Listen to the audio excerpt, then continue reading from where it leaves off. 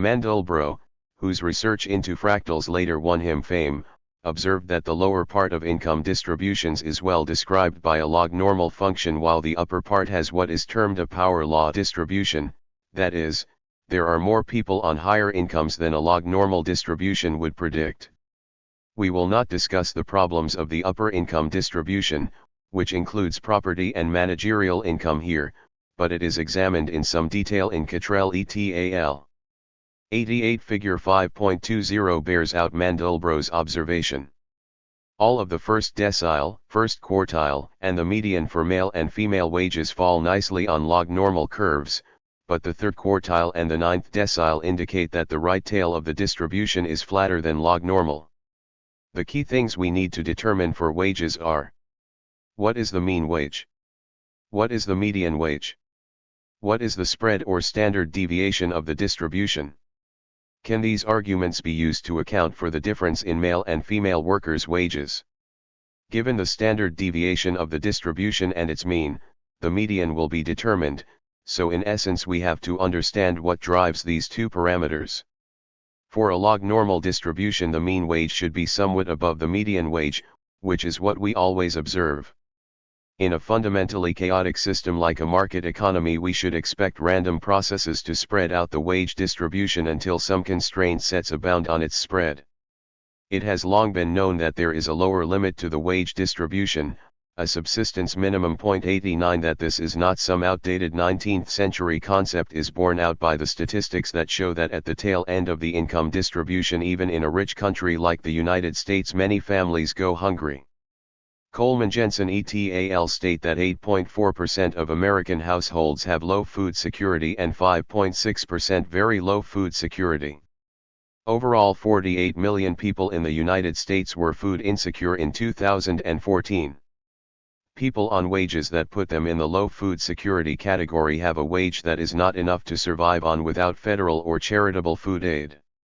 Households classified as having low food security have reported multiple indications of food acquisition problems and reduced diet quality, but typically have reported few, if any, indications of reduced food intake. Those classified as having very low food security have reported multiple indications of reduced food intake and disrupted eating patterns due to inadequate resources for food. In most, but not all, households with very low food security, the survey respondent reported that he or she was hungry at some time during the year but did not eat because there was not enough money for food. 96% reported that they had eaten less than they felt they should because there was not enough money for food. 69% reported that they had been hungry but did not eat because they could not afford enough food. 45% reported having lost weight because they did not have enough money for food. 30% reported that an adult did not eat for a whole day because there was not enough money for food. The category that is now called very low food security used to be simply described in the statistics as hunger, but the US government now uses a euphemism for the same thing. But as Table 5.18 shows, hunger, far from declining as the United States gets richer, has been increasing. Bear in mind that the wage in dollars necessary to feed oneself will vary between countries and in terms of mode of life. If a person is still in a position to grow some food of his own, that obviously makes a difference. If a person can collect firewood or other fuel, he needs less cash to live on than a city dweller who can only cook with electricity. In addition, part of the wage goes to housing costs, which vary enormously between high-rent cities and poor rural areas. A wage that allows people to feed themselves in the countryside can leave them hungry in a city. The subsistence minimum sets the lowest wage, but what then sets the average wage? Any chaotic system will tend to increase in entropy until it hits some constraint. For distributions like the normal or log-normal ones, an increase in entropy involves a rise in the variance, a spreading out of the curve. But if the left-hand lower limit of the curve is fixed by the minimum subsistence wage, a spreading out necessarily increases the average wage. What stops this entropic pressure? Clearly, the process must ultimately be bound by the added value produced by labor. The mean wage cannot be higher than the mean value added by labor. Indeed, so long as capitalism persists, it must fall some way short of that. We know that across the economy as a whole labor adds surplus value that feeds into property incomes. The question we should ask is what stops the average wage from rising so high that surplus value is reduced to a minimal level? Why does surplus value typically make up something between a third and a half of national revenue, rather than only 2 or 3% of revenue? To answer this, you have to realize that there is not just a single rate of surplus value in an economy. Like all economic variables, it has a distribution. There are different rates of surplus value from firm to firm and from industry to industry. As an example, Figure 5.22 gives the dispersion of rates of surplus value between British industries in 1984. Some producers within an industry are less efficient and use more labor than average. Wages paid also vary by industry and by firm, but the effect of a general upward shift of the wage rate distribution will particularly affect industries and firms with low rates of surplus value. If you look at the distribution in Figure 5.22, you can see that its lower edge just touches a zero rate of surplus value. A rise in wages will tend to tip the lower tail of firms into the red. We know that only a small portion of firms can be in the red at any one time. Firms making a loss either shut down or lay off staff to end the losses. A shift in the wage distribution of the type shown in Figure 5.20 to the right shifts a surplus value distribution like that in Figure 5.22 to the left. Figure 5.23. The British Byzantine cycle, 1881 to 1890. The above figures show the process for a classical 19th century business cycle, one in a period when the basic mechanism was not obscured by government counter-cyclical policies. These basic cycles took on the order of 7 to 10 years. If we look at a snapshot picture, it seems that any tendency of the wage distribution to spread out is being prevented by the dispersion of the rate of surplus value. An increase in the variance of the wage rate pushes firms on the lower edge of the surplus value rate distribution into crisis. They lay off workers and the resulting unemployment and competition for jobs forces down wages again. Snapshot pictures suggest a nice stochastic equilibrium with the dispersion pressure of the rate of surplus value distribution acting to limit the entropic spread of the wage distribution. But that is misleading. The feedback relations are not instantaneous. There is no equilibrium, instead what happens is a cyclical process. Figure 5.23 shows the process for a classical 19th century business cycle, one in a period when the basic mechanism was not obscured by government counter-cyclical policies. These basic cycles took on the order of 7 to 10 years. Rising wages lead to layoffs, which lead to unemployment, and wages start to fall. Later firms take workers on again at lower wage rates and unemployment falls. With falling unemployment, firms have to bid up the price of newly hired labor, allowing the wage dispersion to rise. Then the cycle repeats. There is, however, no reason to suppose that it repeats exactly, so over time the rate of surplus value may wander. Capitalism is an anarchic, disorderly system. State regulation may reduce disorder, but in the absence of such intervention we should assume that the system will show maximal disorder. Is there a rate of surplus value in the economy that corresponds to maximal disorder? Surprising as it may seem, the most disorderly state of the economy occurs when there is no surplus value. Disorder is measured using the concept of entropy. The higher the disorder of something, the higher its entropy. The idea originated in the study of heat, thermodynamics, but has subsequently been extended to information theory, statistics, and many other areas of science. There is an entropy or disorder involved with statistical distributions like the normal or the log normal. As median wages rise, the entropy of the wage distribution rises. But wage rises reduce the rate of surplus value. For the economy to remain viable, with only a tiny fraction of firms being in the condition of having a negative rate of surplus value, a smaller mean S/V requires the surplus value distribution to become more compressed to have a smaller variance. A compression of the surplus value distribution makes the conditions of firms more orderly. The firms become more alike in their ratio of wages to profits. Firms in a given industry come to use a more standardized technology. If firms become more alike, their entropy must fall. A spread of the wage distribution means that wage disorder rises. Does the disorder of the wages rise faster than the consequential fall in firm disorder? The answer is yes. Table 5.19 shows that as the mean wage rises, the disorder of the whole system is maximized. So even if we assume that capitalism is in the long run governed by a principle of maximal disorder, this would not preclude a long-term rise in the proportion of income going as wages. One could have a sequence of business cycles, each of which resulted in the least competitive firms being forced out of business. When expansion took place again, the dispersion of rates of surplus value could be lower, allowing a lower overall rate of surplus value. But for this optimistic process to occur, it would have to be the case that the fall in wages during the downswing was less than the rise in the upswing. That no other factors, such as increasing reserve army of labor, forced down wages in the long term. That the internal disorder of the firms was not so increased by technical advances as to offset the culling of less productive firms in the crisis. Since technical change occurs all the time, and occurs unevenly in a competitive capitalist economy, this will set a lower limit on the dispersion of rates of surplus value, and thus on the wage share. The theoretical possibility of wages rising until they consume the entire social product could only happen if there was no disorder among firms in effect. It demands a comprehensively planned economy, not a capitalist one.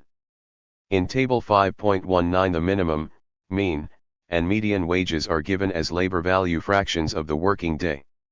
H is the entropy of the wage distribution, H the entropy of the surplus value distribution. Rising median wages correspond to rising disorder in the whole system, and thus are not prohibited on thermodynamic grounds. Wage distribution assumed to be log normal and surplus value distribution to be normal. 5.8 The next generation. Let us now return to the issue of the differences in male and female wage distributions. A working hypothesis for what causes this is as follows. Male and female wage distributions are both constrained to be log normal. Lower bounds of each distribution are almost the same and are set by the survival wage of a single person. Slightly higher up is the subsistence minimum wage for a family. Since a larger number of men than women are the sole earners in a household, a smaller number of men can be employed at levels below the family subsistence level. Table 5.19, as the median wage rises, the mean wage rises more rapidly. In the table, the minimum, mean, and median wages are given as labor value fractions of the working day. H is the entropy of the wage distribution, H is the entropy of the surplus value distribution. Rising median wages correspond to rising disorder in the whole system and thus are not prohibited on thermodynamic grounds. Wage distribution assumed to be log normal and surplus value distribution to be normal. Thus the standard deviation of the male wage distribution function must be greater. Thus the median of the male wage distribution must also be greater. This is explained slightly more formally in a note 90. It follows that the male-female wage gap will persist until it is equally probable that either sex is the sole earner of a family. This is compatible with the observation that the wage gap declines in proportion to the decline in the male-female participation rate gap. In the past, this basic mechanism has been cast in terms of the need of the male wage to be enough to ensure the reproduction of the next generation of workers. 91 But this is a rather teleological argument. The next generation is 20 years in the future, so how is their existence or non-existence supposed to affect wages today? The Ricardian law of wages provided a feedback mechanism. It is when it exceeds its natural price that the condition of the laborer is flourishing and happy, that he has it in his power to command a greater proportion of the necessaries and enjoyments of life, and therefore to rear a healthy and numerous family. When, however, by the encouragement that high wages give to the increase of population, the number of laborers is increased, wages again fall to their natural price, and indeed from a reaction sometimes fall below it. When the market price of labor is below its natural price, the condition of the laborers is most wretched, then poverty deprives them of those comforts which custom renders absolute necessaries. It is only after their privations have reduced their number, or the demand for labor has increased, that the market price of labor will rise to its natural price, and that the laborer will have the moderate comforts which the natural rate of wages will afford. But my formulation, derived from Marx, is not presuming that. I, like Marx, expect the mean wage to be significantly above the subsistence level, and I do not assume that a capitalist society is necessarily able to successfully reproduce its working population.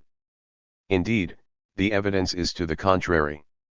All I am assuming is that if the lower limit of wages crosses the narrow boundary between hunger wages and starvation wages, mortality among the workers rises rapidly. Well before wages fall to starvation levels, undernutrition results in increased mortality from disease.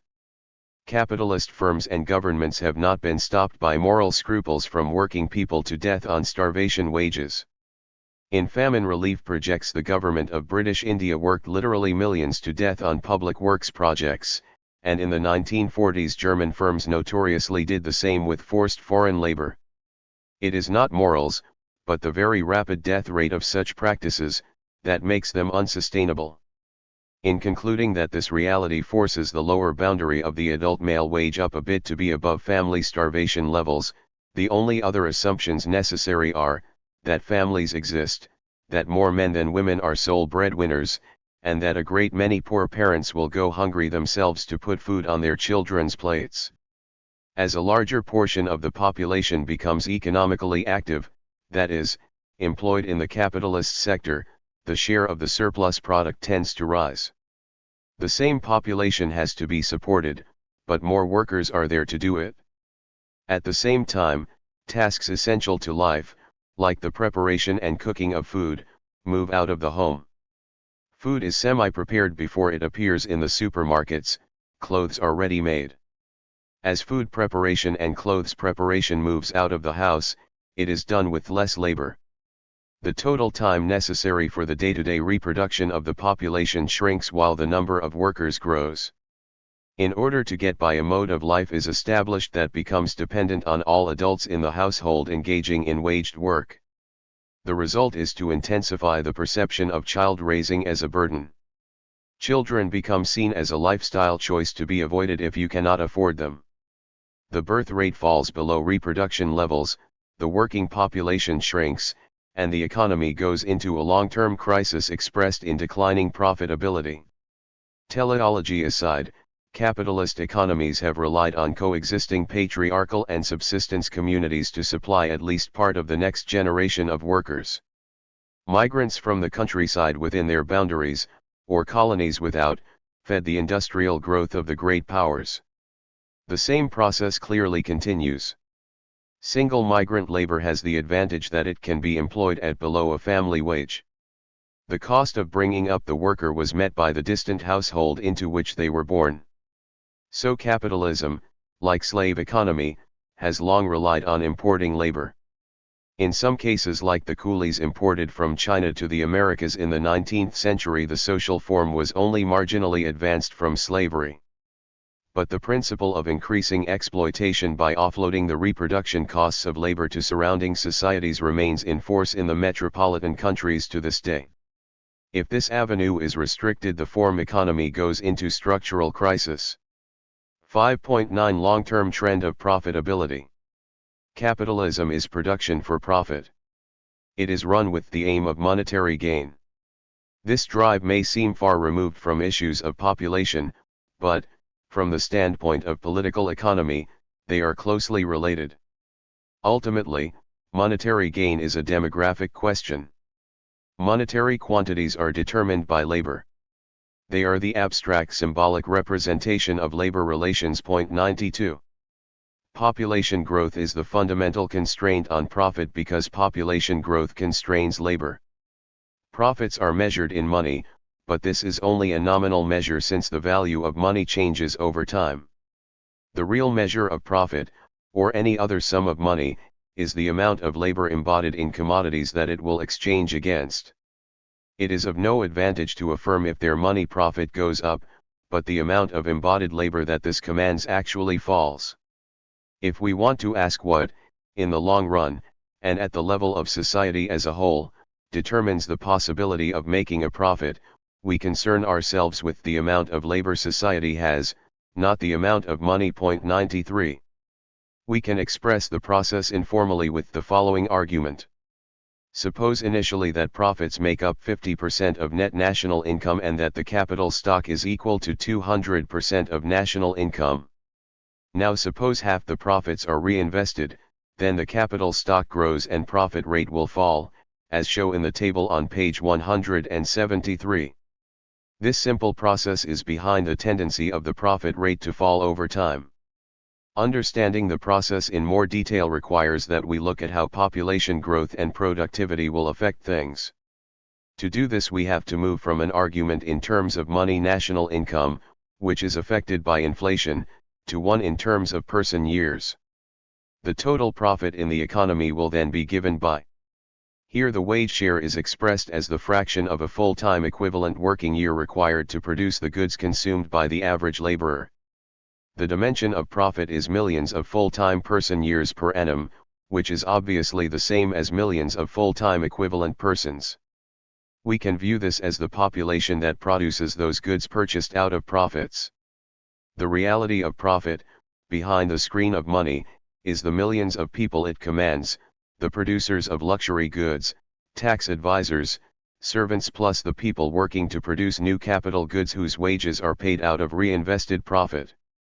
Capital stock is the accumulation of past labor, it can be accounted for in terms of the working years it took to produce. The rate of profit per annum is then given by the capital stock measured in millions of person years. The dimension of profit rate, person/person years, is time 1 as we would expect. The profit rate will fall if the rate of growth of capital exceeds the rate of growth of profits, that is to say, if the capital stock grows faster than the population available to produce profit goods. The main determinant of the rate of growth of the mass of profit will be the growth of the working population. A secondary influence will be any change in the wage share over time. Why is movement of the wage share secondary? Suppose the working population grows by 5% a year. If the wage share remains constant, then total profit will also grow by 5%. Consider the effect of a reduction in the wage share.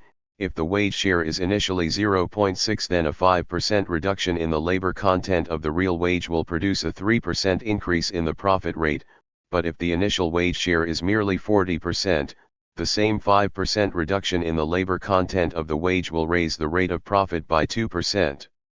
The lower the wage share falls, the less significant is the impact a given percent reduction in the wage share. Figure 5.24. Evolution of the birth rate and death rates in Japan. Source: Extended Pen World Tables, Marchetti, 2003.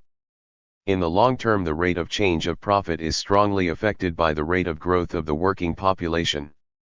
N equals rate of working population growth, rate of profit growth. In the early stages of capitalist development it grows very rapidly. In 19th century Europe this was as a result of improved food supply after the agricultural revolution. In the 20th century the same process was experienced in many third world countries, as a result partly of the Green Revolution, and also as a result of medical advances limiting infant mortality. This phase of rapid population growth is the first demographic transition as societies moved from patriarchal agriculture to capitalist or socialist industrializations. Later, with the elevation of the social status of women, the abolition of child labor, and with education becoming more costly, family sizes shrink. In highly developed capitalist countries the population stabilizes or even starts to decline, in a second demographic transition. What is the implication of this? So long as population was expanding there existed the possibility of a positive equilibrium rate of profit so long as capital stock grew no faster than the working population. Figure 5.25. Evolution of the actual profit rate and dynamic equilibrium profit rate in Japan. Source: Image produced by software written by T. Tadjadinov. The growth rate of capital stock is given by where the accumulation share is share of profit going as accumulation. The growth of labor productivity has a negative effect since it accelerates the obsolescence of existing capital, as does the rate of depreciation. It follows that the dynamic attractor for the rate of profit, the equilibrium rate of profit is. The second most important determinant of the rate of profit is the share of profit that is accumulated. When a large portion of profit is accumulated, this will depress the percent rate of profit.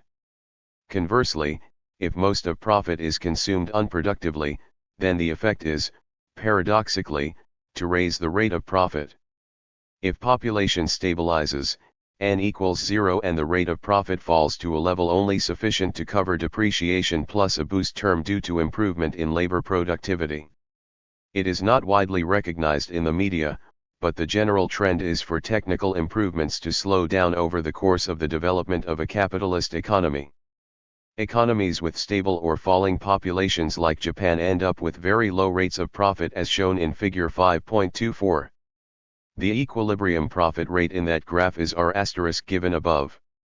Note how closely the actual rate tracks the rate predicted on first principles from the labor theory of value. The actual rate of profit tracks the dynamic equilibrium rate after a couple of years' delay. Because of the tendency of the rate of profit to fall, capitalist economic growth does not correlate positively with a high rate of return on capital.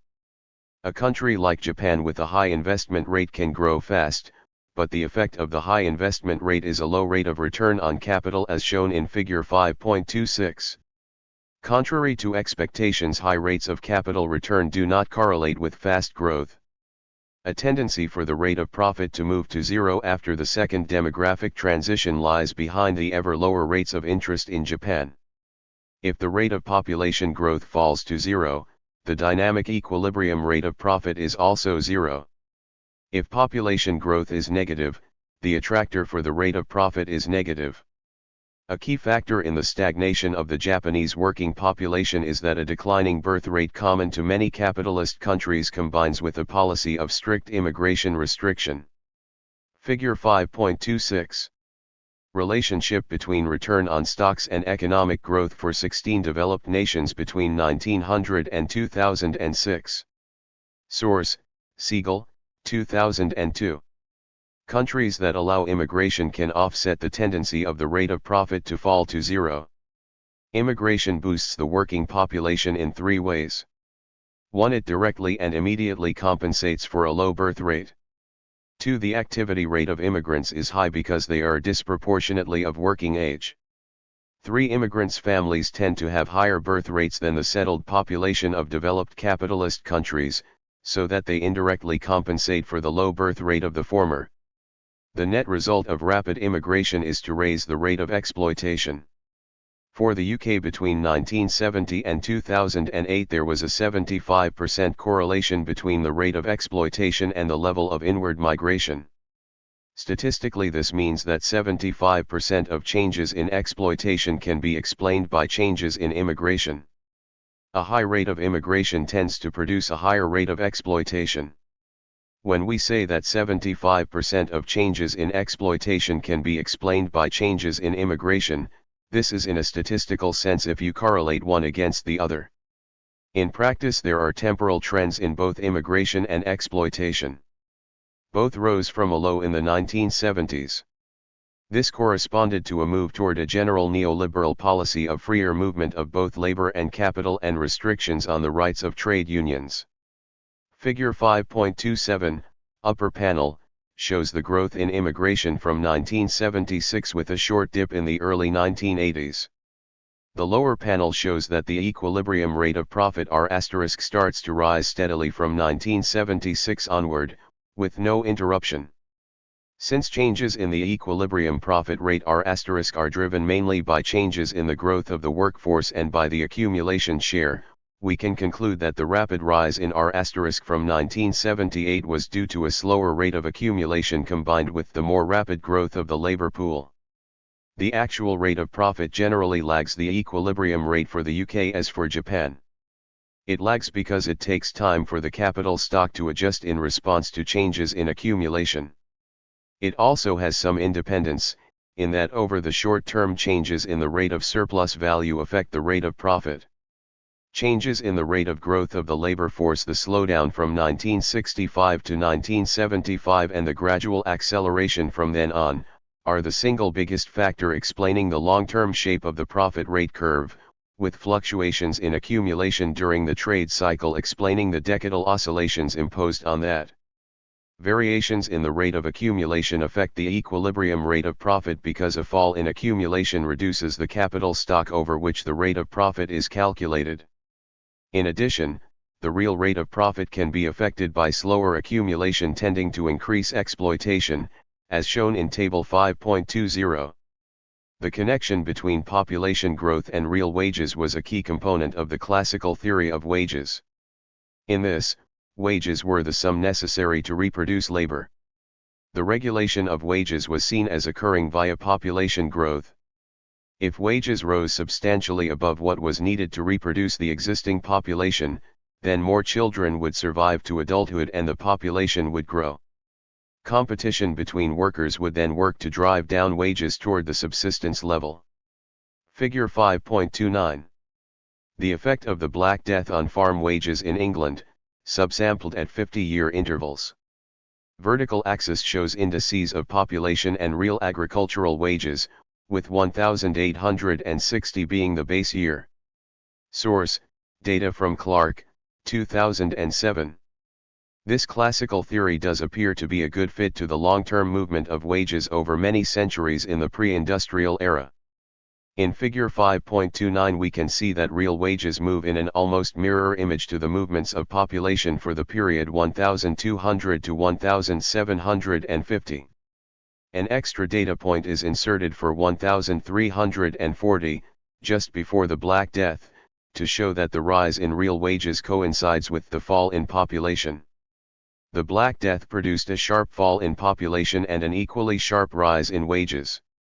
Successive outbreaks of the plague continued to drive population down for 100 years, with corresponding wage rises.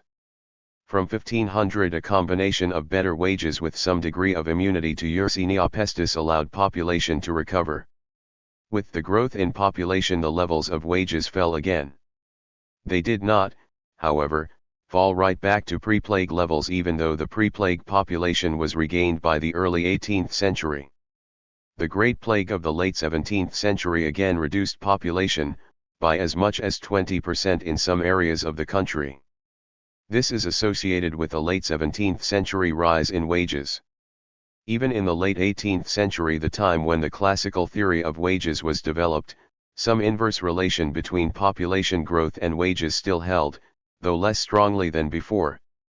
It was not until the takeoff of the specifically capitalist mode of production in the 19th century that the strong inverse relationship partially broke down. The higher rate of relative surplus value made possible by machine industry allowed real wages to rise even while population grew. But if you look at the vertical scale, you can see that even by 1860 real wages had not regained the peak attained during the labor shortage of the late Middle Ages. Farm laborers were better off in 1450 than in 1850.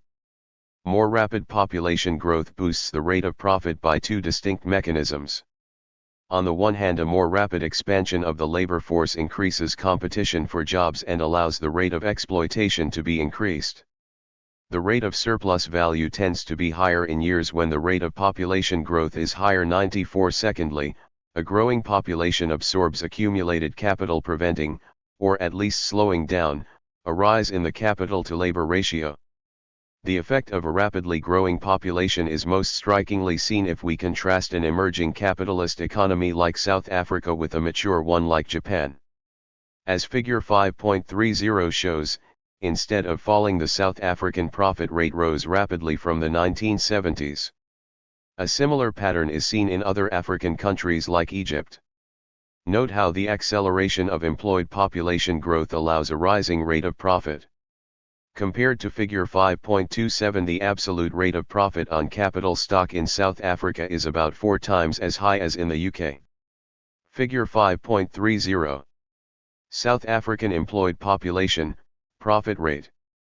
Source: Extended Pen World Table, Marchetti and Foley, 2002, ver 4.0. In such nations the capital accumulated each year is insufficient to keep up with the rising population, so the capital-to-labor ratio falls. A lower capital-to-labor ratio then gives rise to a higher rate of profit. Ultimately it is sex that drives capitalism. The soaring profit rate in South African capitalism is driven by the much greater sexual productivity of South African women. South African fertility was still 2.5 in 2008 against only 1.3 in Japan. But South Africa is already on the path toward capitalist maturity. In 2008 the fertility rate was only half what it was 40 years earlier.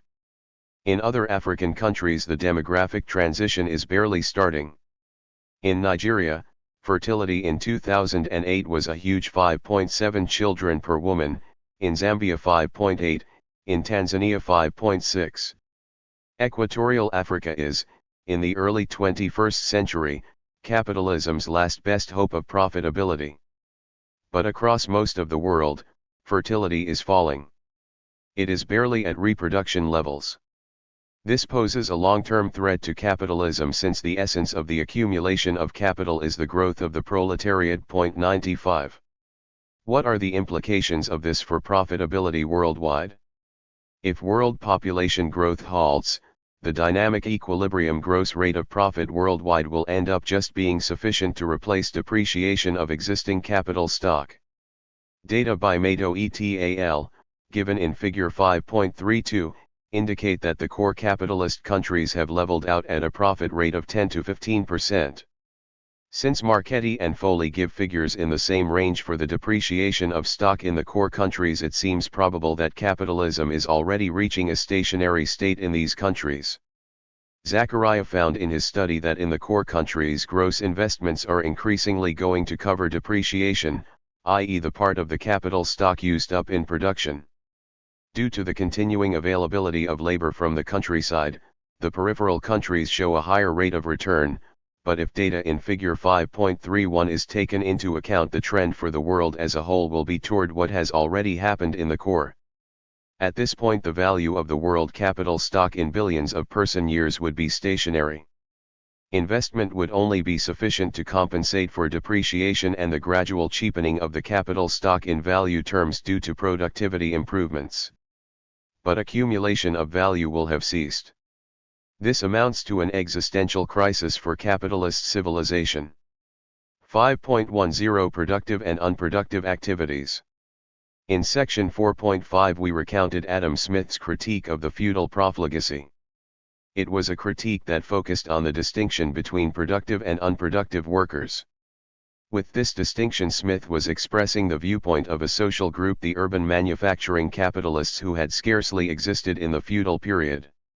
As critic of the great lord's profligate waste he stood on the ramparts of modernity, from whence to glower with disdain on previously honorable professions. From such heights, ministers of the church and army officers were down on the same level with Punch and Judy shows and menial servants.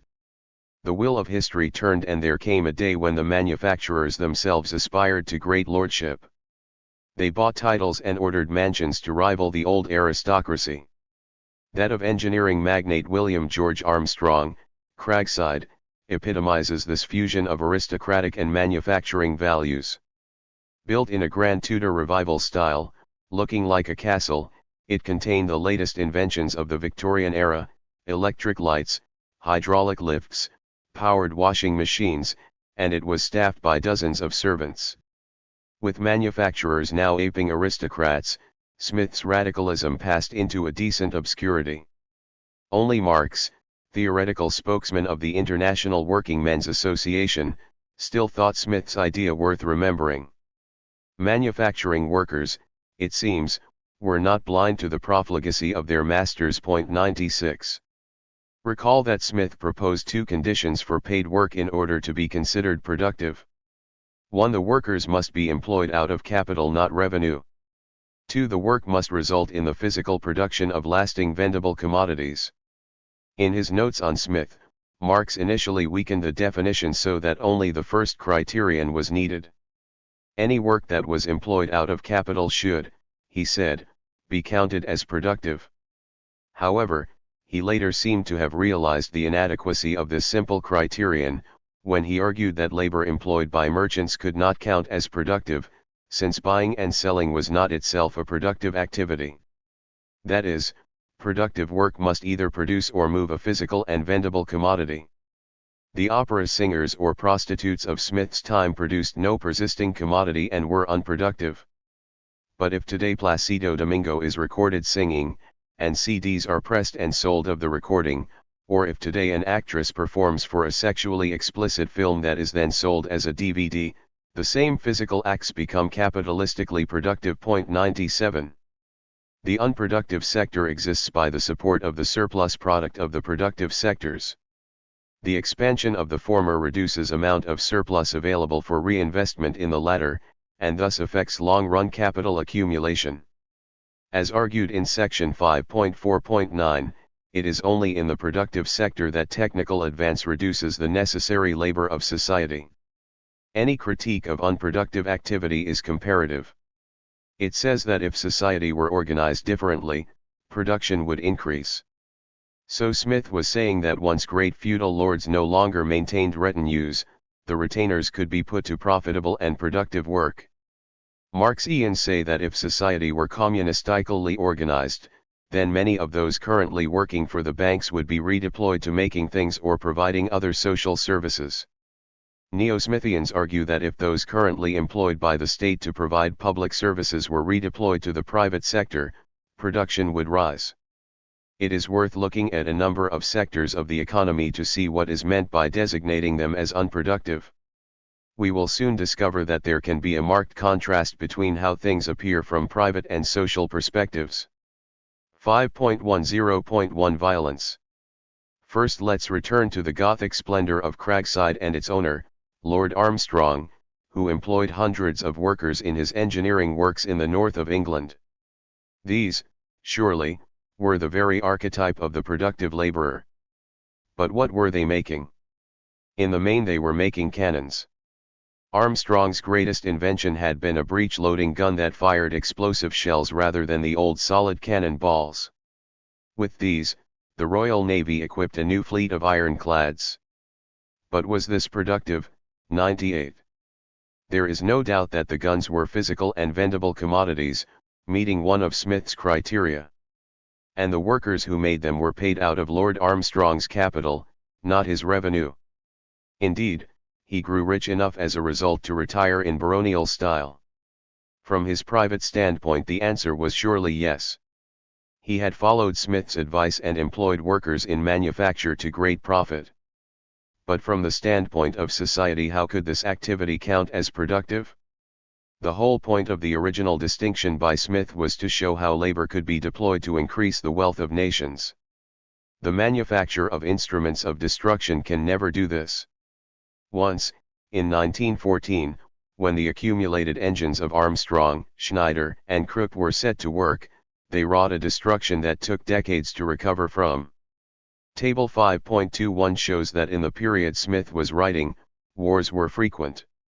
Between 1702 and 1815, Britain was at war almost half the time.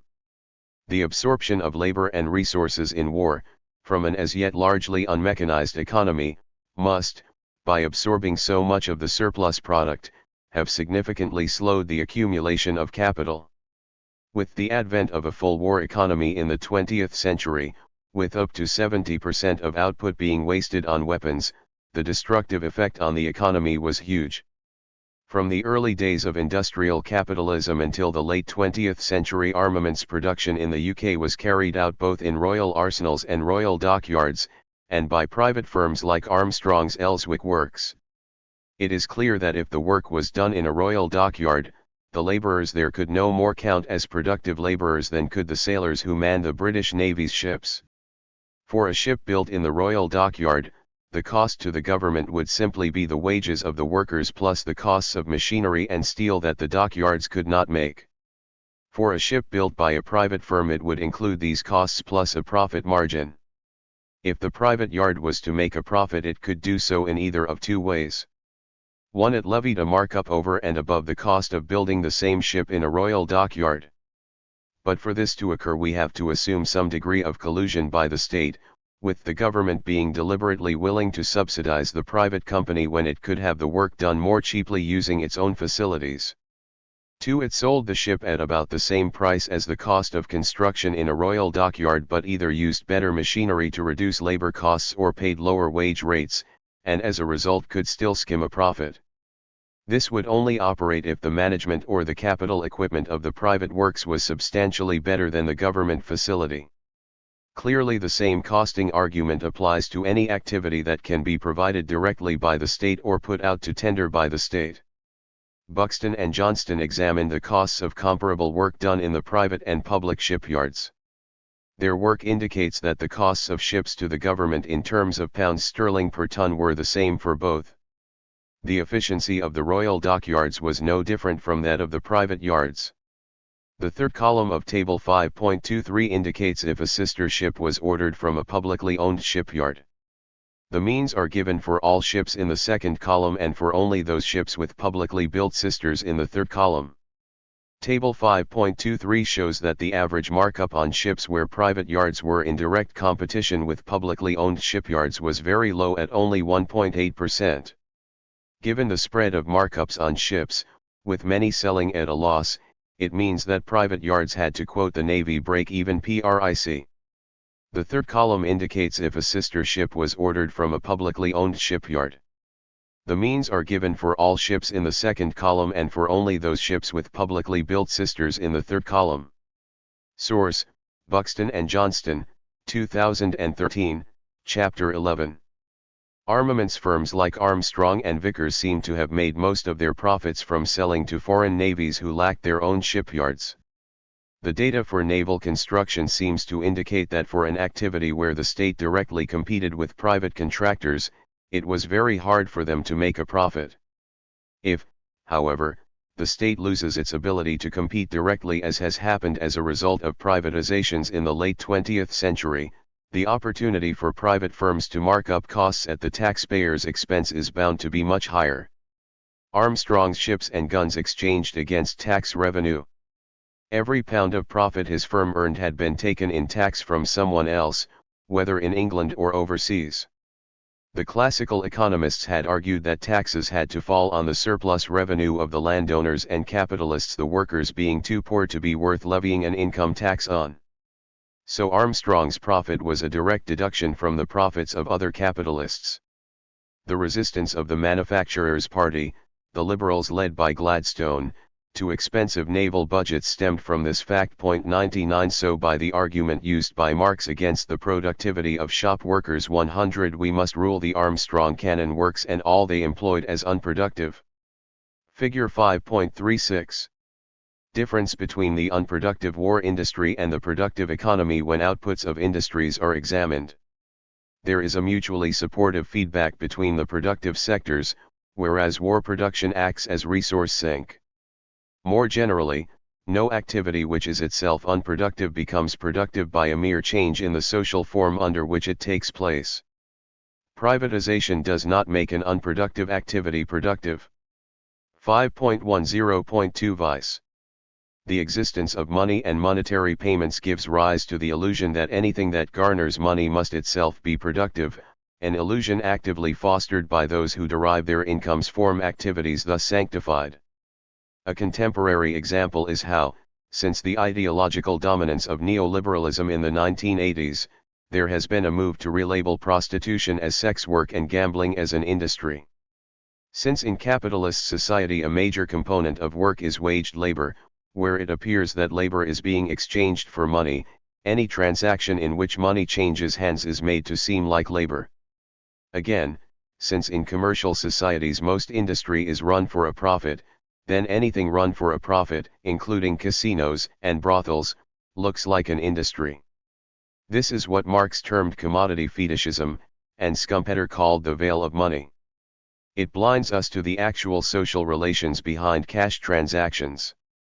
A moment's thought is enough to see that gambling merely redistributes existing money, and produces nothing new of value. It makes as little sense to talk of a gambling industry as of a pickpocket industry. Indeed, Prior to 1960, the law in Britain regarded the one as criminal as the other.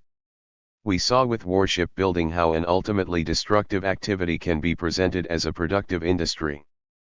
If one compares the base systems yard in Govan that is building aircraft carriers, with the Daewoo shipbuilding yard in Korea building container ships, there are obvious similarities: the employment of waged workers, the use of similar skills, the production of a physical ship. It is only by looking at what the resulting ships do, that we can see that the first is destructive and the second productive. Brothel keeping sits at an intermediate level of veiling, not as obviously unproductive as casinos nor so obscurely unproductive as Beethoven.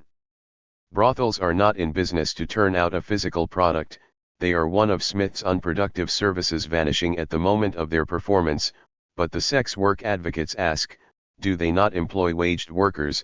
What is special about the work of prostitutes that makes it different?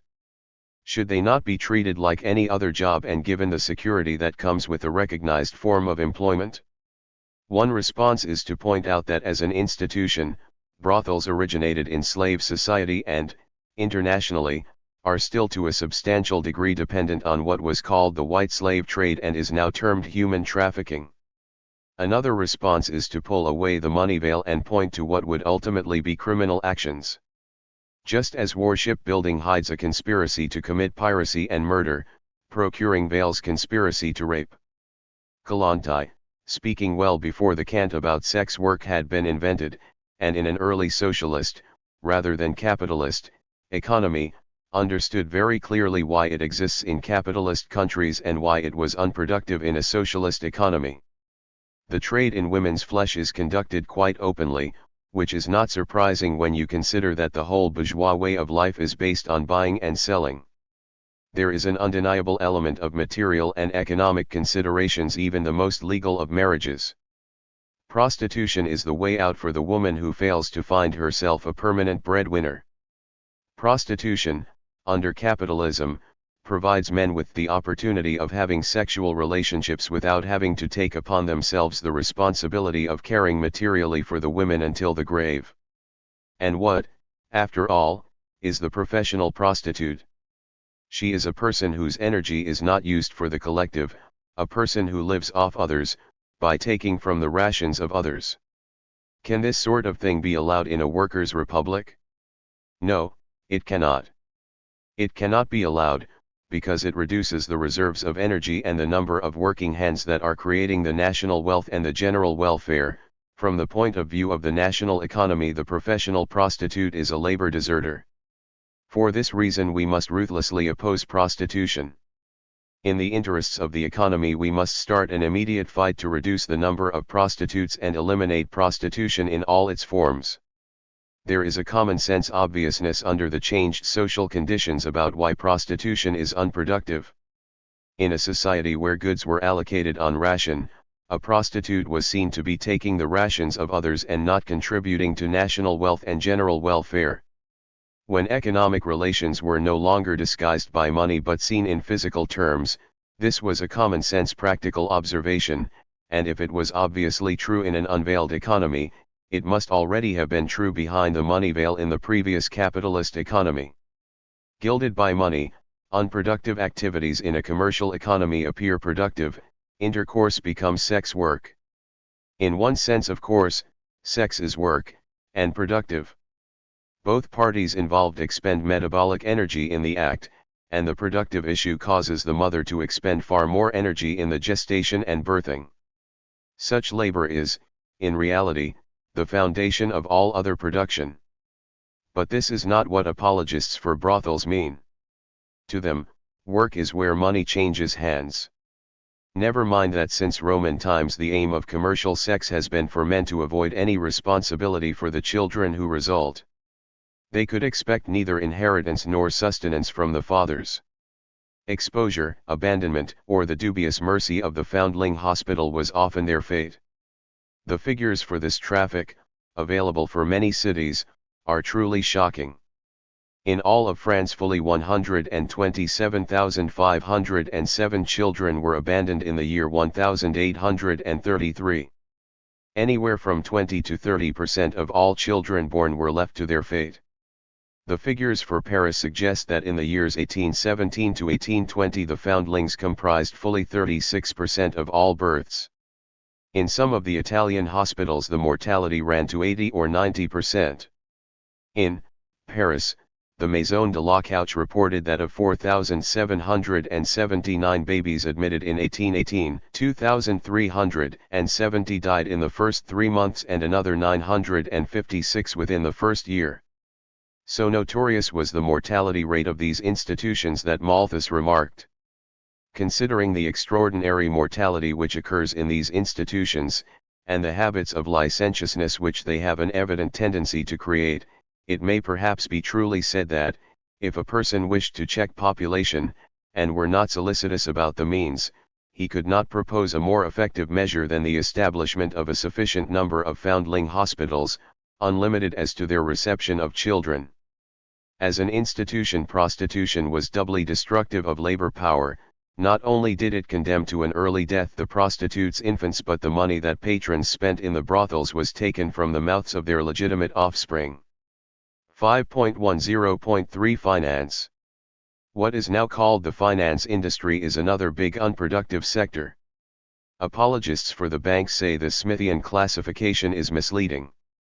The real criterion of whether the banks are productive is to be found in their balance sheets. It was, they would say, an archaic Calvinist prejudice on Smith's part to tie productiveness to physical production. But do banks produce anything of value? Do they produce financial services, and if so, what are these services? One instance of a financial service is charging for clearing checks or for making payments into other accounts.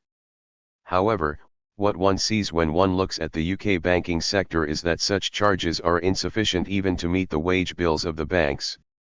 For the general public, this is the main use of banks, but it is not their main source of revenue. That comes instead from profits on financial contracts. Over time, the banks and other financial institutions have come to make a part of their revenue by trading in financial contracts of ever greater complexity and abstraction.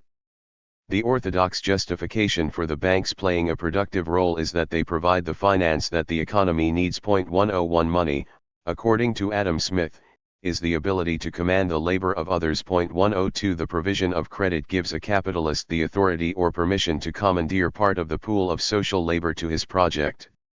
The provision of a line of credit by a bank is simply an act of giving permission.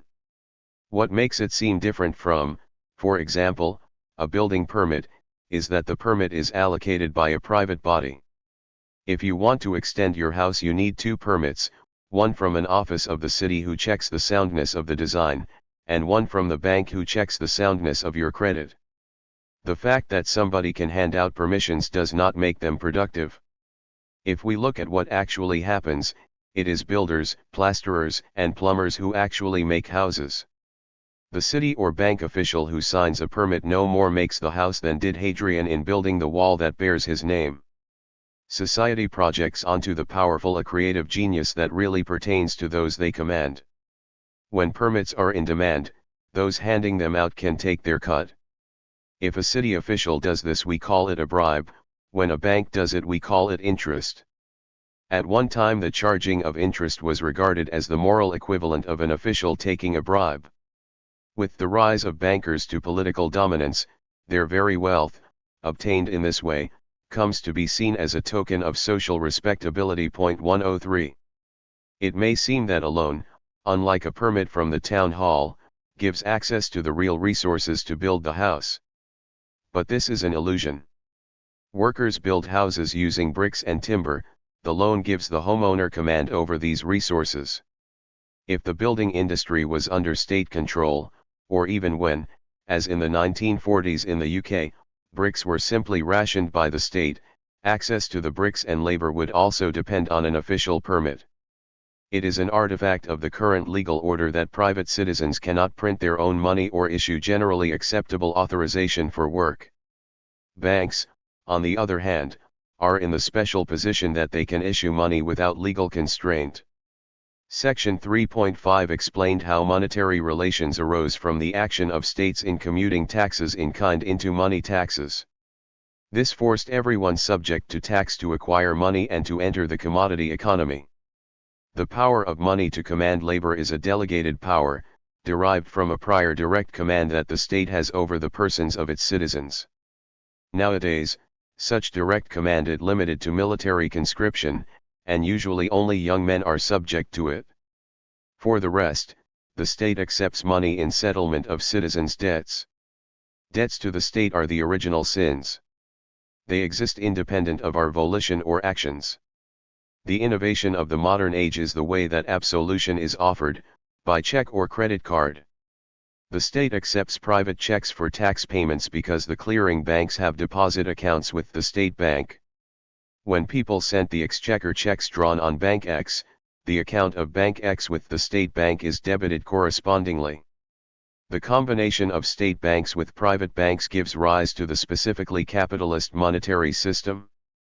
The volume of commercial transactions required by the capitalist economy long outgrew the possibility of cash settlements in precious metal coins. 104 The replacement of money by credit has been essential to the growth of capitalism, but it has in the process given immense power to private financial institutions. Deposits with private clearing banks holding accounts with the Bank of England, European Central Bank, etc., are in general as acceptable as cash, but the banks themselves can create them at will. The banks do not, as is naively supposed, channel capital from savings to investment. 105 Instead, when a bank gives a line of credit to a firm for investment, this in effect authorizes the firm to draw on and mobilize social labor for its private purposes. The creation of credit in the account of the firm is an instantaneous bookkeeping operation and does not depend on any prior saving of real resources. Conversely, the advance of credit need not fund any current social labor. If a bank advances credit to a firm to employ staff, that obviously does use labor, but if credit is advanced as mortgages for already existing houses, or the acquisition of speculative financial assets, there is no corresponding allocation of labor. The former is productive in a very limited sense in that it authorizes real production, the latter is unproductive in every sense. It is an illusion to see the banks as acting as intermediaries, lending out the deposits of the rentier classes to industry. It is not a two-step operation, first take deposit, then make loan. Instead, the two operations occur simultaneously, and it is at least as realistic to say that the lending creates the deposits as vice versa. Suppose Deutsche Bank advances an overdraft facility to BMW. BMW then orders steel plate for its plants from the ThyssenKrupp AG. A month after delivery, BMW pays the ThyssenKrupp 5 million euros, drawing on its overdraft facility. What happens next is that in a single atomic transaction the Deutsche Bank computers debit the account of BMW and credit that of the ThyssenKrupp. The software operation is designed to be indivisible, and its effect is to create a deposit that exactly counterbalances the loan to BMW. As a consequence of the falling rate of profit described in section 5.9, opportunities for profitable investment shrink, and the share of financing provided for productive purposes becomes less. The financial sector now directs most of its loans to financing the government debt, real estate, or speculation in paper or electronic assets. These purely symbolic operations on computer records, can still effect an indirect claim on real resources since, in addition to clearing transactions and taking deposits, banks act as fund managers. In the latter role they levy a management fee of perhaps 1% of the value of the funds they actively manage. The ongoing extension of credit means that all assets tend to appreciate over time, so the total fees become huge. Between 2009 and 2014 the portion of management fees paid out to individual bankers in London amounted to more than £100 billion. 5.10.4 Modern rents. Even when banks operated as they are theoretically supposed to, extending credit for real productive investment, the work that went into granting the loans remained unproductive and administrative overhead was analogous to issuing building permits. But at least it enabled productive activity. Finance today, as in the early years of capitalism, operates more as a rent collection agency. Since so little finance goes to increasing real production, these rents can only be sustained by depressing the real living standards of much of the population. This process is particularly evident in housing. The price of houses breaks down into two components, one being the actual cost of building a house, and the other being the capitalized rent of the underlying ground. As feudal rents gradually converted into money rent, farming land acquired a price that was set by the rule. Suppose that in 1800 an estate in Ireland yielded £1,000 a year in rent from the peasantry and the interest rate was 5%. 106. The price of the estate would then be £= £20,000, as this is the sum that an investor would have to lend to the government to obtain the same revenue as from the land. From the earliest stage of industrial capitalism there has been a close unity between rent collection, debt, and violence. The great bulk of the interest-bearing securities in the early 19th century were ones issued by the state to finance the purchase of ships and cannons. The biggest source of funding for these loans were grand aristocratic families whose incomes came initially from ground rent. The banking system, and the markets in land and government bonds, then allowed this class to balance its revenues between direct exploitation of their tenants and indirect exploitation of the taxpayers. But what determines the rent that can be obtained? Ricardo argued that rent levels depended on the differential fertility between the worst land in use and the land on which the rent was paid. 107. If the worst land yielded no rent, then the landlord could charge almost the entire differential fertility of the better land as rent. Were he to charge more than the difference in fertility, the peasants would shift to the worse, rent-free land. Whether this is realistic is questionable, since even on the worst land in a province, the landlords were unlikely to allow peasants to till scot-free. 108, 109. But whatever the 0-point rent on the worst land, Ricardo's principle will still apply. Landlords, free to alter rent, will charge rents that cancel out any gains from differences in soil fertility. The mere threat to withhold land from production is sufficient to allow the landlord class to appropriate part of the surplus produced in capitalist economy, since all economic activities other than shipping take place on land and as such are dependent on access to it. In agriculture, the landlord is able to appropriate not only natural differences in fertility due to differences in aridity, rockiness, and slope of the soil, but the accumulated result of past improvements carried out over centuries. A constant struggle exists between the landlord and the capitalist farmer over these improvements. The interest of the landlord is to rack up rents as a consequence of any improvement made by the tenant. The tenants as a class, in contrast, have an interest in long leases during which rents are fixed to allow them to benefit from capital invested in improvements. The threat that any investment by the tenant will end up in the landlord's pocket inevitably acts as a disincentive to investment and improvement. This dependence of rent on past capital investment is even more pronounced with urban rents. These are rents on a built environment that is entirely an effect of past labor. On the surface, the rent that an urban tenant pays appears as a payment for an artifact, the house. As such, it seems to the landlord too that house rent is a return on the capital he invested in buying the property. The actual causal relation, that the property price is capitalized rent, is thereby inverted. The rent that can be obtained for two similar flats, one in the center of a big city and one a 50 kilometers commute from that city, will be very different. The city center flat will rent for more, because the city center tenant saves the travel cost in money and time of the 50 kilometers commute. Private property in land then imposes on all tenants a financial loss equivalent to the travel cost met by the distant commuter.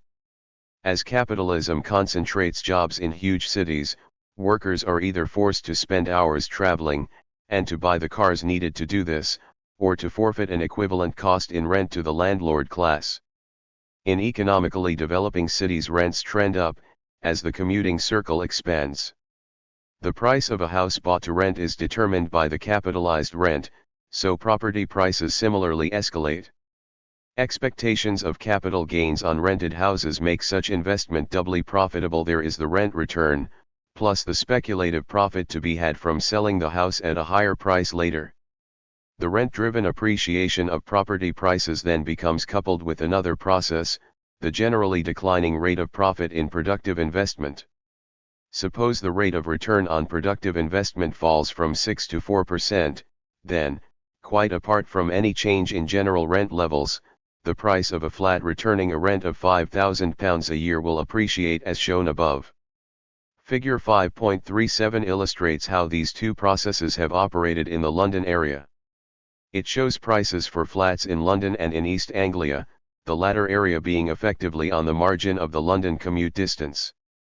London flats are consistently more expensive due to differential rent effects. Landlords in London can charge higher rents than landlords in, say, Norwich, because the cost of working in London and commuting from Norwich is so prohibitive. Flat prices, which are dominated by the buy-to-let market, are in consequence much higher in London. But in both areas the long-run trend, in units of the median annual wage, has been up. It is plausible that this is a consequence of the long-term fall in the rate interest, which itself is an enforced result of the falling rate of profit. As the rate of return on capital generally falls, the central banks of leading countries are motivated to drive interest rates down to try and encourage investment despite the generally low rate of return on industrial capital. The availability of cheap mortgage finance then allows landlords to bid up the price of flats and still turn a profit on the rent they earn. Since private buyers must compete with landlords in the housing market, they too have to pay a higher price. Home ownership was promoted in Britain in the 20th century as the path to a property-owning democracy. Even if the mass of the population could no longer hope to be economically self-sufficient, owning their own house would at least make them independent of landlords. This dream was used to justify the selling of publicly owned low-rent housing to sitting tenants. As the original sitting tenants died and their homes were sold, these flats, originally built by the cities to provide cheap housing, fell into the hands of a new landlord class, which had either the ready capital or the access to credit that allowed them to outbid young working-class families for flats coming on the market. Those who are able to buy flats or houses are, in big cities, faced with prices so high that the bank debts they assume leave them little better off than tenants once were. As figure 5.37 shows, by 2016 a London flat, let us not speak of houses, cost the equivalent of 12 years' wages. Home ownership is more apparent than real, since legally the banks have first call on any proceeds of the sale, and the payments in interest to the bank will be almost as much as a landlord would have charged. The banks become indirect landlords, and their revenues, although taking the form of interest, are, in effect, rent. Ground rent in capitalist society is always a payment for inefficiency. Classical differential rent tended to rise, according to Ricardo, as less efficient land was brought into cultivation. Urban rents rise as cities become more inefficient. Unplanned development forces workers to bear either higher transport costs or higher rents.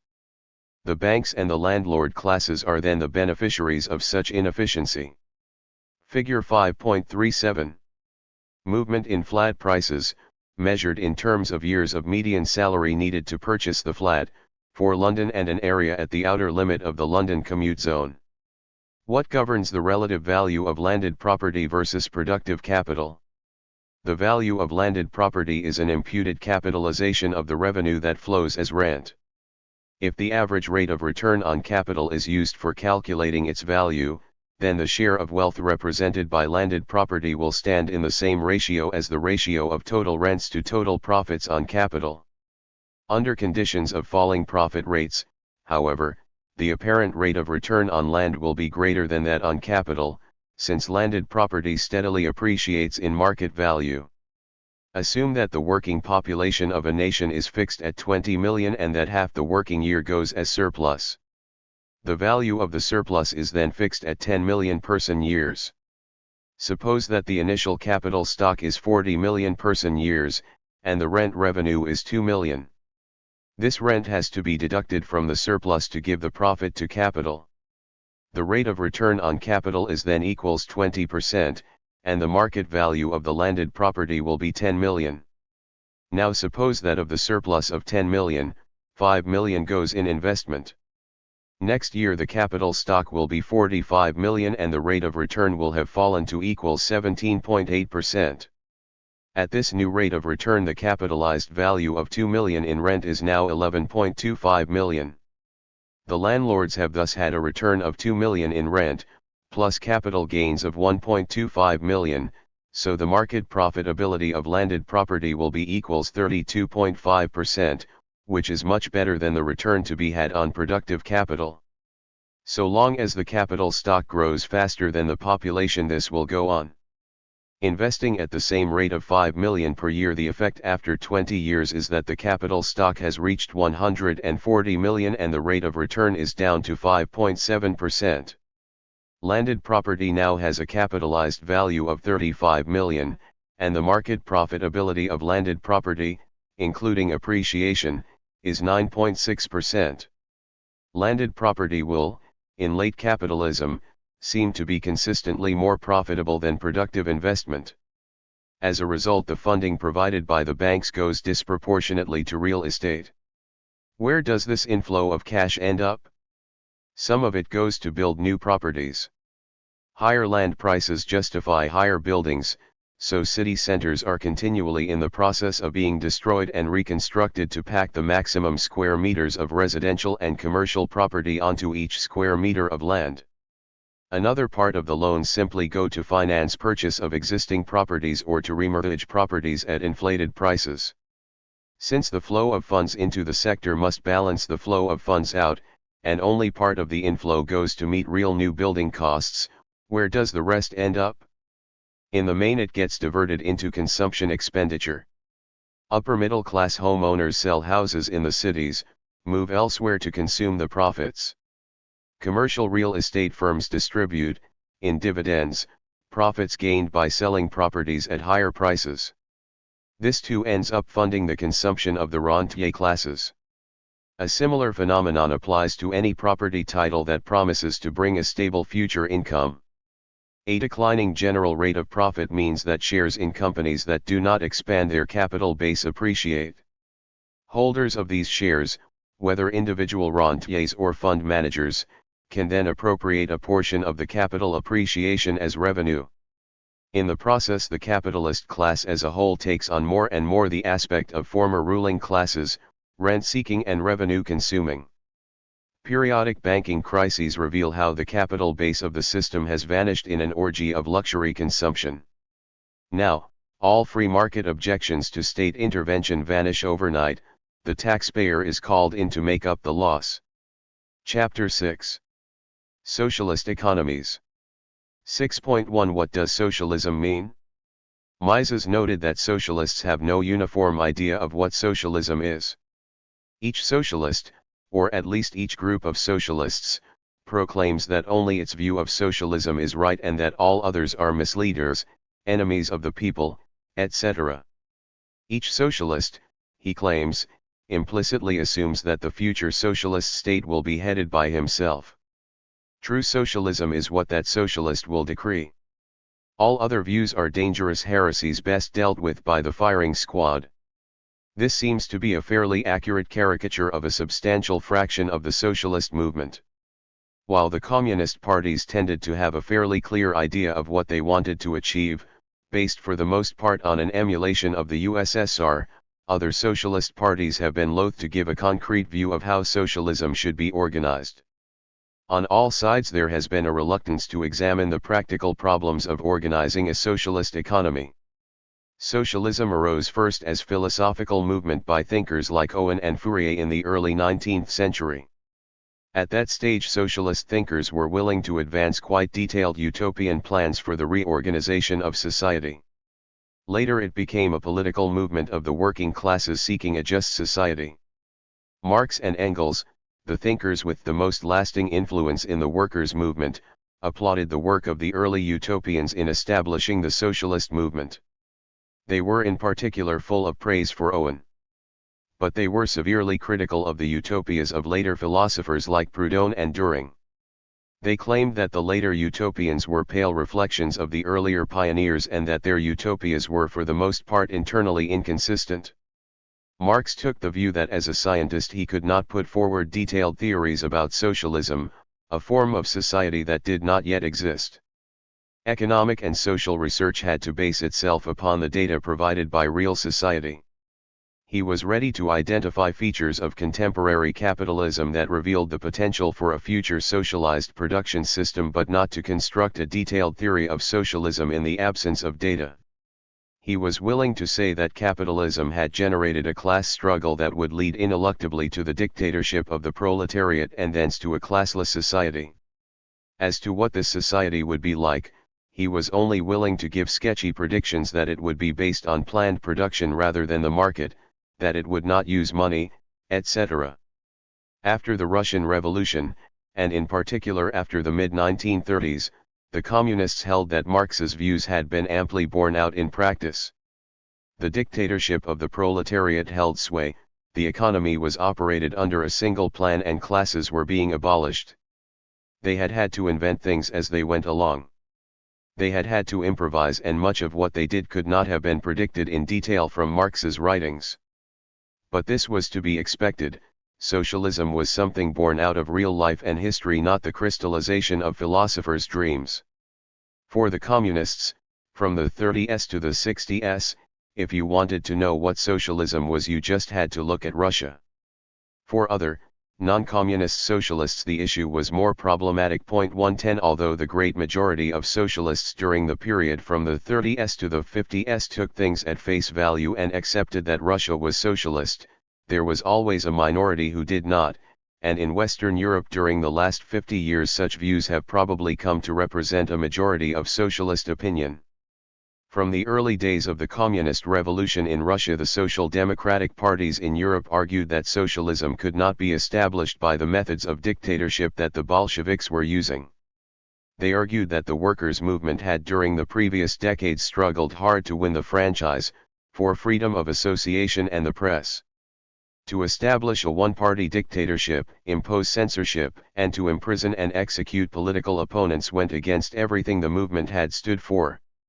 Socialism, they argued, could only be established on the basis of a free press, free political parties, and open parliamentary elections. A socialism that denied this was either not socialism or not worth having. This is a clear and principled argument, and the Social Democrats stuck to it for decades. Its weakness was that the communists could simply retort, "Who says you can't build socialism using a dictatorship? That's just parliamentary cretinism. We have tried dictatorship and it works. You tried parliament and where is your socialism?" On economic grounds, the Social Democrats had less to say against communism. Social democracy has a liberal definition of socialism both in the sense of looseness and in the Manchester sense. A mixed economy with social welfare legislation and some elements of industrial planning would certainly qualify. So their economic criticism of Soviet communism was that it is not necessary to go so far so fast. The economic direction was not in question, rather, it was the counsel of moderation. Public ownership of the means of production, planning, welfare rights, and an egalitarian income distribution were accepted as socialist objectives by both communists and social democrats. The latter presented themselves as the democratic socialists without challenging the socialism of the latter, only their totalitarianism. Although there has been considerable overlap between Trotskyism and social democracy, with all social democratic parties worth their salt having Trotskyist fractions, their founder had been a prominent communist politician, and in consequence their arguments as to why the Soviet Union was not socialist started from different premises. The two key arguments were: 1. Socialism in one country. A. It is in principle impossible to build socialism in a single country. B. The USSR is one country. C. It follows that the USSR could not be socialist. 2. The argument from plenty. A. Socialism is only possible in conditions of abundance when mankind passes from the realm of necessity to freedom. B. The USSR was plagued by shortages, which in turn stem from it being an isolated country. C. Hence the USSR could not be socialist. There seems to be not one but several possible questions relating to socialism in one country. 1. Is socialism possible in one country? 2. Is socialism possible in more than one country? 3. In the long term, is socialism more stable in a single country, b. many countries?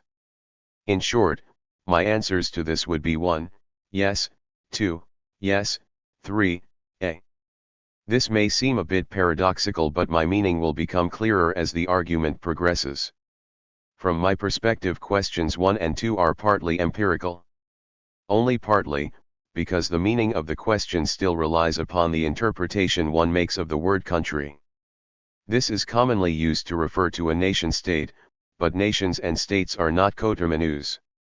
The USSR was an international organization, not a nation-state in the old sense. If by country we mean explicitly a nation, then it must be said that we lack empirical evidence to decide if socialism is possible in a single country. If by a country then we mean a single state power, then we have historical experience of the existence of a single socialist state from the early 30s to the late 40s. The time period given is determined by the point at which the distinguishing characteristics of a socialist economy came into being. On either definition of a country, nation, or unitary state power, then since the late 1950s it has been clear that a plurality of socialist countries can coexist. I give the late 50s as the crucial period here, since until then the people's democracies of Eastern Europe were only nominally independent state powers. Communist parties there were the effective agents of state power, and the parties remained so tightly coordinated that it was doubtful that the states could really be considered as independent. China, where the Communist Party was independent of Moscow, had not established a socialist economy in the early 1950s. On the question of whether socialism is more stable in one country or several, it appears that it is more stable in one, provided that by country one means a unitary state power. A unitary state power was better placed to present a united front to the hostile capitalist world, and best placed to coordinate the economic development of nations at different levels of development. One only has to consider what the chances of socialism's survival would have been had the USSR not been formed, and had there existed instead a multiplicity of sovereign nation-states on its historic territory. The great imperial powers of 1919 would likely have subordinated them one by one. In the post-World War II period, splits between socialist states, USSR/Yugoslavia or USSR/China or China/Vietnam, were exploited to strategic effect by opponents like the United States and hamstrung by their economic development. In a paradoxical sense, it can be said that the abandonment of the policy of socialism in one country in the sense of a monolithic state by the communist movement in the late 40s to early 50s contributed to their collapse in 1990. The argument from plenty against socialism is convincingly dealt with by Nove, but we can give a brief summary of its problems here. Consider the standards of life of the working classes of Europe when Marx or even Lenin were writing. Now consider what the conception of abundance would have been then: adequate and nutritious food, warm clothing and good dry shoes, houses with good heating and sanitation, access to education, culture, literature, and leisure, an 8-hour workday, free medical treatment. Given the conditions of life of the 19th century British proletariat, or the workers in Tsarist Russia, this would have seemed abundance. It would still be abundance to most of the world's population. It is easy to forget, living in Western Europe, that the norm for the world capitalist economy is Mexico City rather than Berlin, Lagos rather than Stockholm. Cars, televisions, home video cameras, computers would not have featured in the agenda of 19th century socialists.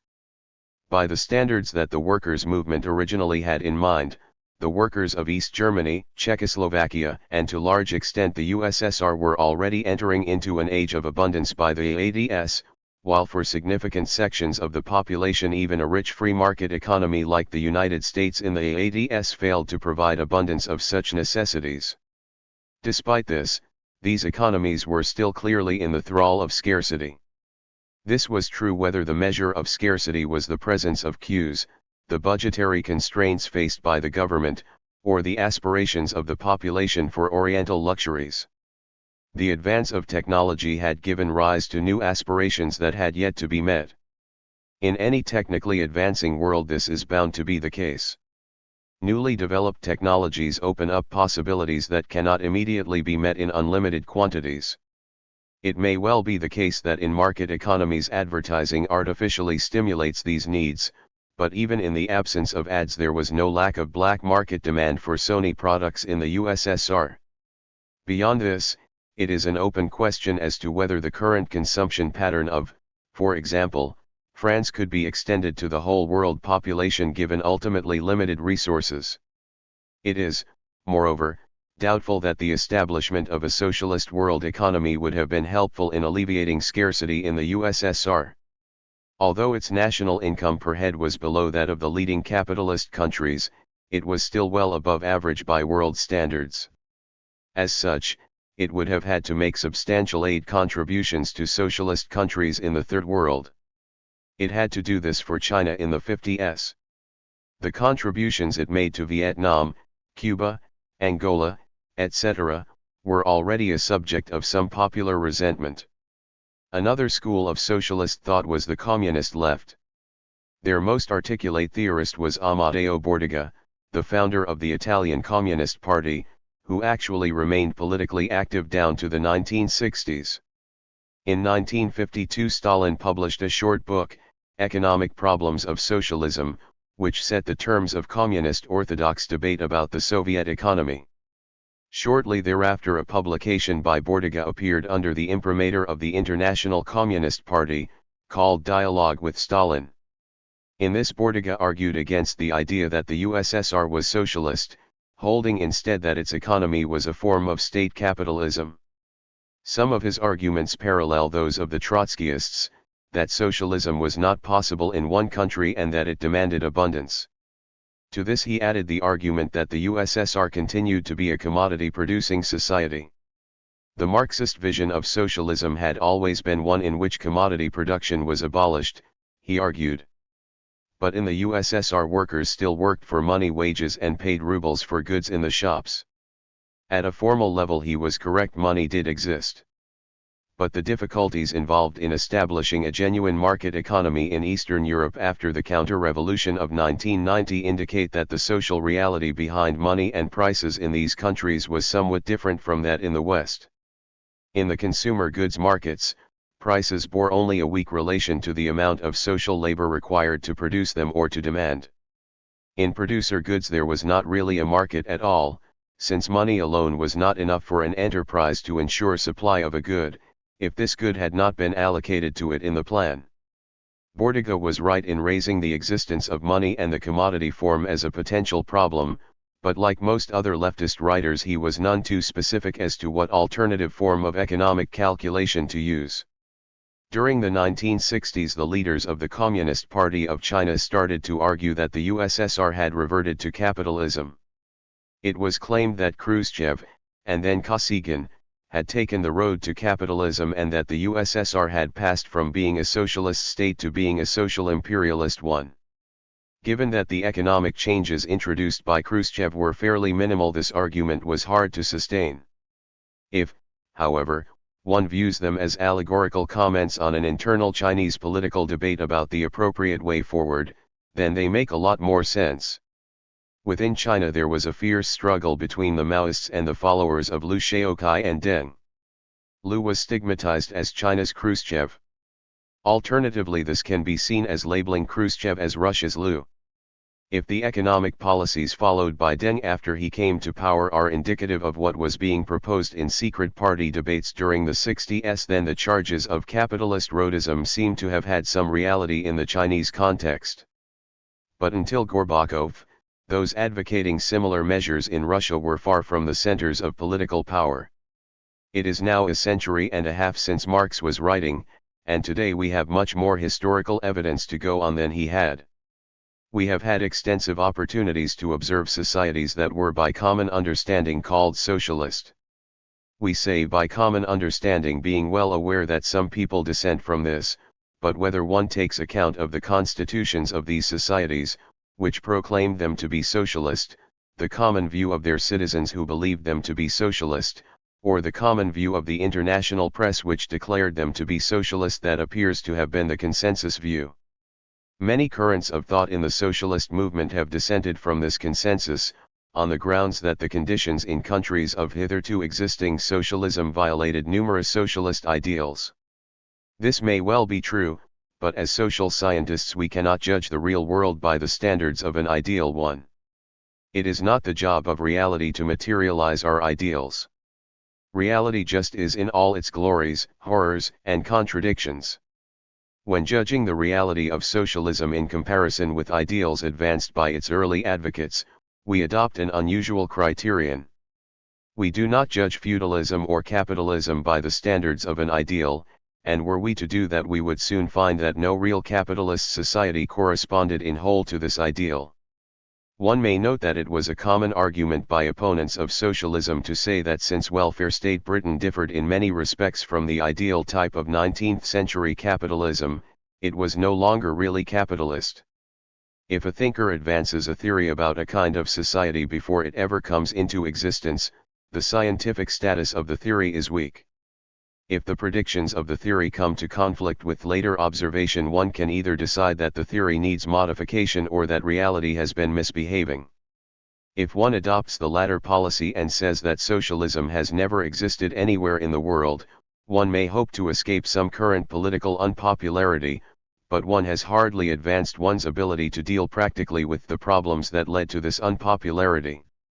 An ideal can be kept pristine, but its very distance from reality vitiates its practical political force, and the left is in precisely the predicament that Marx criticized in Utopianism. We therefore take an empirical approach to determining what the distinguishing characteristics of socialist society have been. Widespread use of electrical energy. Agricultural productivity sufficient for a large urban populations. The absence of a class of wealthy private proprietors in agriculture or industry. Widespread use of machinery and applied science. Public or cooperative ownership of most of the economy. A system of state planning that determines the scale of the surplus product by the relative priorities it assigns to consumption versus other goods, with allocation of instruments of production by means of a system of state directives. A consequent absence of capital goods or raw materials markets. The continuation of household economy as a site for the preparation and consumption of food and the raising of children, which gives rise to the formal existence of a consumer goods market subject to the constraints that a significant portion of consumer goods were distributed by means other than purchase or sale. The price mechanism in the consumer goods market was generally non-operative. The absence of a market in land, and the absence of rent as an economic category. A lower variance of incomes from the mean than was the case in capitalist countries at an equivalent stage of industrial development. A distinct mode of extraction of the surplus product, that is, the politically determined division of the concrete forms of the social product between the categories of current consumption, accumulation, and unproductive consumption. Formal appropriation of the surplus product as tax, but the relegation of taxation from a means of extraction of a surplus to means of securing monetary stability. The existence of money and wage labor. The absence of a reserve army of unemployed, often associated with chronic labor shortages. These are the significant structural features that marked off the socialist world from the capitalist. These are also the features that the advocates of capitalism in these countries wish to abolish. Those socialists to the left of social democracy who deny that socialism has ever existed do not generally specify which of them are incompatible with socialism. One has to assume that the socialist systems they advocate would share most of these features. 111. Socialist economies have the same basic mode of production as capitalism, machine industry and agriculture. What distinguishes them are the forms of property and the way in which the surplus product is determined. Actual countries have shown mixtures of socialist and other production relations. Socialism may exist as a subsystem within countries that are predominantly capitalist, and capitalism or domestic peasant economy may exist as subsystems in predominantly socialist economies. Though political revolutions may permit changes in property relations, they are, at least in the short term, powerless to effect a change in the mode of production. The 1917 revolution was no more able to establish the socialist mode of production than the revolutions of 1776 or 1789 were able to establish the capitalist mode of production. The establishment of socialism in Russia, as with the establishment of capitalism in North America and France, came later with a sequence of changes in production technologies and economic relations. It took France until 1900, over a century after the revolution, to achieve the degree of urban industrial development that Russia achieved in less than a quarter century after 1917.112. Arguably the transition to capitalism in France and that to socialism in Russia was not complete until the 1960s. That these changes in the mode of production took place much faster in the Russian case does not obscure the fact that changes in the mode of production take time. If capitalism and socialism's shared mode of production already largely exists, as in Germany or Czechoslovakia post-1945, the change to socialism can occur much faster. Socialism was born from political successes by working class and peasant movements, not spontaneous economic development. It was produced by movements that had socialism as an objective. But this is not so different from capitalism in most of the world. The socialist movement had its economic theorists, whose ideas in their turn influenced socialist governments. But this is not so different from capitalist governments. They too have been influenced by economists advocating an ideal type of capitalist society. The theory of free market capitalism developed well before capitalism was established as an international system. Its spread, by British bayonets and gunships, showed the Chinese in the generations before Mao where the political power needed for social transformation came from. 6.2 Power. Communism is Soviet power plus the electrification of the whole country. Lenin 1965b, Vol. 34. Political power grew from the barrels of guns, but what about real power? Capitalism progressed from water and wind power to steam for motive power, but communists, from the outset, plumped for electricity. German author Liebknecht, writing in the 1890s, described having met Karl Marx in the 1850s after he had seen a model electric train. Marx enthused that just as steam had created capitalism, electric power would create a new economic and social order. Liebknecht remarked sardonically that in the ensuing 45 years there had been no signs of electricity taking over yet. The trains were still steam, and the few electric tramcars were of no significance. Looking back from the 21st century, Marx appears to have had the more acute sense of the promise of electric power. You have to take the long view when looking at the development of technology. Revolutions are not accomplished in a sleight-of-hand fashion. Only the sensational shows in politics are called revolutions by the wonder-working rustic faith. And whoever prophesies revolutions is always mistaken in the date. We know that electricity has turned out to be quite important, as Marx suspected, but why was it seen as so crucial that Lenin should have singled it out as the very key to Soviet industrialization? Human labor is a universal, abstract productive capacity. Our energy output may be modest at under 100 watts, but it can be applied in any trade or profession.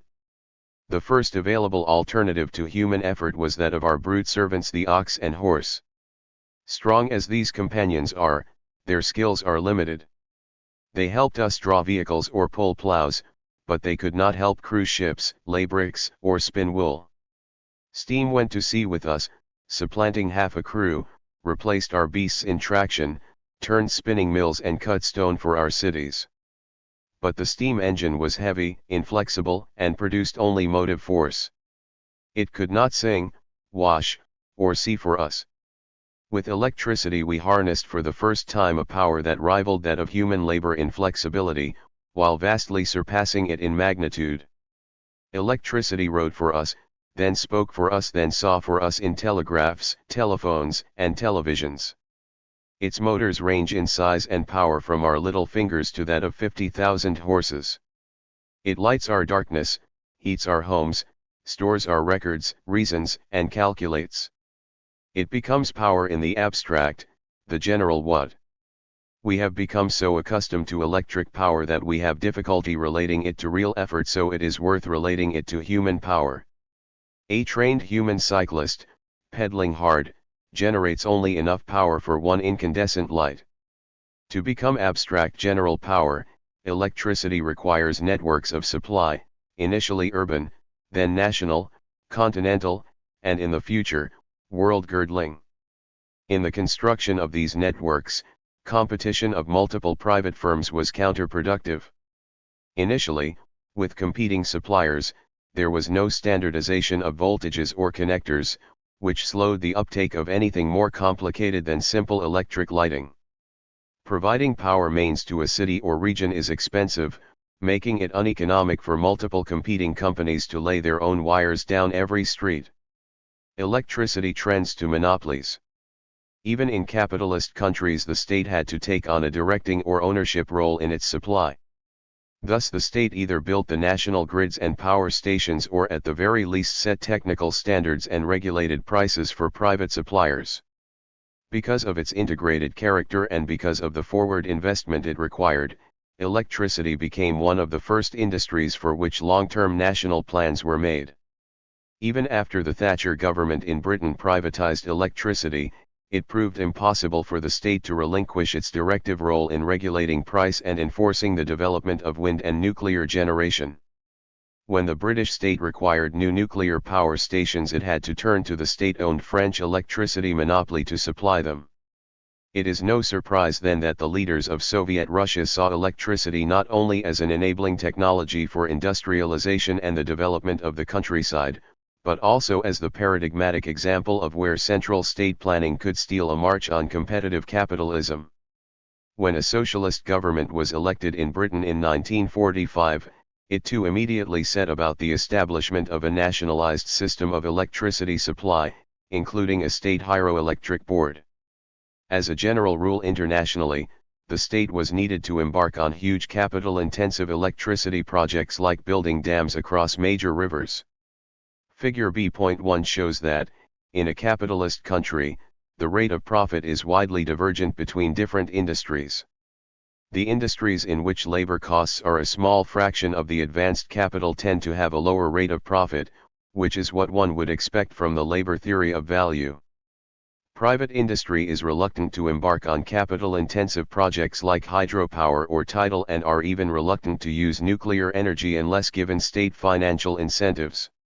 The U.S. electricity industry was a partial exception to the general trend for highly capitalized industries to have a lower rate of return. The combination of a natural monopoly and public regulation ensured that it earned a rate of profit somewhat above what its capital composition would predict, though still well below the average rate of return in the United States. So even there, the large-scale development of hydropower was undertaken by the government-owned Tennessee Valley Authority in the 1930s. The Soviet government's first economic planning body was Goel-Ro, responsible for drawing up the comprehensive electrification program. Construction of 3 large hydropower plants rapidly took place from the mid-1920s, and by 1932 the Dnieper Hydro Station was producing 560 MW, for its day the biggest electric generator in the world. The communist government in China showed similar enthusiasm for hydroelectricity. The Three Gorges Dam across the Yangtze becoming in its turn the world's largest power plant, but at a vastly greater scale, 22,000 MW in this case. By the end of the Soviet period in 1990, hydropower made up 18% of electric generation, nuclear 12%, with the remainder being from fossil fuel sources. The first thing to note is that contemporary China has access to almost the same order of magnitude of energy per head as the USSR had 25 years earlier, and that both of these were similar to the per capita energy use of Europe in 2014.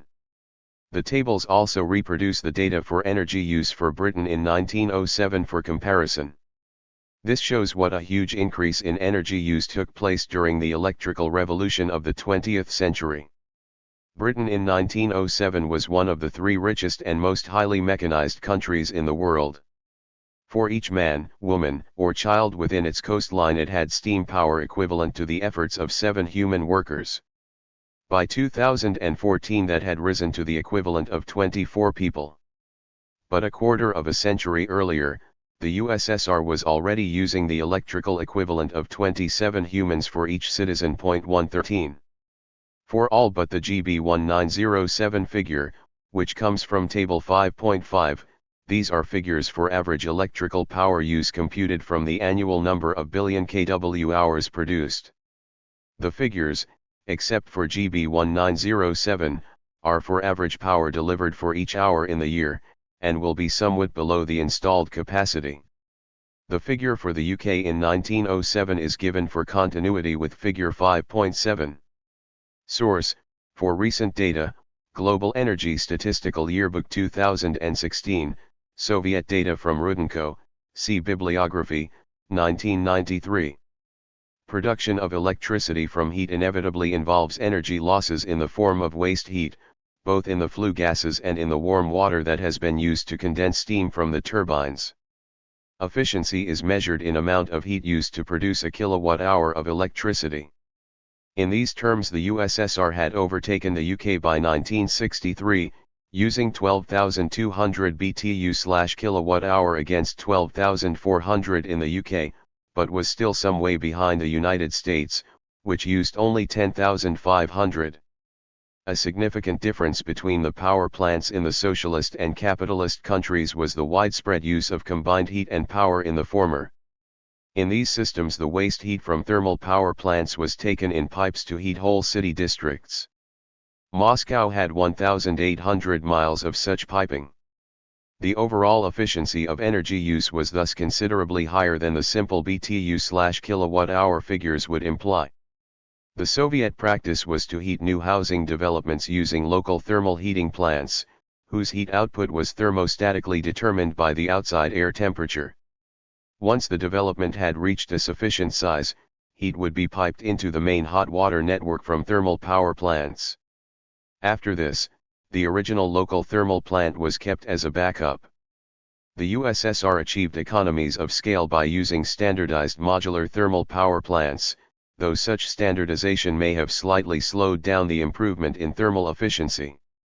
That this district heating was supplied unmetered was held up by the American press as a terrible example of inefficiency. Russians would, it was said, simply open their windows rather than turn down a thermostat if their room got too hot. This ignored the fact that in New York City the heat that would, in Moscow, have heated flats, was simply dumped into the Hudson River by the power company. Electricity is not a primary energy source. It depends on other primary sources such as the flow of rivers, burning oil, or splitting atoms. In section 5.4.4 I argue that water power alone could not have provided sufficient energy to sustain even late Victorian capitalism. With much bigger rivers than Britain, the USSR made more extensive use of hydropower. If, however, they had only used this source of energy, the amount of mechanical power available per head would have been less than was used in late Victorian England. Instead, the economy relied heavily on fossil fuels, in the late USSR mainly gas and oil.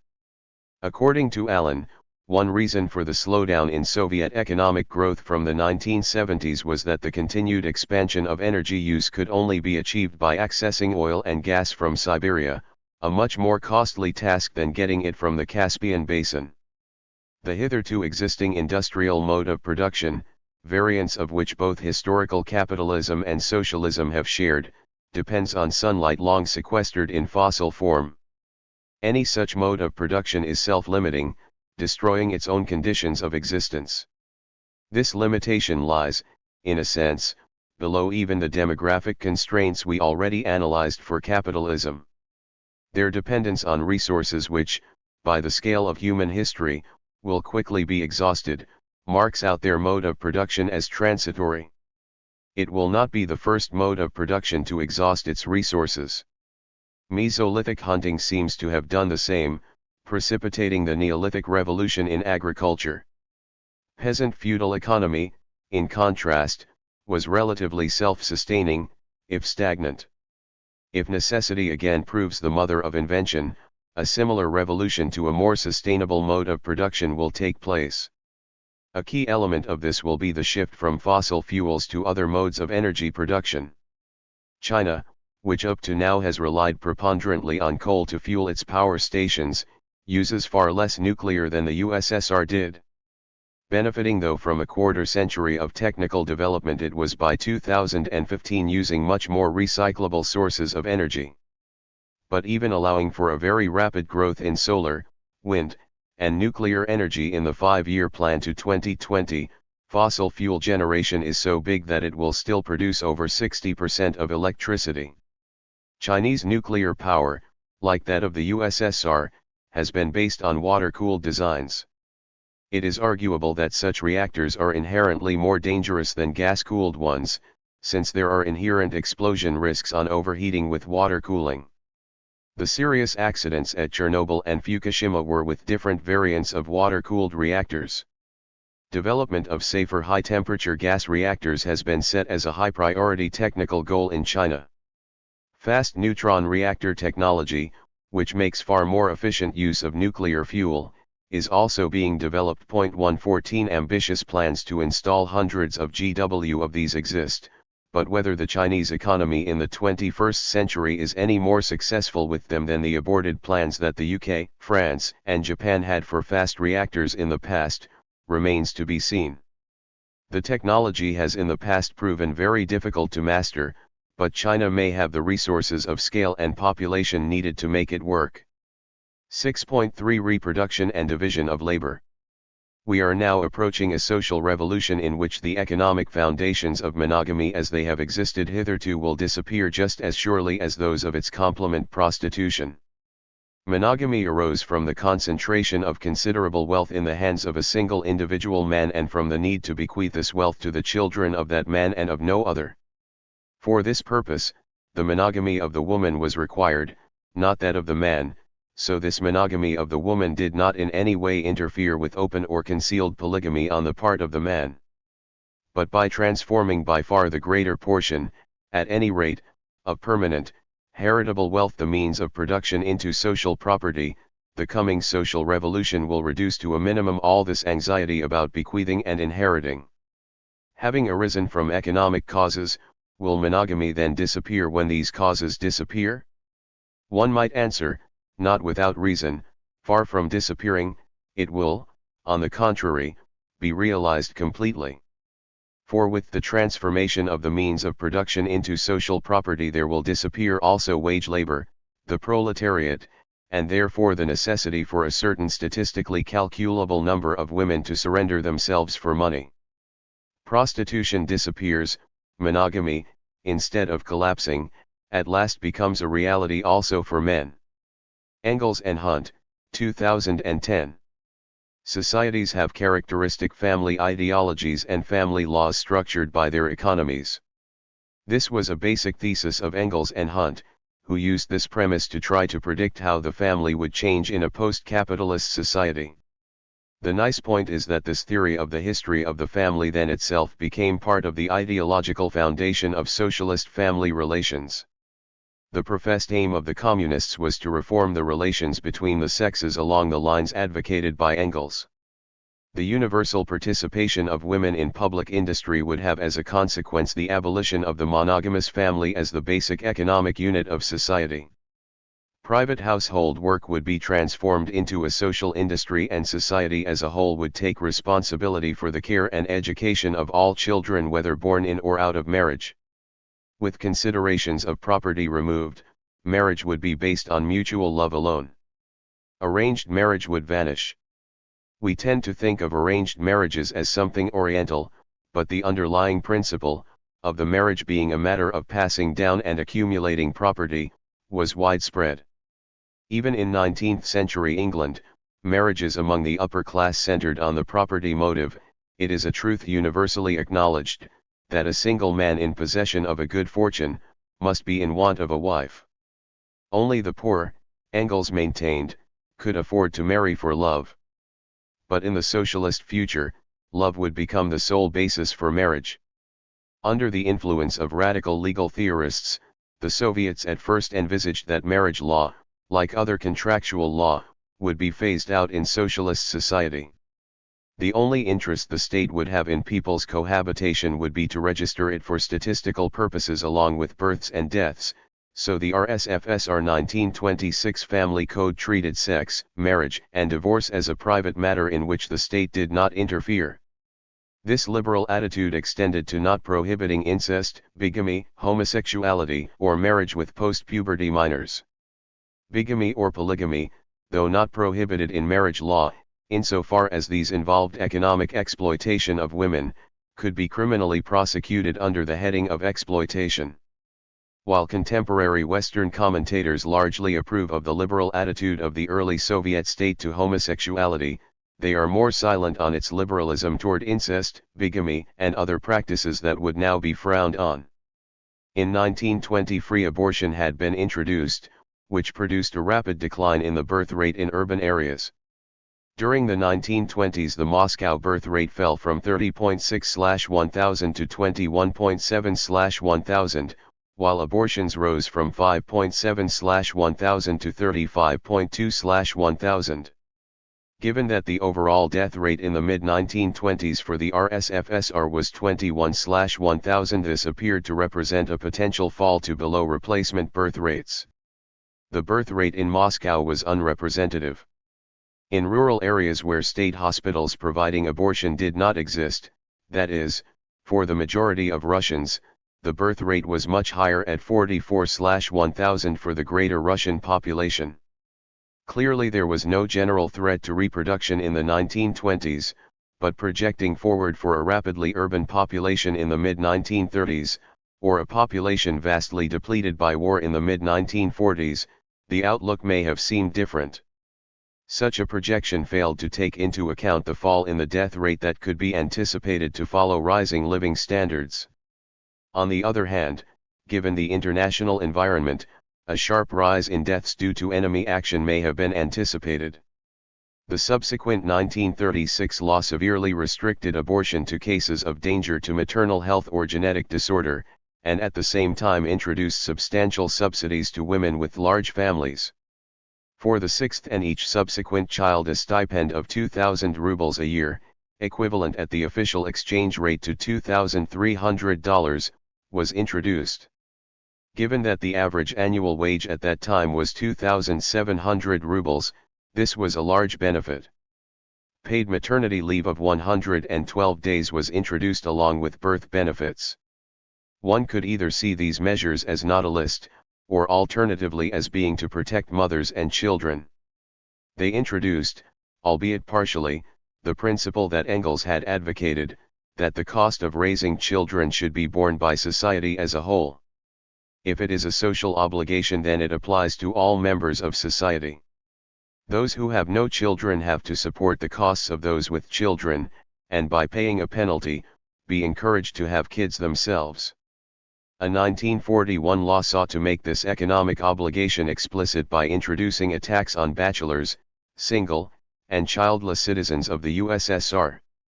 The socialization of child care costs was still partial because even as late as 1960 the regular child benefit was paid only to unmarried mothers or mothers with large families. The principle that children were to be supported by the joint earnings of the parents for smaller families was thus not questioned, and marriage continued to have an economic role even before the division of domestic labor between husband and wife was taken into account. The German-Soviet War of 1941 to 1945 caused a huge demographic shortfall, initially of the order of 40 million, rising to around 70 million by the end of the Soviet period, as can be seen in figure 6.3, which projects what the Soviet population would have been on pre-war growth trends. But throughout the Soviet period the population continued to grow, probably as a result of social policy. The effect of the war on the sex ratio was drastic, with the ratio of men to women of reproductive age falling as far as 19:100 in rural areas. This led to changes in family policy oriented toward encouraging families with only 2 children to have at least one more, legitimizing single motherhood, and making benefits available to those women. These goals were encoded in the 1944 Family Law. The bachelor tax was increased and also levied at a rate of 1/3 on couples with only one child. 115 Child support benefits were also made available to those single mothers who were not claiming child support from the father. Single mothers included both millions of war widows and unmarried mothers. Given a shortage of young men brought about by the war, single mothers were expected to be a significant fraction of all mothers. The USSR underwent its primary demographic transition between the late 1930s and late 50s. The main component of this was a shift from the high infant mortality rate of around 200 per 1,000 live births at the end of the 30s to around 50 in the late 1950s and down to 25 in the mid-1960s. The decline was largely due to reductions in infectious diseases, particularly food and waterborne infections. As a result, life expectancy at birth rose by 24 years in males and 27 years in females between the end of the 1930s to the mid-1960s. Overall birth rates and death rates declined sharply during the transition, reaching a minimum for death rate in the mid-1960s, and for birth rate around 1970. After that, both rates increased. Allen argues that the fall in the birth rate was critical to ensuring that food production per head rose, and that the growth in population was significantly slower than would normally have been expected in an industrializing country. Figure 6.4. Evolution of Russian birth and death rates in Soviet and post-Glasnost periods. Source: Pockney, 1991, and UN Demographic Yearbooks. The increase in death rate from the 1970s was most marked in men. It was largely due to a rise in heart disease, accidents, suicide, and interpersonal violence. A factor producing the minimum in male death rate in the late 1960s was that during the 50s and 60s the age structure of the population was skewed toward younger men. So many who reached maturity in the 30s and early 40s had been war casualties, that the number reaching the age when heart diseases strike was unusually low. The birth rate remained well in excess of peacetime deaths throughout the first demographic transition, giving a steady increase in population. The transition from socialism to capitalism in the USSR in the late 1980s, early 1990s induced a second, far more drastic demographic transition. The birth rate fell sharply into the range typical for developed capitalist countries. But, whereas in many capitalist countries the birth rate falls below the death rate, both are normally on a downward trend. In Russia the death rate rose sharply. A rise of this scale in peace was at the time unprecedented in a developed country. Those without university education, that is to say the manual workers and farmers, suffered increased mortality. The intelligentsia experienced no decline in mortality. Subsequently, Case and Deaton have pointed out that the same has been happening to white working-class men in the United States with similar causes, mass unemployment and industrialization. As Figure 6.5 shows, this demographic crisis was a general phenomenon affecting the ex-socialist countries. The onset of capitalism and the deterioration of social conditions that followed meant that the region as a whole went into demographic decline. The contrast between capitalist and socialist family policy is best illustrated by a comparison of East and West Germany. Both Germanies experienced declines in fertility following the availability of modern contraceptive technology in the 1960s. By the early 1970s, fertility had fallen below replacement levels in both East and West. But the birth rate in East Germany recovered to around replacement level by the late 1970s following the 1976 introduction of policies to socialize a considerable part of the burden of child raising. Single mothers had priority access to kindergarten places. If no place was available, they could go on sick leave at half pay, with the return of their job guaranteed as soon as a place became available. 1 year of paid parental leave was available for single women on the birth of their first child. For married women this was available only for subsequent children. Along with free nursery schools, birth bonuses, workplace child care, and workplace canteens all helped parents. These policies clearly worked. The overall effect was to increase the birth rate in the East above the contemporary rate in the West. The availability of maternal benefits to single mothers increased the proportion of babies born to them, and led to greater social acceptance of their situation. Rents were low, but waiting lists for flats gave priority to single mothers and married couples. A common family pattern emerged of women having their first child before marrying and a second one after marriage. With the union with West Germany, this benefit system was withdrawn and the consequent demographic shock led to East German fertility rates falling as low as 0.7 before converging on the all-Germany average of 1.4. This is still well below replacement level. It was argued in sections 5.6 and 5.8 that the combination of capitalist and domestic economies is antagonistic. Capitalist mass production replaces one economic function of the household after another: spinning, weaving, growing food, sewing clothes, baking, etc. The demand for skilled and educated adult workers converted children from being part of the domestic labor force to economic dependence, creating an incentive to limit family size. The development, by the chemical industry, of contraceptive technology then made this possible. The continuing demand for more labor then drew an increasing fraction of women into capitalist employment, which for a few decades allowed the workforce to go on growing. It then became necessary for both parents to work, and the cost of private child care becomes more of a disincentive to have large families or even have families at all. Socialist states have had the aim of improving the status of women through their participation in the social economy.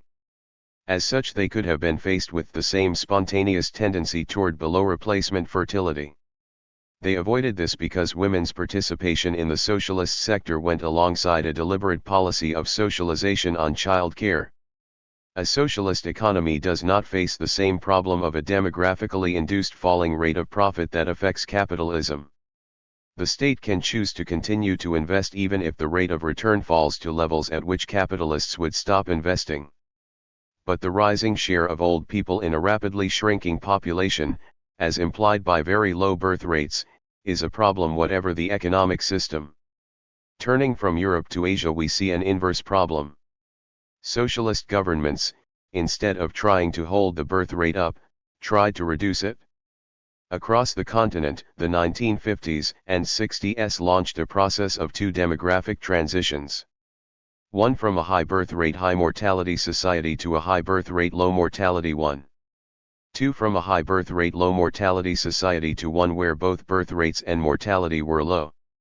If we look at big developing Asian countries, we see that the socialist ones were the most successful in bringing about the demographic transitions.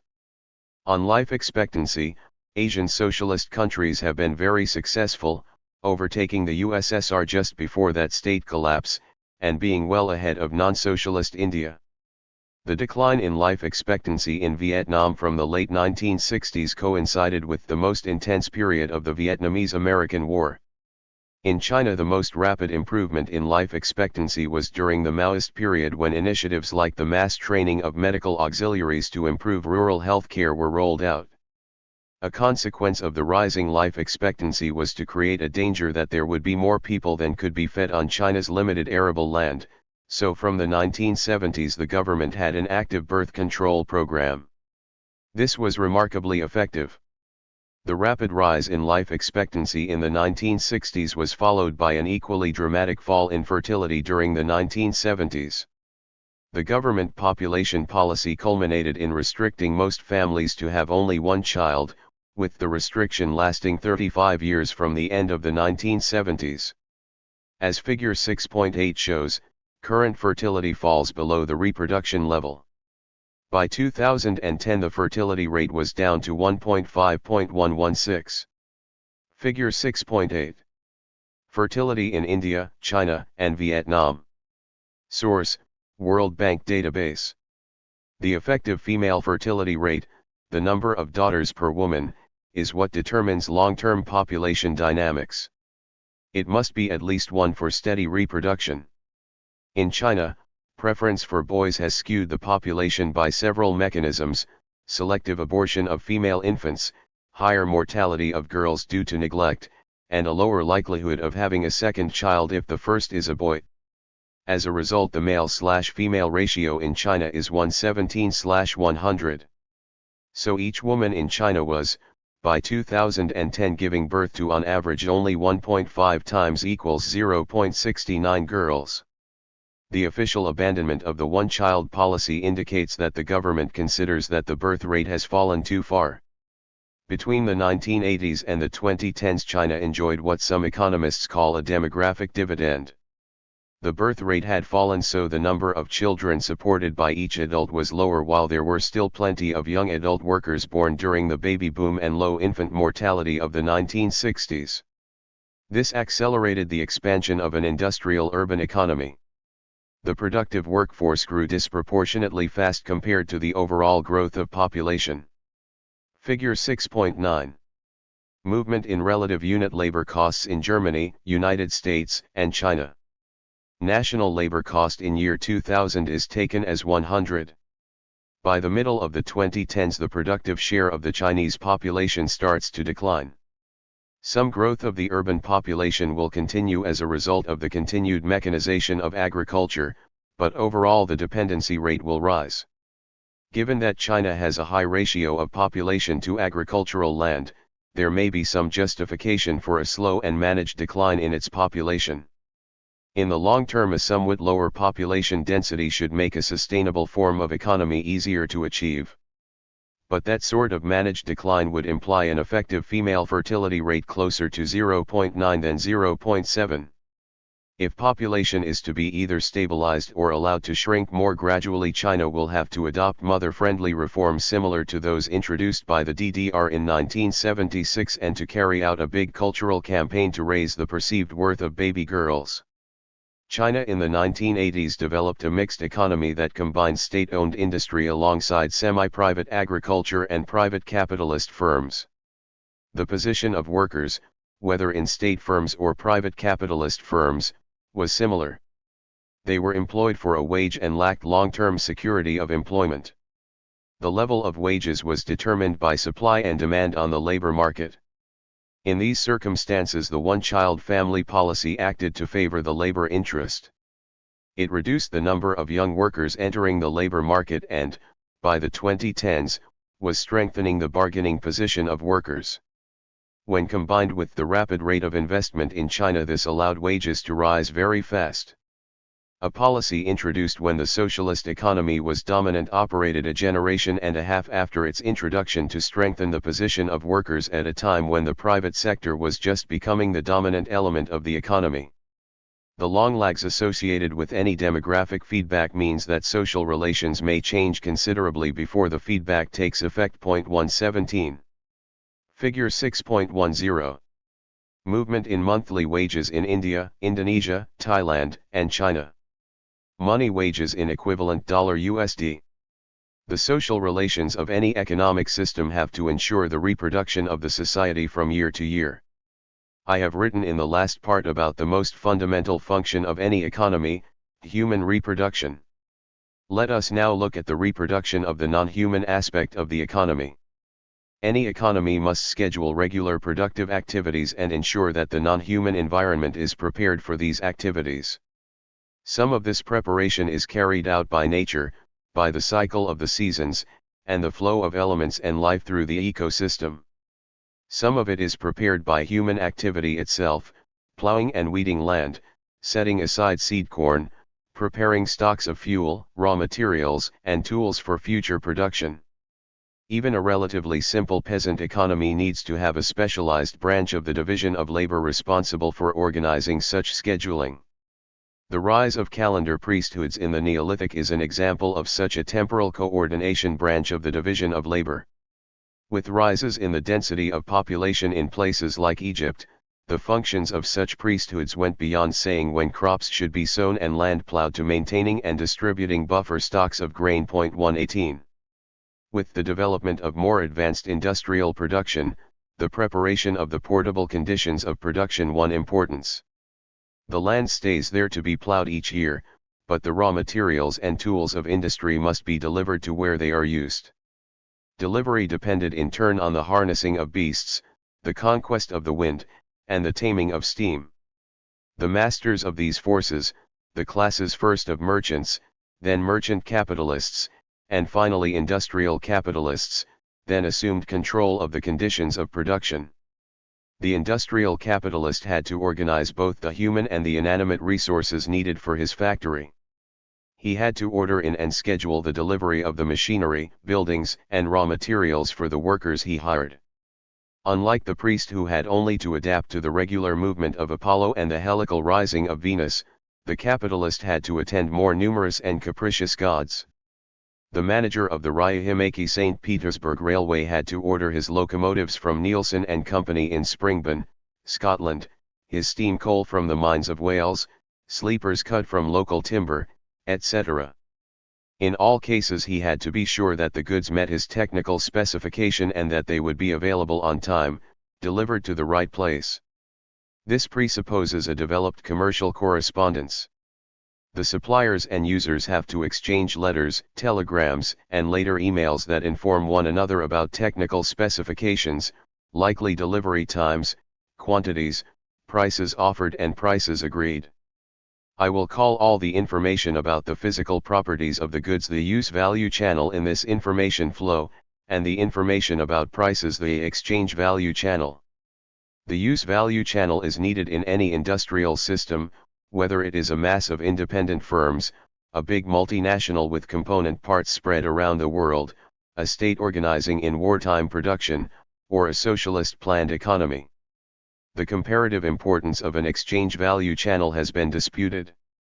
Hayek laid great store on the importance of the exchange value channel, scarcely acknowledging the existence of the other channel. 119 His fellow countryman Neurath claimed that real industrial coordination depended overwhelmingly on the use-value channel. Basing himself on his practical experience of wartime industrial planning, he emphasized that wars were not won by calculations about bond prices, but by the logistics of food, munitions, and supplies.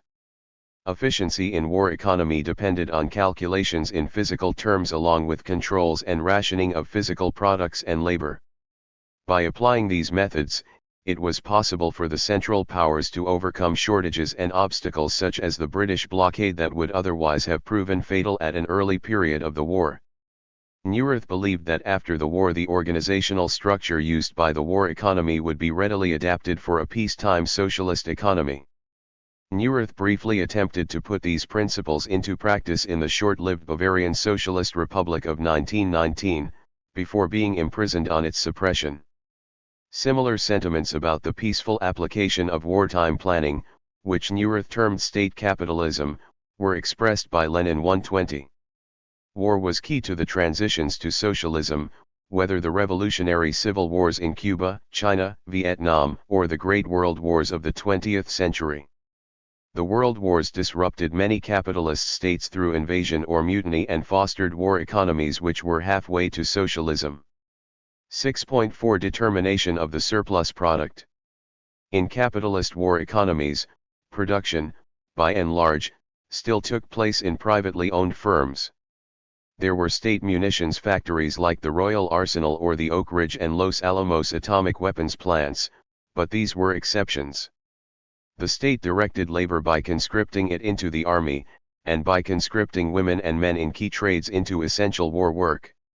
It also rationed the supply of key materials, fuels, and foodstuffs. Firms were subject to negotiated direction to produce only munitions, or restricted ranges of utility products. Money was still used to pay for the munitions delivered, and to pay workers. Buying food required both money and ration cards. Money alone was not enough, either for the consumer or for firms. In peace, money as the universal ration constrains everything. Shortage of it constrains the working class consumers, and uncertainty about future revenue constrains even those firms who have good cash reserves. Because the constraint on production comes via the exchange value channel, not the use value one, peacetime capitalist economies typically operate somewhat below full capacity. In war, national survival dictates that every available resource be put to use. The economy operates at the limits of its physical resources in materials, people, and machines. The state as primary purchaser has to look not just at the projected costs of ships, aircraft, etc. it is ordering, but at all sorts of material constraints. In deciding what type of destroyers to order, the Navy first takes into account the requirements of their admirals for the ships to carry guns of different types, torpedoes, and anti-submarine weapons, all technical, not financial issues.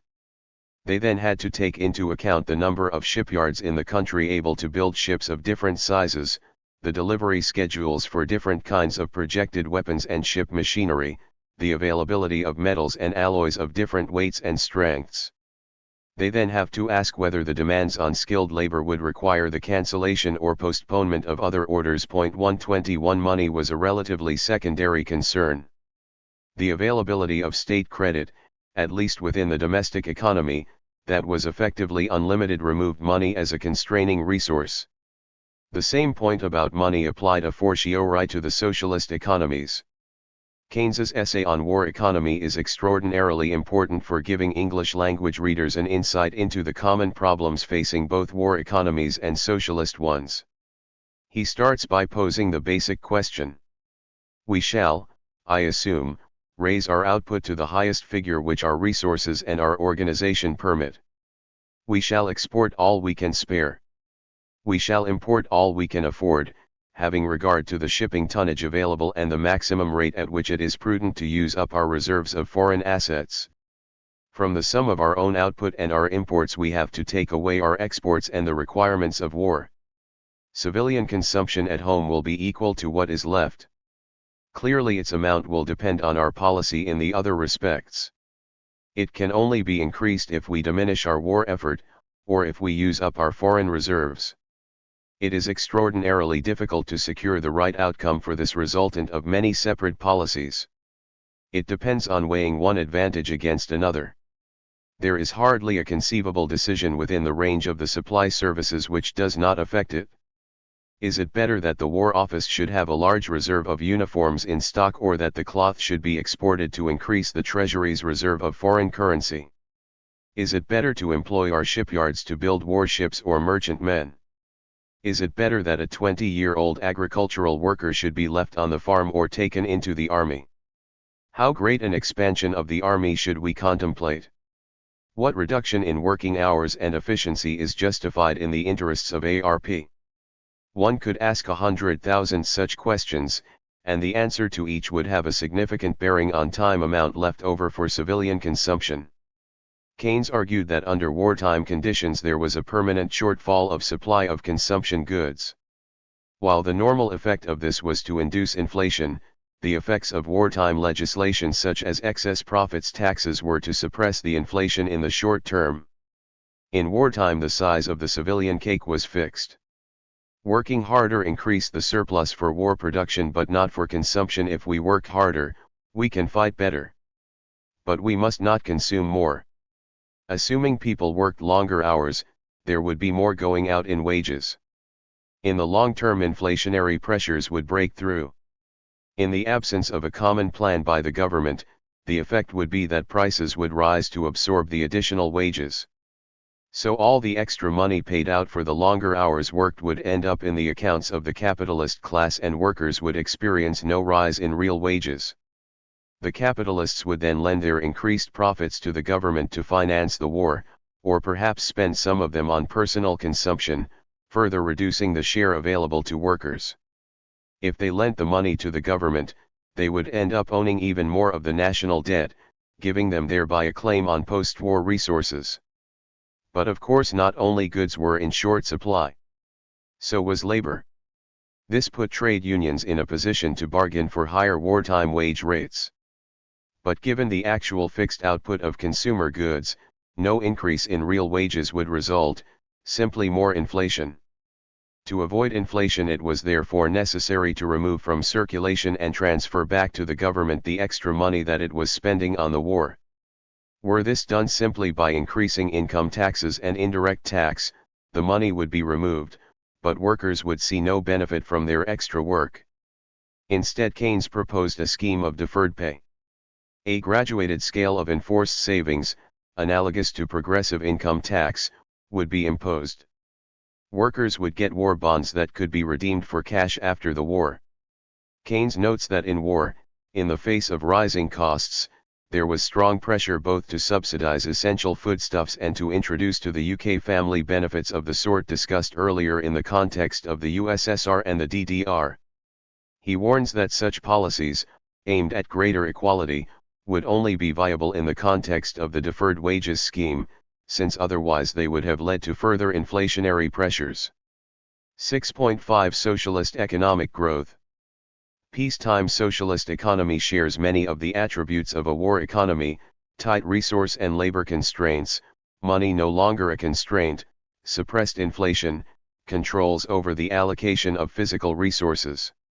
The suppression of inflation was more effective in socialist economies, since the large bulk of the consumer goods market was served by state enterprises whose output was sold at planned prices.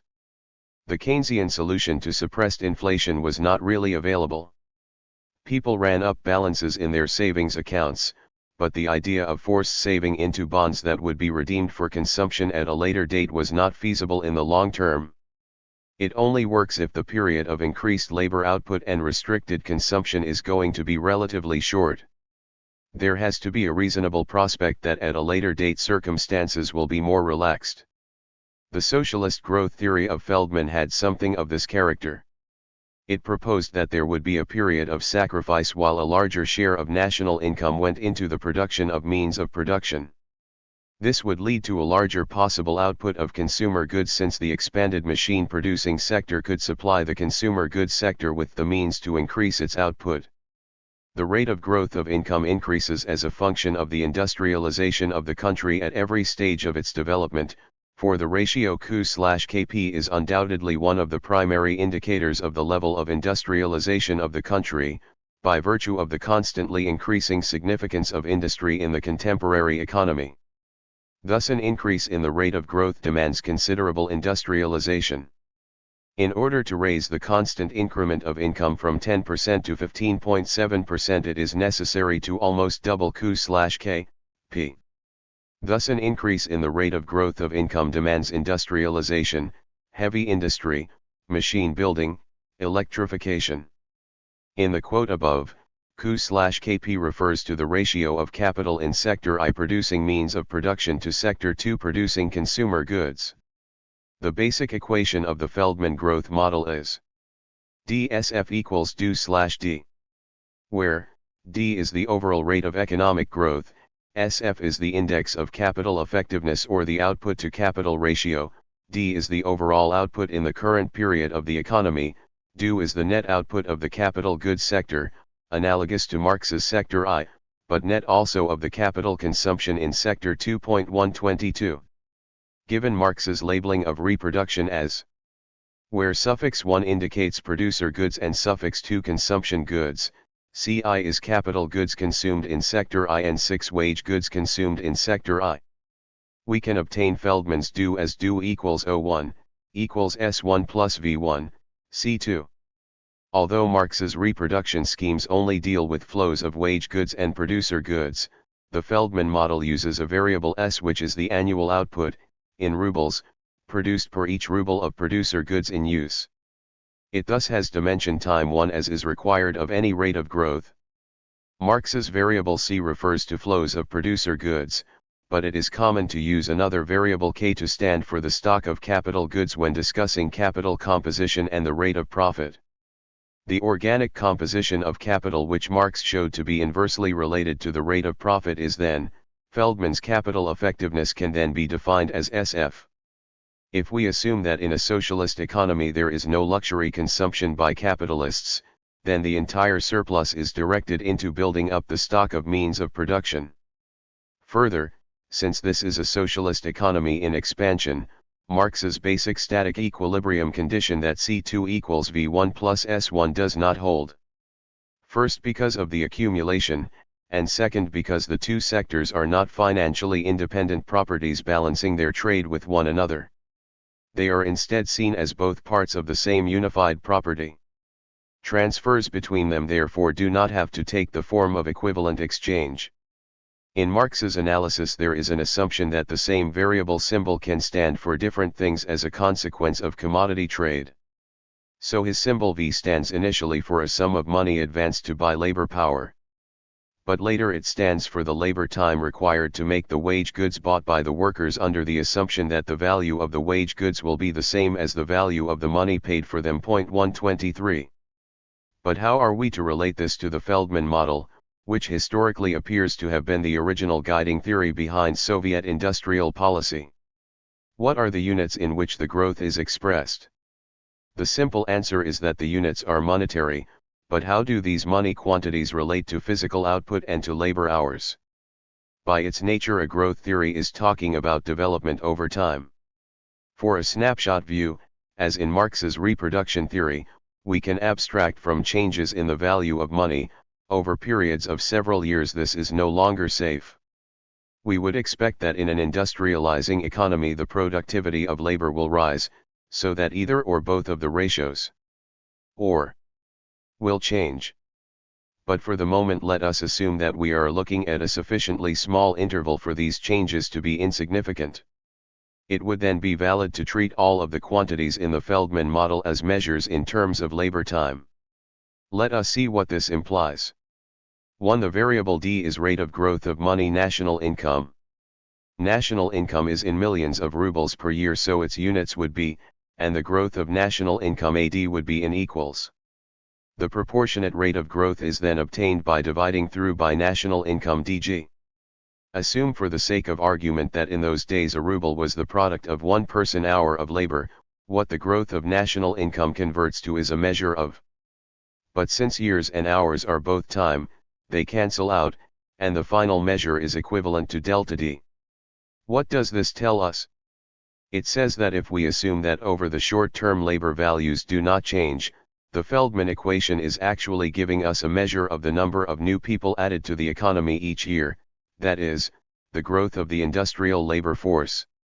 The growth Feldman is concerned with is the proportionate growth of the labor force, since he divides delta D through by existing national income, D, which is a flow of value, and in dimensional terms a flow of value is equal to a number of persons. More strictly, it is equal to a number of people working average full-time hours. 124. So dividing through by national income is dimensionally equivalent to saying the D expresses the rate of growth of the workforce.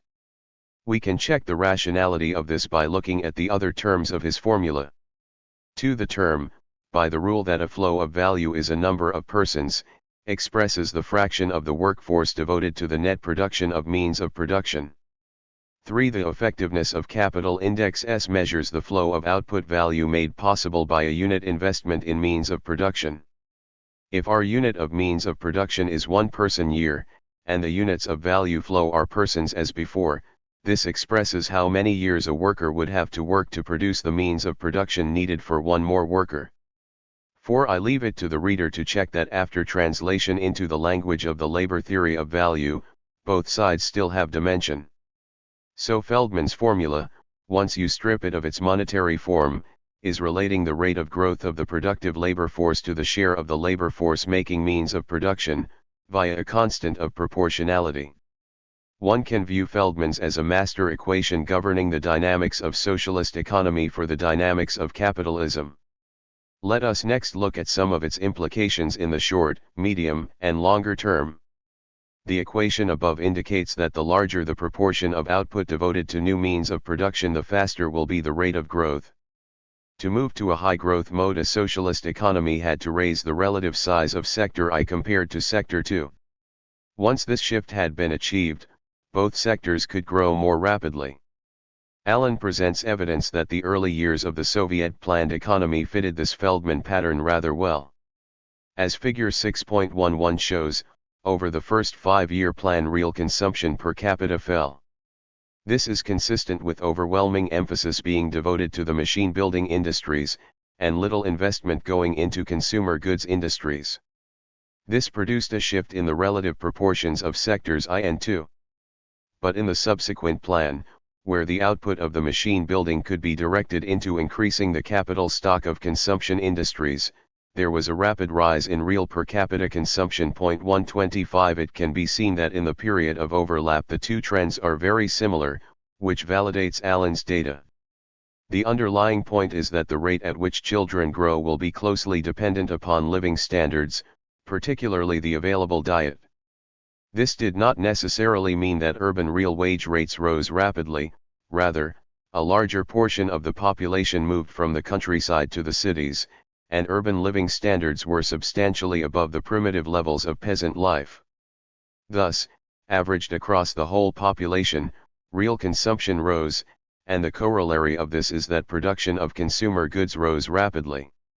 The critical point is that without first raising the relative size of Sector I, it would be impossible to have ever achieved a rapid growth rate, since it is the net product of Sector I that constrains the whole process. What is the precondition for the Feldman model working? Since, at least instantaneously as a derivative, it is an equation that, once translated to the labor theory, is about the growth of the workforce, it must depend on such growth being possible. It is, more specifically, a theory about the growth of the industrial economy. The two-sector model on which it is based assumes an industrialized structure with capital goods and consumer goods industries. Figure 6.11, Movement in real consumption per capita in the USSR during first phase of planned industrialization, as of 1928. Source, Allen, 2005. Data from above are superimposed on time series of Soviet child growth rates. Source, Pelkonen and Cockshott, 2017. The industrial economy can grow its workforce in several ways, through natural population growth, through immigration from other nations, or by internal migration from the countryside. All of these occurred during capitalist industrializations, only the first and the last during socialist ones. A previous section discussed the measures taken by European socialist countries to ensure that they continued to have a growing population. But natural population growth was relatively slow, of the order of 2% a year in the USSR. This would only support a modest rate of economic growth. Figure 6.12 shows a Feldman growth path for an economy like the USSR starting out with an industrial population of 18%. Initially, I assume that 90% of all investment was channeled into Sector I, which is not enough to compensate for depreciation in Sector II, so consumption per capita falls during the first plan period as it actually did. In subsequent plans, I assumed that 60% of investment went to Sector I. Assumptions about initial population distribution are realistic. The relative size of Sector I grows to a peak at the end of the first plan and then falls and levels off during the subsequent ones. Clearly, this would have been a very rapidly growing economy. Equally clearly, this growth path could not have continued, since urbanization would have approached 100% by the end of the 1940s. In the model, it is assumed that migration into the cities stops once urbanization reaches 80%. This has the effect of sharply slowing the rate of growth of per capita consumption. In reality, the slowdown did not occur that sharply, but slid in gradually as the practical limit of urbanization was gradually reached. Figure 6.12. Simulation of a Feldman model applied to USSR from 1928. We know that the real economic history of the USSR was much like this, modified by the effects of urbanization being more gradual, and with an almost 10-year delay produced by the war. As time went on, and as the stock of means of production measured in person years per capita rose, then even the possibility of further investment became blocked off. If plant and machinery has a fixed life, say 20 years, then more and more of the output of Sector I has to be devoted to simply replacing existing machinery. If Sector I makes up half the economy, then it would be impossible to sustain a long-term K/cap of more than 10 person years. At that level, even when working flat out, Sector I could only make good the annual wearing out of plant. All the measurements in Figure 6.12 are in terms of labor value person years. It is evident that the law of the declining rate of profit is just a particular capitalist social form of a more general law that affects the industrial mode of production, whether socialist or capitalist, as the ratio of embodied to living labor rises over time. Socialist economy, however, avoids certain of the worst effects of this process while being susceptible to others. It avoided the recessions, unemployment, and pressure to drive down real wages that affected the capitalist world on and off since the 1970s, when the high organic composition of capital became a general problem. On the other hand, the slowdown in the rate of economic growth in the socialist world produced a much more severe ideological and political crisis than that which hit the West in the economic crises of the 1970s and post-2008. Calculations in terms of labor values are the same basis that one uses to arrive at the law of the falling rate of profit. The leveling off in value terms may still be compatible with an increase in use value terms, but it does enable you to show that the end state must be one in which simple reproduction occurs in value terms. In contrast to labor value calculations, measurement in use value terms is difficult. You are comparing incommensurables quantities of different use values at different times. While growth in terms of labor values uses a unit time expended by a human body that does not vary from year to year, the physical mix of outputs produced by the USSR in 1930 and 1980 was very different. There were no jet airliners, no TVs, no nuclear power plants, no computers in 1930, no horse-drawn reapers in 1980. Output in each year can be represented by a list of how much of each type of good was produced: 60 times 2-engine jets, 8 times 4-engine jets, 1,600,000 GHHRS electricity, 1,506,000 Lada cars, etc. The problem is not just that there will be items produced in later years that were never thought of in the earlier years. Even over shorter periods like 5 years, comparison is hard. Suppose that over a 5-year plan there is a predefined categorization of products, which we could set up as a column of labels in a spreadsheet. In 1975 we list how much of each product was produced in the USSR as a column of figures, and do the same for 1979. How much did the USSR then grow between 1975 and 1979? There is no definite answer unless all industries grew at the same rate. If for every product code, output in 1979 was 24% greater than in 1975, then the economy unambiguously grew at 24%. But what if car production grew 50%, aircraft production 20%, and electricity by 17%? All you can definitely say is that growth was between 17 and 50%. You can try to attach a more precise figure to it by giving all outputs a nominal ruble value and adding these up, but the resulting growth rate will depend heavily on the relative prices you use, and the change in the value of the ruble between 1975 and 1979.126. If, instead of inconstant monetary units, you value the output in each year in terms of labor values, you avoid the problem of price inflation, but you are back to the situation of the overall economic growth rate being equal to the growth rate of the hours worked that we have in the simple Feldman model. If technology improves over time, this means that hours worked might fall while the physical output of most industries rose. In terms of labor values, the economy would be shrinking even if, in physical terms, it was growing. From the standpoint of state propaganda aimed at showing economic growth, this might be unwelcome. GDP growth figures combine 3 processes. First is the movement of labor between the domestic and industrial modes of production. Second, there is the effect of absolute population growth. Third, new technology increases the physical production by each person. If one measures output in terms of GDP per head, this at least compensates for population increase, but it still conflates technological innovation with shifts between modes of production. It is widely believed that at the time the USSR broke up, its GDP per capita was substantially below that of the UK. The contrast between the living standards of the Soviet professional classes compared to their British and other Western counterparts is thought to have discredited the socialist economy. Although Western Europe was an immediate geographical neighbor, in terms of economic history, Latin America or Japan would have been better reference points. Figure 6.13 shows, using data published by the OECD, that in the late 19th century Japan, Latin America, and the then Russian Empire were clustered around the world average in terms of income per head.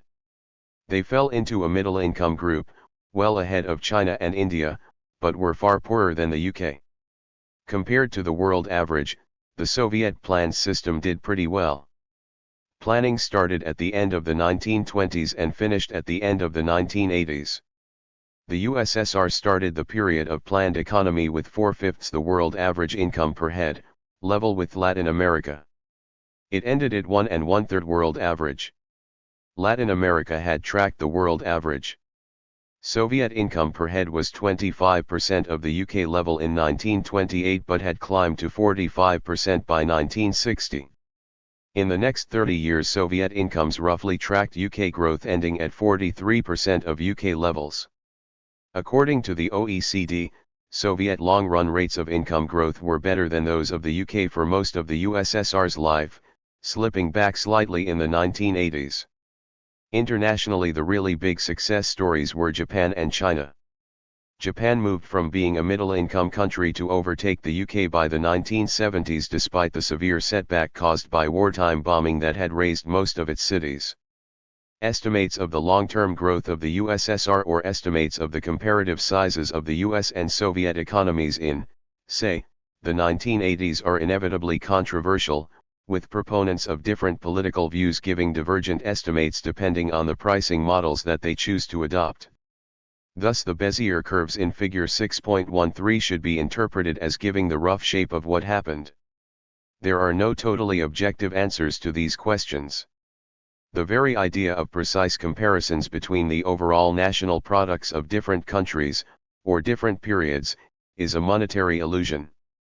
If instead of looking at monetary estimates of output per head we look at statistics for physical production and consumption, we get a rather different picture. Let us look first at food production. Figure 6.14 shows the growth in Soviet production of 4 big food categories for benchmark years in successive decades.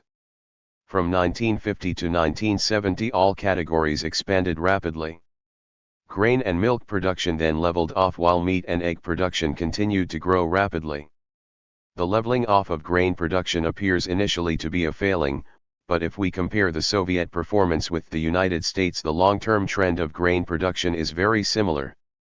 As countries become richer, they tend to shift their agriculture from starch production to higher quality protein foods. We see that Soviet output high-quality foods continued to grow after 1970. But hold on. Figure 6.14 gives only the proportionate growth of output. A rapid growth from a very low base could still leave the USSR with a relatively poor supply of food. How did Soviet food production per person stack up by international standards? Figure 6.13 shows that monetary estimates of output per head put the early USSR level with South America rather than the UK or the United States. How did things compare in real terms by the end of the USSR? If we look at production of protein foods per head in Brazil and the USSR in 1988, we see that the USSR was substantially ahead for meat, milk, and eggs. That is not surprising. What is surprising, given the poor image that Soviet agriculture had in the West, is that Soviet supplies of these foods had also overtaken the UK and the United States.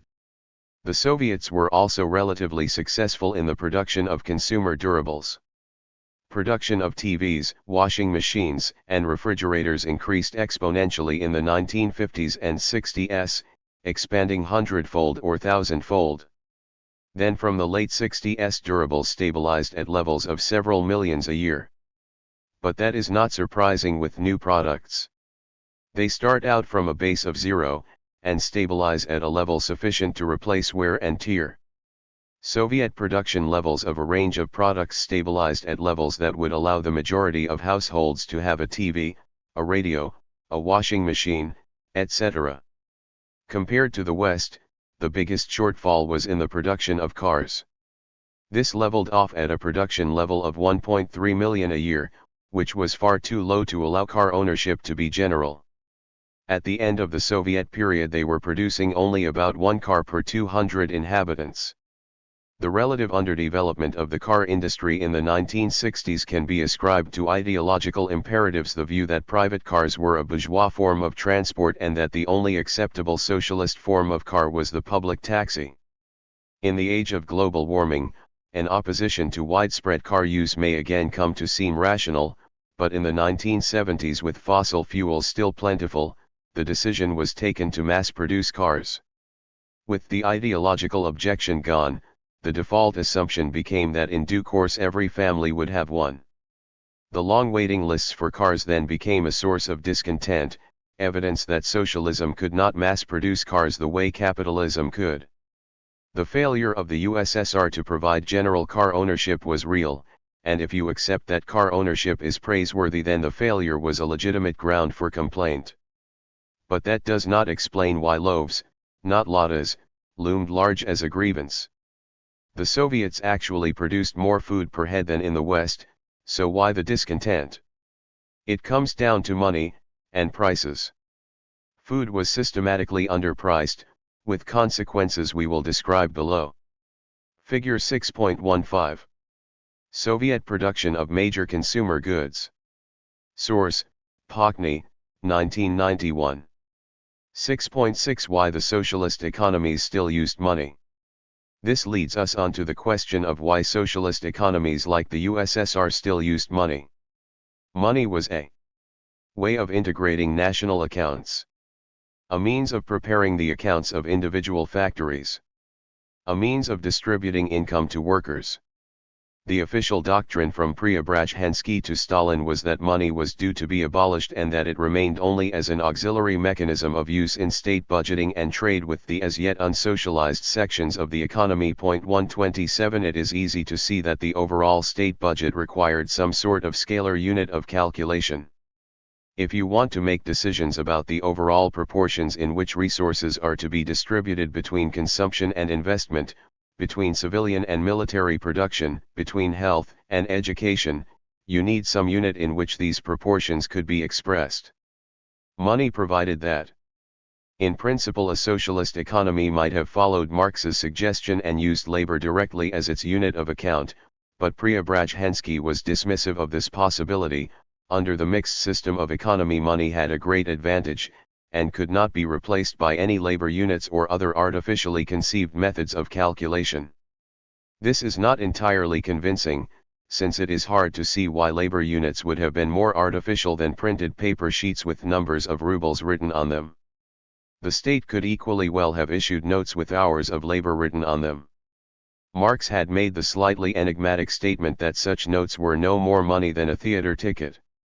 The question, why does not money directly represent labor time, so that a piece of paper may represent, for instance, X hours labor, is at bottom the same as the question why, given the production of commodities, must products take the form of commodities?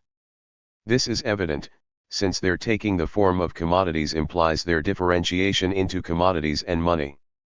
Or, why cannot private labor for the account of private individuals be treated as its opposite, immediate social labor?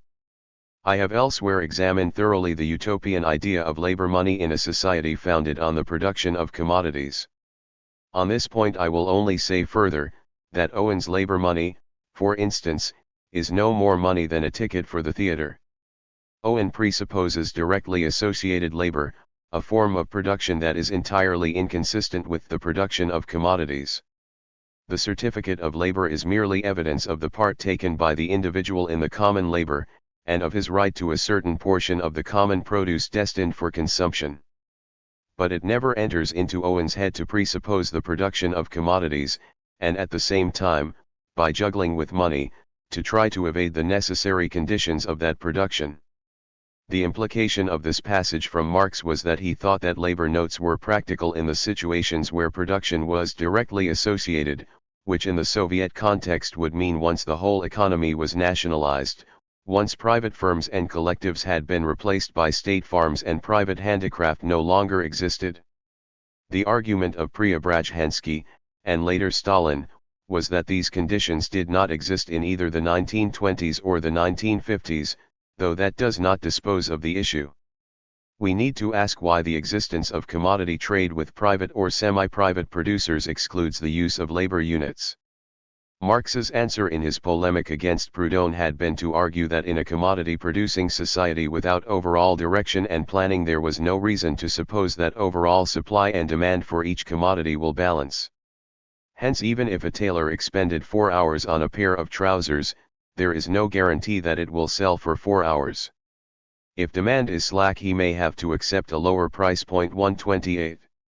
This is fair enough as an argument as to why fluctuations in supply and demand must lead to prices oscillating around their labor values, but it does not say why labor units could not have been used in the USSR by the 1970s or somewhat earlier in, for example, East Germany.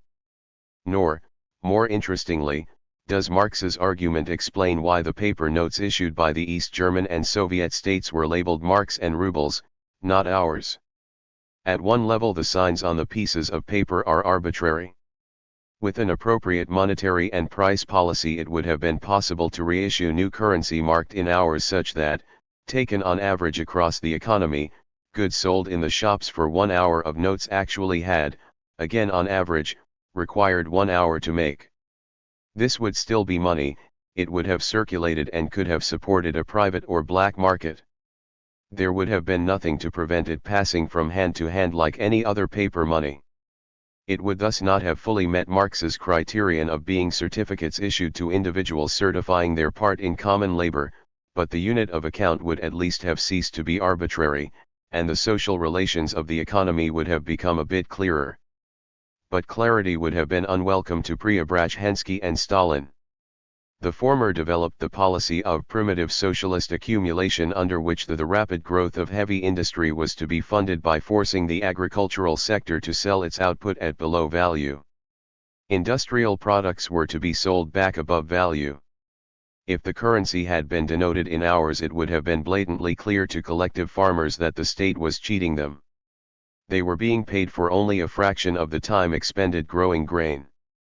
Marx's objection to Proudhon showed that even were you to denominate the currency in hours, you would still have to leave some leeway for prices oscillating. But that was only part of what the Soviet theorists were alluding to when they said that the prevalence of a collective farm or peasant sector forced them to use money. The real problem was that labor units would have exposed the exploitation of collectives. There were other more technical problems with the idea of labor certificates. Marx clearly envisaged them being used in an economy in which private trade had been totally eliminated, but if the certificates had just been transferable sheets of paper, they could still have been used for private transactions. Marx seems to have been thinking in terms of some sort of individual non-transferable labor certificate. With modern information technologies, it is not hard to see how to do this. Smart cards, terminals, databases keeping the records, and software that prohibits transfers between private accounts would do it. But it is quite a lot harder to see how such a system could have been made to work with paper and pencil technologies and a population that was not yet 100% numerate. Something similar to checking accounts would have worked, with people being issued labor checkbooks and writing checks to public stores against their purchases while having their accounts credited by the hours work they had done. But the labor associated with maintaining such a system with paper ledgers and paper reconciliation of accounts each week would have been massive. Paper checks only worked in the capitalist world so long as a. They were used for large purchases, small ones being in cash, b. Only a minority of the population had bank accounts. It took computers and databases before it became practical for everyone to have accounts and to pay even for a cup of coffee with an electronic bank payment. Social relations are always constrained by technology. In the historical socialist economies, possible social relations were constrained by the then existing state of information technology. Coins and banknotes were a much simpler low-tech solution. It is easy to forget how important it is to have systems of accounting that prevent fraudulent diversion of resources. Socialist economies had to operate what Lenin termed the strictest accounting and control to try to prevent public resources being diverted into private pockets. Take the horrendously complicated payment system in large Soviet shops. The customer picked items they wanted, and the sales assistant gave them a chit, which they took to a cashier's booth elsewhere in the shop. Here they paid for the goods and in return got a receipt which they took to the pickup point and exchanged the receipt for the actual goods. Compared to the way business was done in British or American shops by the 1980s, the USSR seemed to use a system of Byzantine complexity. Not only did you have to interact with staff 3 times, but the calculations often seemed to use an abacus. Why have such a system? Such systems were not unknown in the West. Some high-class butchers in the UK used it, and the motive in that case was clear. It was for hygiene, since it prevented the counter staff from handling both meat and money. In the USSR, though, it was to provide a paper trail whereby the honesty of the cashier could be checked. At the end of the day, the chits and receipts could be reconciled with the cash in the cashier's drawer. The low technology of the abacus and the complicated paperwork were related. Prior to the development and mass production of cash registers, checking on the honesty of cashiers was a universal problem. In smaller shops, the owner would make sure that he or a close family member worked the till. Large capitalist department stores used the Moscow system. In more advanced ones, the customers did not have to walk up to the till. Instead, the chit and the cash were dispatched to cashiers in the basement using pneumatic tubes. It was the invention of cash registers that allowed firms to trust their cashiers, since the machine automatically accumulated all transactions, and only opened the till drawer at the end of the transaction. Any dishonesty was revealed at the end of the day by comparing the total on the machine's register with what was in the till. If they made too few cash registers, then the Soviets had to keep the old paper system. This is partly a reflection of the low priority assigned commercial activity, and thus to its technology. There was a pre-revolutionary history of disdain for trade in Russia, an association of trade with the despised Jews, and an almost complete breakdown of retail organization during the 1920s.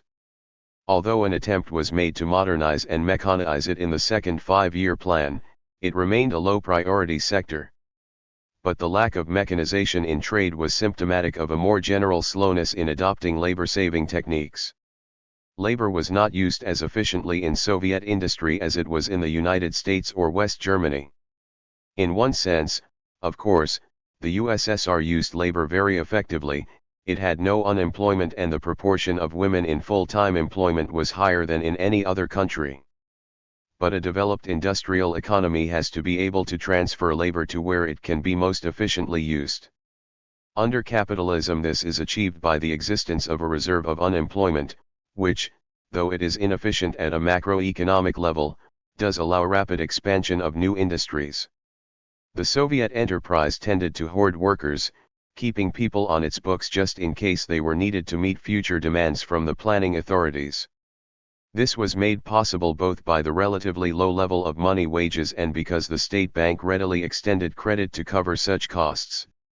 The low level of money wages was in turn a consequence of the way the state raised its revenue from the profits of state enterprises rather than from income taxes. 6.7 Socialism or state-owned capitalism. This relates to what has long been a controversial issue: was the Soviet economy a new socialist form of organization or simply a state-owned capitalist one? In Marxist discussions, this has been posed in terms of whether the USSR had a new mode of production or not.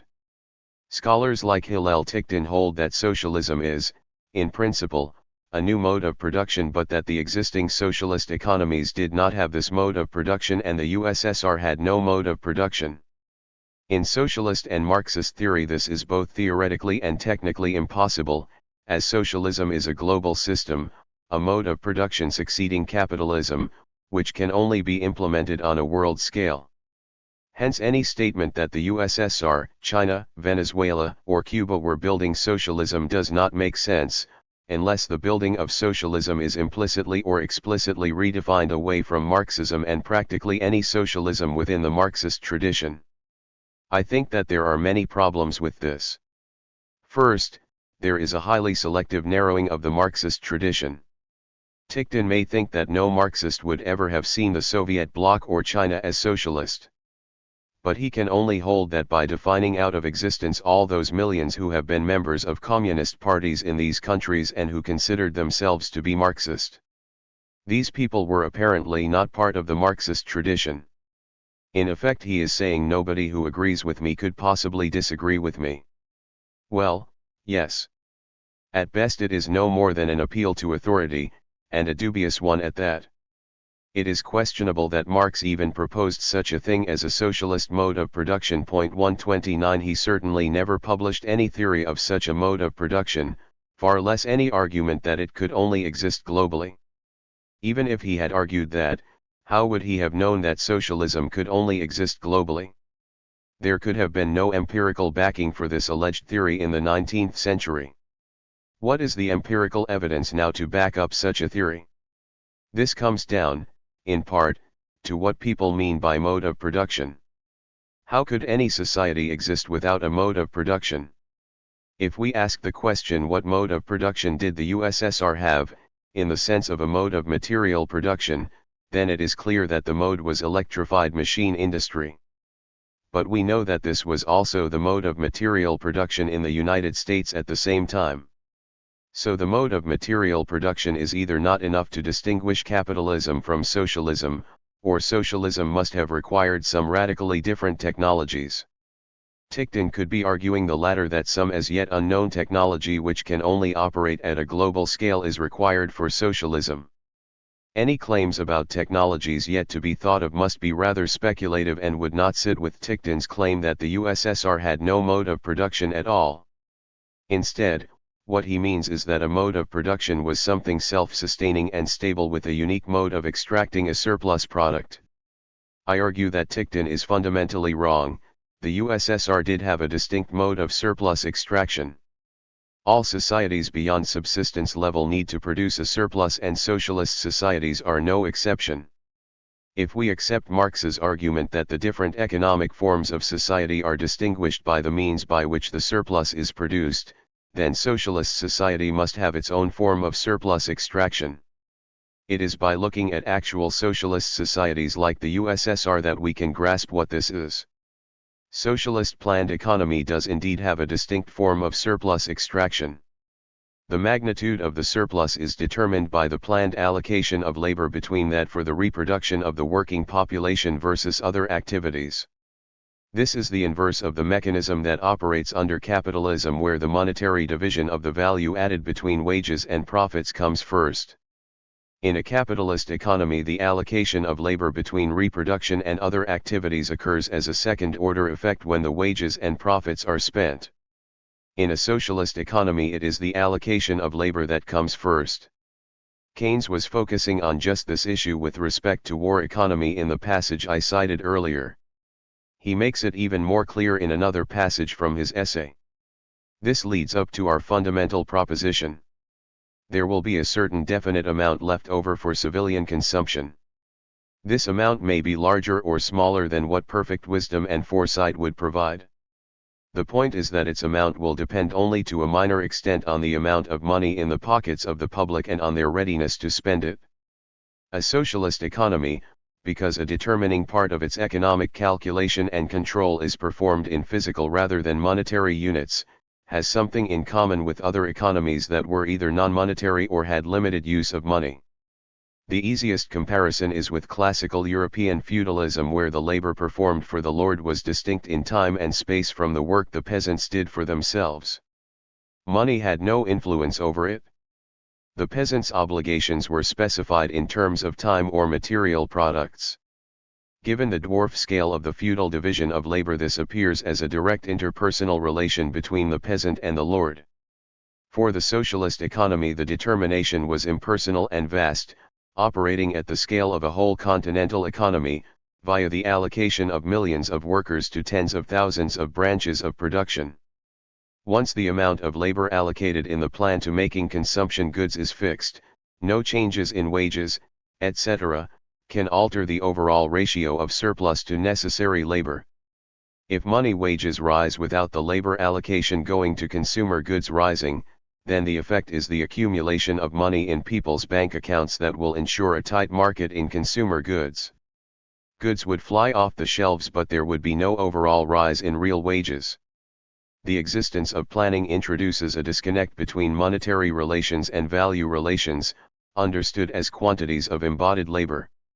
Money ceases to be a general form of command over labor.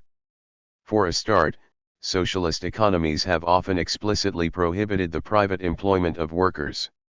In addition, a rise in monetary demand for consumer goods versus means of production will not cause a shift in labor toward consumer goods production.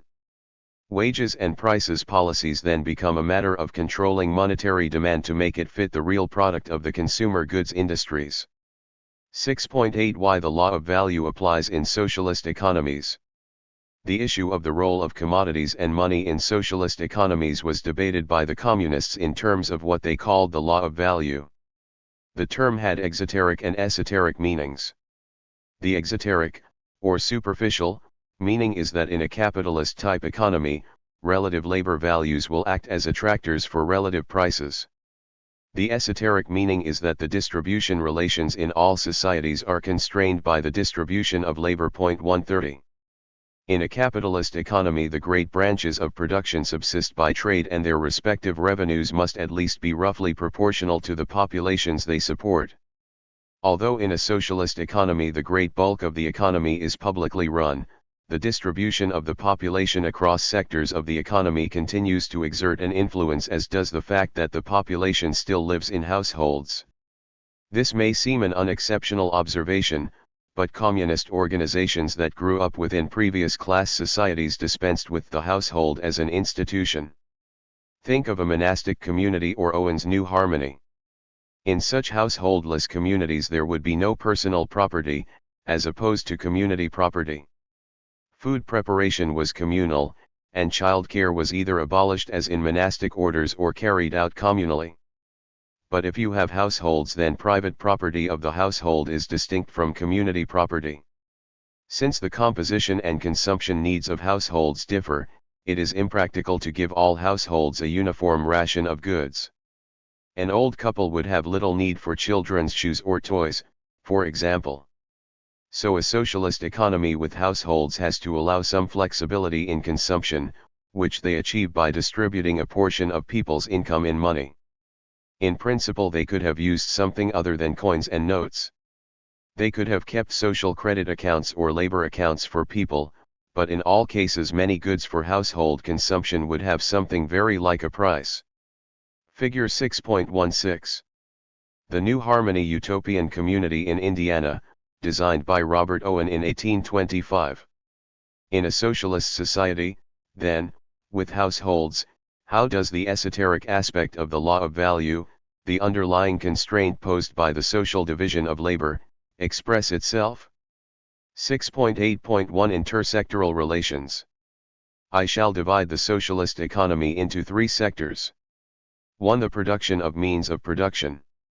2. The production of articles of personal consumption that are distributed for sale or charged to individual workers' families. At this point it makes no difference whether the articles are sold for actual money or against the debit of a labor account. 3. The provision of unchanged ARGD services such as education, healthcare, defense, and public infrastructure.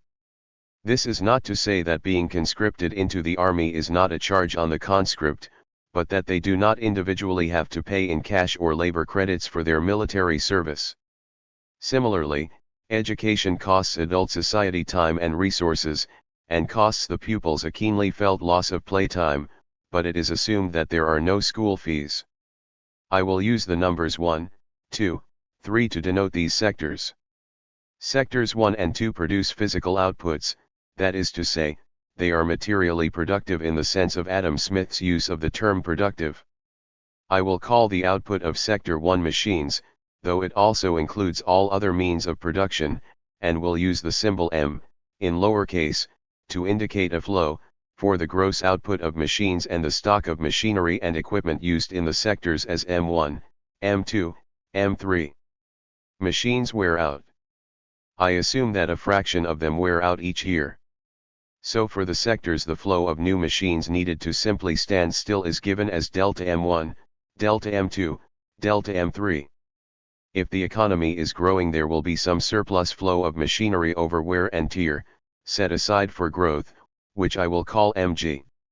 I will assume that the working population is P divided into P1, P2, P3 working in the three sectors, and that for each year of work the government credits a person with a wage of W, either by paying them cash or by recording some units into their personal consumption account in a database. The state also, for budgetary purposes, has to account for the usage of machinery and equipment in different sectors right down to the individual factories, hospitals, etc.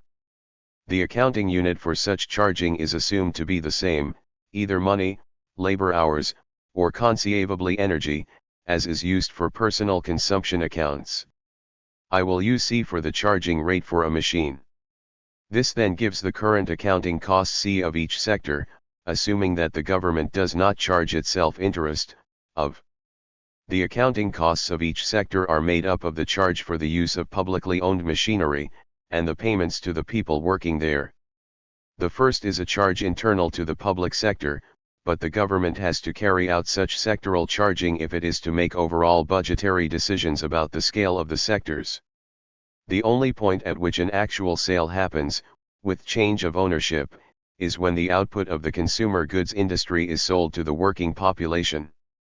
I will call this the bread or baking industry and label the total output of the industry B and the price of bread P. If we assume for the moment that there is no mechanism by which the working population can save, then we have where T is the income tax rate. That is to say, the price of bread times the bread output equals the after-tax income that the working population gets. This is their money wage, but in addition they consume a social wage of education, healthcare, etc., provided by public sector 3. The equation above gives the price of bread as a function of the money wage. It is not so obvious how the government should set the charge for machinery used by the public sector, but one simple way is to charge machines at their imputed cost of production. The tax revenue plus any profit on sales of consumer goods is then used to cover the cost of the free public services and the net accumulation of new machinery. We now have 7 equations with 8 unbound variables mg, c, w, t, p, c1, c2, c3. I assume that m, b, m1, m2, m3, p1, p2, p3, delta are fixed by the actual structure of activity, so in principle the government could fix either the tax rate or the wage rate, but having done that, all the other variables are constrained. Let us look at options.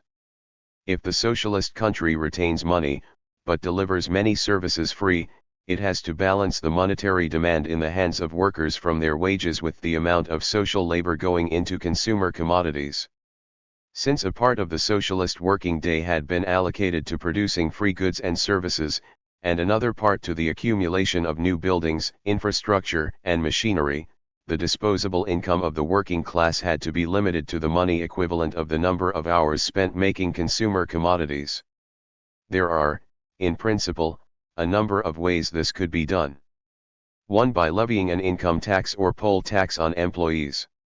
2. By levying a sales tax, that is, one that is raised as a percentage of the selling price like VAT. 131. Both this and the turnover tax are indirect taxation, they differ in where they are collected, at production or at sale. 3. By pricing all goods at a markup or profit. This profit, since it accrues to state factories, can then become government revenue and be used to fund free services, accumulation, etc. In the USSR this was formalized as a turnover tax levied on all government factories. There are strong arguments to favor the first option. It may initially have been politically popular to claim that under socialism there was no need for income tax, but that is dishonest, since indirect taxation remained.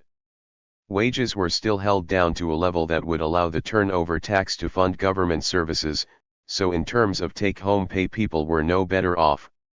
A direct deduction of income tax is more visible, but the converse is that something visible is easier to understand, and as a result easier to make open democratic decisions about. I will present a simple example and compare the effect of different wage and tax policies. The technical structure of the economy is assumed to be as given in Table 6.5. We assume machines are depreciated over 10 years, so that the current cost of using a machine is machine price divided by 10.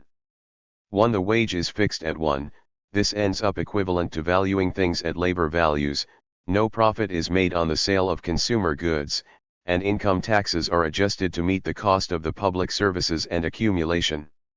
Solving the equations gives us 2. In this scenario, income tax is abolished and the price of the consumer goods have to rise to cover the shortfall in government revenue. Given that the physical output of consumer goods stays the same, the only effect of reducing income tax is to increase prices. The net effect is that the government raises most of its income from what can either be viewed as a tax on consumer goods or on the profits of nationalized industry. Wages turn out to be the same, as does the charge for means of production, but consumer goods cost almost twice as much. Solving the equations gives us: the relative prices of machinery and bread now diverge significantly from labor values, with bread being sold at a premium due to the tax being levied on it. 3. In the turnover tax variant which the USSR used, the tax is levied in both sectors 1 and 2. The tax is determined by the equations. Table 6.5, the technology structure used in the worked example of socialist reproduction. The key point is that the tax is levied on both sectors rather than just at the point of sale of consumer goods. This means that the accounting price of means of production is raised by the turnover tax. Solving the equations gives us: note that the price of machinery has more than doubled here. The final selling price of bread remains what it would have been under the sales tax variant. Thus the revenue collected from workers remains the same in all cases, but now the government also collects revenue from its factories in Sector 1. The revenue collected internally in Sector 1 is then all spent internally on the higher costs that Sector 3 has to charge for the machines it uses and higher cost of the new investment goods. Because machinery is now more expensive at book prices, the total apparent cost to the government of providing free public services and new investment is substantially higher than before, and needs a correspondingly higher tax revenue. In all three scenarios the same flows of goods exist, but there are three different sets of relative prices. The extent to which a socialist government can disregard labor values is constrained by the level of tax it levies. If they rely on income tax for public revenue, then sector prices will be proportional to labor values. If they attempt to curtail income tax to a level too low to support public services, then the price of consumer goods has to be raised in what amounts to a sales tax to prevent the accumulation of purchasing power in the hands of the public, and thus suppress inflation. The use of a turnover tax has a generally inflationary effect, which, as we shall see later, holds back the development of labor-saving technology. But more serious than this, the policy of holding down wages and funding public services out of what can either be considered a turnover tax, or a rate of profit in public factories, had adverse effects on economic efficiency. In scenario 1 above, where accounting prices are proportional to labor content, the investment charge for a machine was 53 units of labor. If machinery was priced at full value, a rational factory management would cost 5.3 units of labor, the same as one machine, whereas in the turnover tax case a machine is costed at 117 units of labor and a rational manager would treat the use of one machine for a year as equivalent to 11.7 units of labor. In Sector 1, a factory with a technology that uses 960 people and 60 machines to produce 24 new machines. With the income tax, the total cost of that technique is booked as 1,278, with the turnover tax the booked cost is higher at 1,662. For full details, look in Table 6.6. Suppose a new technology comes along that can make 24 new machines using 140 machines and 200 people. If we cost this out according to the income tax scenario, that is, in terms of labor values, the new technique gives a 26% saving. Total booked cost falls from 1,278 to 942, so it is clearly advantageous to switch to the new way of making machines. But with the turnover tax, machines are more than twice as expensive. The cost of additional machines outweighs the big labor saving the machines bring about. Note in Table 6.6 that under the income tax scenario the new and highly mechanized technique is cheaper, but under the turnover tax scenario it would appear to be more expensive. Under the turnover tax scheme, a more manual process, of greater social cost will be preferred to the mechanized one. Use of direct labor time calculation would of course have revealed the right answer. Table 6.6, Relative cost of two techniques under the income tax and turnover tax scenarios.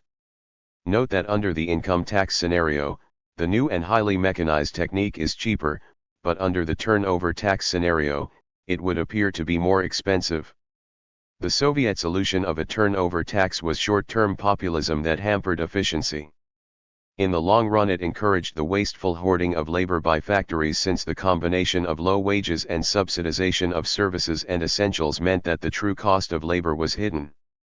As more free social services were provided, funded by the turnover tax, the wage came to represent a smaller and smaller part of the necessary labor time, the rest being provided free.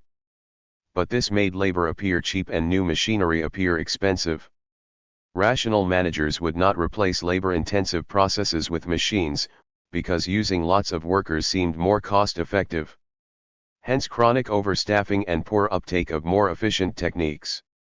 The combination of labor value calculation and income tax would have been a much sounder basis for rational economic calculation. 6.8.2 Intersectional constraints. Even if you assume that the number of people allocated to make consumption goods does not change, that still leaves considerable flexibility in which consumer goods are made. Assume the intention is to adjust output to consumer wants as expressed by the goods they choose to spend their social credits on. What does this imply for the relative prices of goods? Should these relative prices correspond to relative labor values? Yes, they must, for it is only under this condition that the attempted adjustments people make in their consumption will be compatible with the predetermined number of people working making consumer goods. Suppose that one group of goods, say furniture, is systematically undervalued compared to another group of goods, let us say clothes. Suppose clothes are priced at par for labor values and furniture is sold at a 50% discount with respect to its labor value. Note that it does not matter if the social credits are measured in hours or in some arbitrary currency units, there will always be some quantity of the currency that, averaged across all prices, represents an hour of embodied labor. Consumers then attempt to shift part of their clothes consumption to furniture. Suppose they cut clothes consumption by the equivalent of 100 million hours of credits, and switch these credits to furniture. Since the furniture is being marked at a 50% discount, these 100 million hours of credits switched from clothing appear to be enough to buy furniture that took 200 million hours to make. Even if the workers who in the past worked the 100 million hours in the clothing industry were shifted to make furniture, that would not provide enough additional labor to make 200 million hours worth of chairs, tables, etc. More generally, if prices are not proportional to labor values, then shifts in purchases from one good to another will lead either to patterns of demand that are too big to be met with the existing workforce, or if the demand shift goes from undervalued to overvalued goods, to unemployment and part-time working in the consumer goods industry. Some of the socialist states in 20th century Europe had chronic problems associated with serious divergences between relative prices and relative labor values. This was particularly prevalent with agricultural products. The great political influence of the urban working classes in socialist societies made it very hard for governments to raise the prices of basic foodstuffs. The Polish protests of 1956, 1970, and 1976 all focused on this issue, and in all cases the government backed down and resorted to holding food prices down. In 1976 this was combined with the reintroduction of rationing. In general we can say that if prices do not correspond to values, the excess demand for undervalued items will be greater than what it is possible to produce with the available labor force, technology, etc. In consequence there will be evident shortages that can only be curtailed by rationing. Figure 6.17. Workers demonstrate with the demand for cheap bread in Poland 1956. The Polish case was complicated by the particularly backward state of agriculture there, which right into the 1980s continued to be based on small peasant farms with the low levels of mechanization and high labor intensity that goes with that mode of production. The labor required to produce food was thus relatively high, and a large portion of the population was still tied up in growing it. Look at figure 6.18 and see the discrepancy between labor used and value added in Polish agriculture. Note that the monetary value added by agriculture is disproportionately low compared to the workforce engaged in it. It is clear that agricultural products were sold well below their values in terms of domestic labor. One can interpret this in two ways. Figure 6.18. Comparison of the distribution of the labor force in Poland in 1981 with the distribution of value added. Source: UN Statistical Databases. 1. Political pressure from the urban working class held food prices down below what they should have been, given the labor used.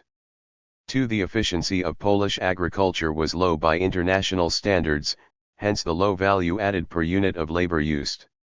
This would presuppose that the international prices of food imports also entered into the calculations made by the government when it set domestic prices. Whatever the mix of these two causes, the agricultural sector in Poland was selling its output at only 47% of its real value in 1981. Poland was a particularly critical example of a socialist country where prices diverged drastically from values. If we compare it with Bulgaria, we see that Bulgaria had a much smaller disparity between agricultural prices and agricultural values. Bulgarian agriculture was still undervalued, since its products sold at 74% of their true value, but the discrepancy was far lower than in Poland. Unlike Poland, where agriculture was still based on the peasant mode of production, Bulgaria had large-scale socialist agriculture, which was markedly more efficient in its use of labor. I traveled in both countries during the early 1980s and it was very evident that while food appeared to be in very short supply in Poland, it was plentiful in Bulgaria. The food shops in Poland were relatively bare, whereas those in Bulgaria seemed loaded with produce. Political discontent about food was a repeated occurrence in Poland, and absent in Bulgaria. It is the development of the productive forces and forms of cooperation that determine the values of goods. The available technology determines the minimum amount of labor that society has to use to make something, and this will hold true even if property relations change. If a political revolution occurs in a country, there is no corresponding change in either technology or in cooperation. That can only come later as the new property relations shape the introduction of technology or cause the rise of new types of cooperative work like collective farms or people's communes. So we are talking about the long term, over which new forms of cooperation and technology are introduced. In a socialist economy, the really big decisions about this are political, not economic. Collectivizing agriculture and introducing tractors, combine harvesters, and so on in Bulgaria was a political decision. Forming people's communes in China and engaging in large-scale irrigation and land reclamation was a political decision. These decisions led to improvements in productivity, but it was not the discipline of the market that brought it about.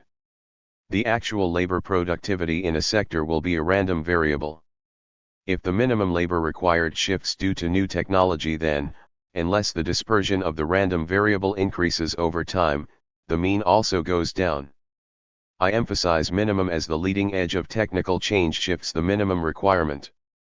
But on accounting grounds you have to charge goods at the average labor content, not the minimum content. On the other hand, in countries where a reverse political decision was made, as in Poland in 1956 where Gomulka decided to abandon collectivization, as a result agriculture remained peasant farms. I recall flying over the country in 1980 and saw two types of fields from the air. In areas that prior to 1945 had been part of Prussia, there were large square fields of the former aristocratic estates, but over most of the country one saw strip field systems characteristic of agriculture from the Middle Ages. This form of property relations could not develop the productivity of labor effectively. In consequence, a large part of the overall social working day was devoted to growing food. Roughly a third of the total working day went on that. Figure 6.19.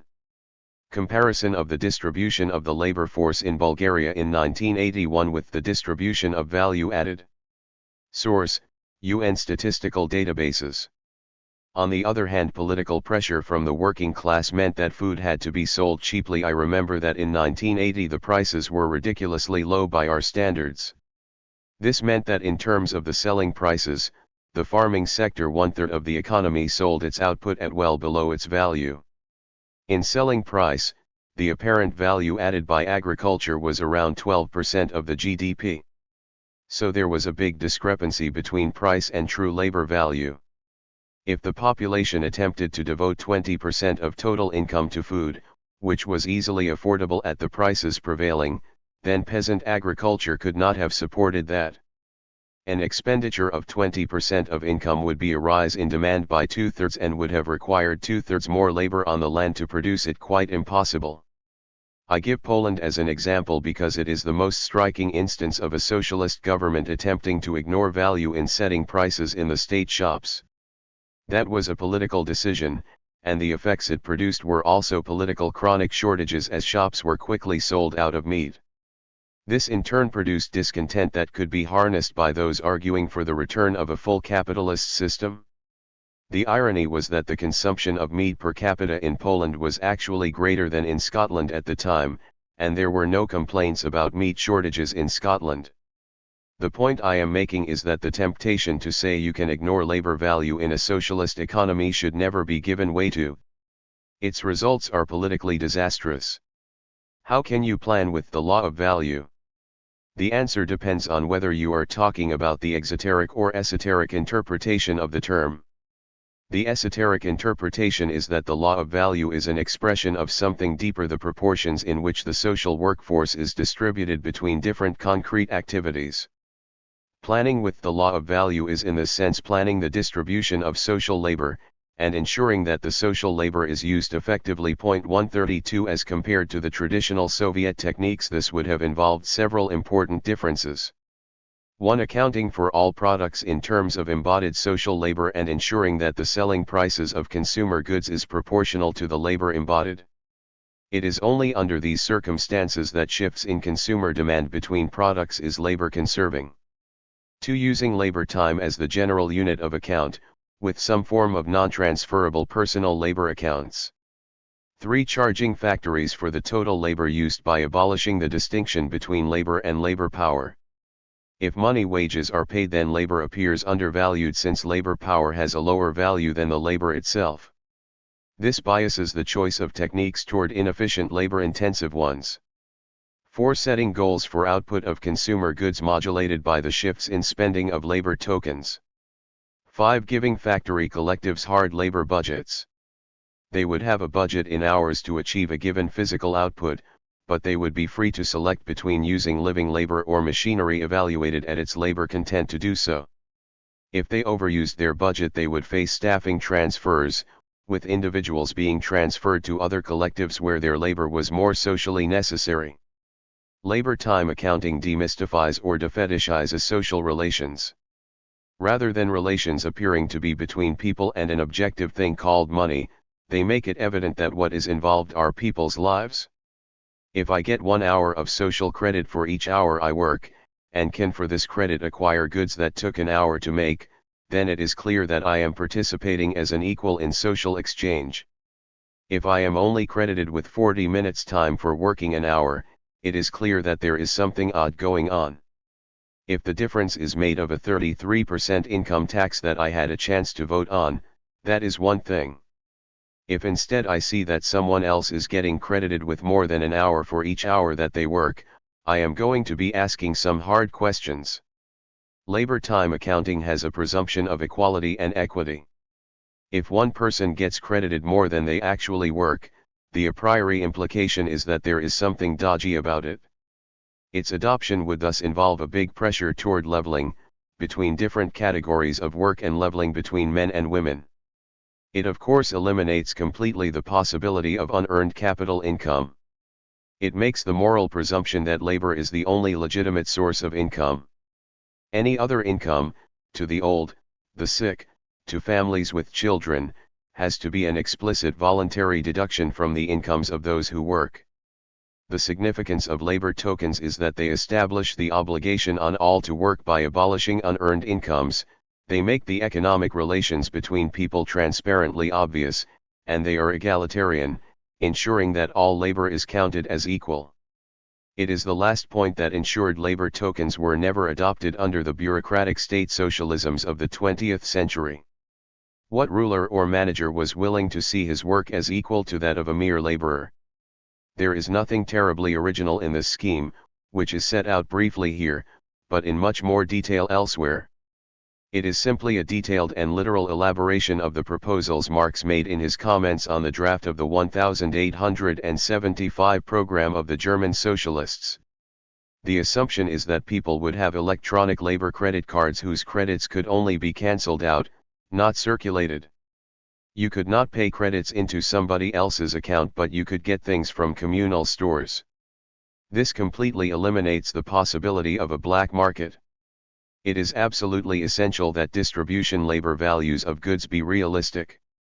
A socialist government must avoid the temptation to undervalue necessities in the communal stores. If they are undervalued, there will be excess purchasing power in terms of labor credits.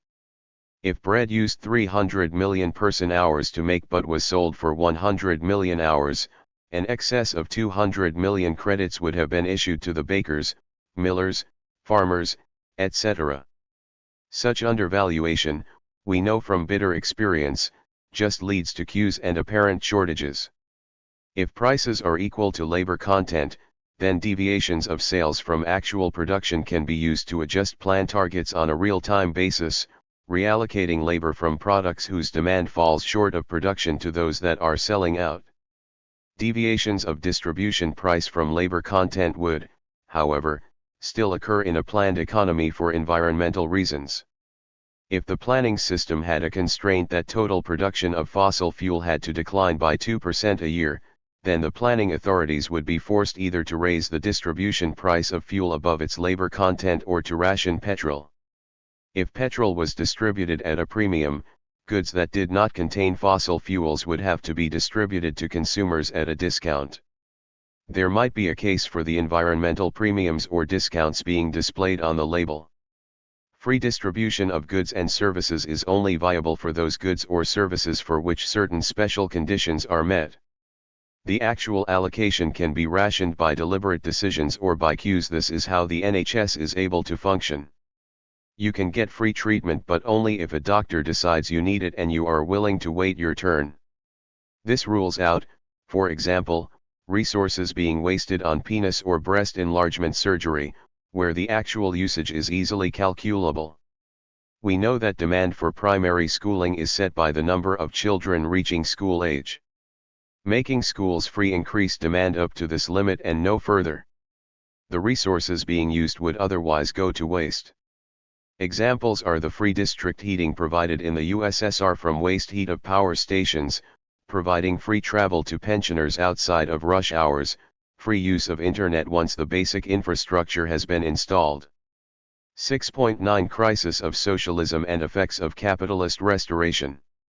The main criticism leveled at the socialist economies was that a planned economy was inherently less efficient than a market one, due to the sheer scale of the bureaucratic task involved with planning a major economy. If there are hundreds of thousands, or perhaps millions, of distinct products, no central planning authority could hope to keep track of them all. Instead, they were forced to set gross targets for the outputs of different industries.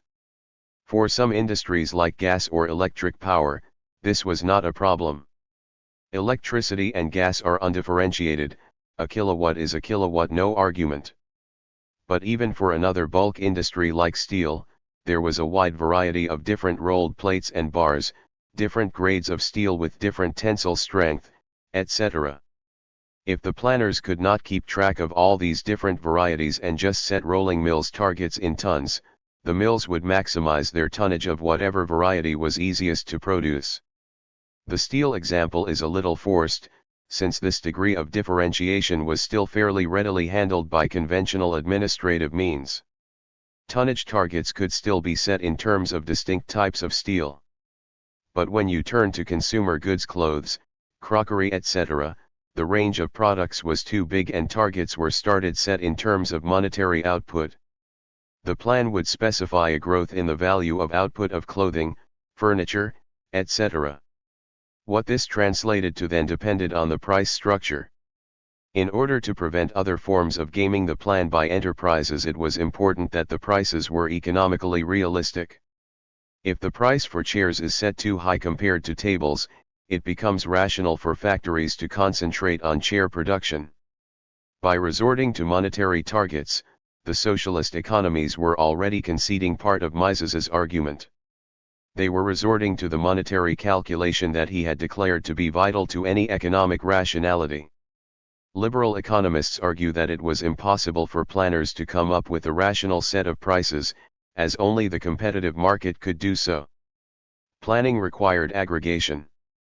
Aggregation implied monetary targets. Monetary targets required rational prices. Rational prices required the market. But if you had the market, you could dispense with planning. Planning dialectically implied the supersession of planning. It is worth noting that this is a largely theoretical argument. It was, in late Soviet days, backed up with lots of anecdotal evidence, but empirical evidence for the greater macroeconomic efficiency of markets even when compared to classical Soviet planning is on much thinner ground. As Allen shows, the only capitalist economy whose long-term growth rate exceeded that of the USSR was Japan, whose own model was some way from unplanned capitalism. Compared to other countries starting out at the same economic level in the 1920s, the USSR grew considerably faster. One could argue that this was due to macroeconomic advantages of planning, that is, by removing uncertainty about future market demand it encouraged a higher level of investment. It is possible that this macroeconomic advantage outweighed any microeconomic inefficiency associated with plans. The strongest evidence that markets may perform better than plans would come from China, and that certainly is the orthodox Chinese view. Their claim is that a socialist market economy avoids the macroeconomic instability of capitalism while harnessing the microeconomic efficiency of the market. As evidence, they cite a higher rate of growth after Deng's restructuring. But China since Deng has followed a mercantilist road. It has the effect of beggaring the workers of China whose products are exported to the United States in return for U.S. paper. The latter is of no benefit for the Chinese workers, though it does enable private Chinese companies to buy up assets in the United States. From the standpoint of the Chinese state, it is a more nuanced issue. On the one hand, Chinese state companies can buy up overseas firms, but whether this is a long-term advantage is a moot point since real goods which could have been used to improve the Chinese economy and living standards have been sacrificed. Historically, the process of having an export-led economy allowed China to avoid the technology bans that the West imposed on the USSR, allowing rapid catch-up in manufacturing techniques. Now that China is overtaking the United States in some areas of mass production, that advantage is less clear, and a shift toward higher domestic consumption and higher wages makes sense, and is indeed being followed in China, unlike Germany. It could be that the growth advantage that China experienced post-Deng owed a lot to a new ability to import the latest productive techniques instead of microeconomic efficiency. But what is abundantly clear is that the pro-market restructuring had the effect of drastically widening economic inequalities and giving rise to a new domestic billionaire class. This in turn produces political pressure to extend private ownership and undermine the still dominant position of state industry. So the question arises, could a planning system work in a modern economy with a highly diversified product range, and how would it overcome the socialist calculation argument of Mises? I and others have since the late 1980s been arguing that the answer is yes. The Mises critique of socialism focused on the need to compare the costs of alternative ways of making things.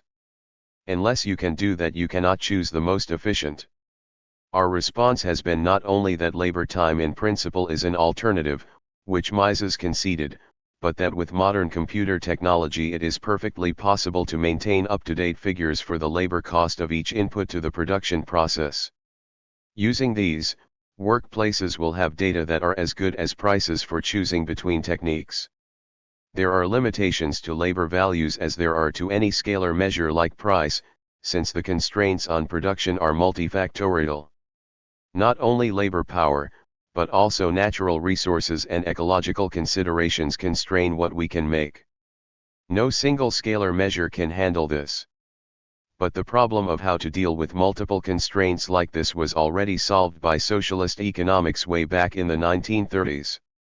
Kantorovich came up with a completely general technique for how to meet a socialist plan subject to constraints additional to labor time. 133 Kantorovich's method is a form of in-kind calculation, that is, non-monetary.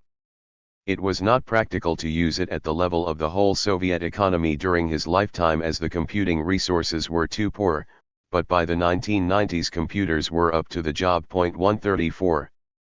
So the basic problem of socialist economic calculation without money had been solved since Mises wrote. It was impractical in the USSR for two reasons: 1, the computer technology was not there; 2, it would have involved replacing money calculation and payment with non-transferable labor accounts. This would have been a radical step toward greater social equality. The collapse of the Soviet and later the Russian economy under Gorbachev and then Yeltsin was an economic disaster that was otherwise unprecedented in time of peace. The world's second superpower was reduced to the status of a minor bankrupt economy with a huge decline in industrial production and in living standards. Nothing brings out the scale of the catastrophe better than the demographic data that show a huge rise in the mortality rate brought about by the poverty, hunger, homelessness, and alcoholism that these brought in their wake. In determining what caused this, one has to look at long-term, medium-term, and short-term factors that led to relative stagnation, crisis, and then collapse. The long-term factors were structural problems in the Soviet economy and required reforms to address them. The actual policies introduced by the Gorbachev and Yeltsin governments, far from dealing with these problems, actually made the situation catastrophically worse. 6.9.1 Long-term. During the period from 1930 to 1970, and excluding the war years, the USSR experienced rapid economic growth. There is considerable dispute about just how fast the economy grew, but it is generally agreed to have grown significantly faster than the UK between 1928 and 1975, with the growth rate slowing down to the UK level after that.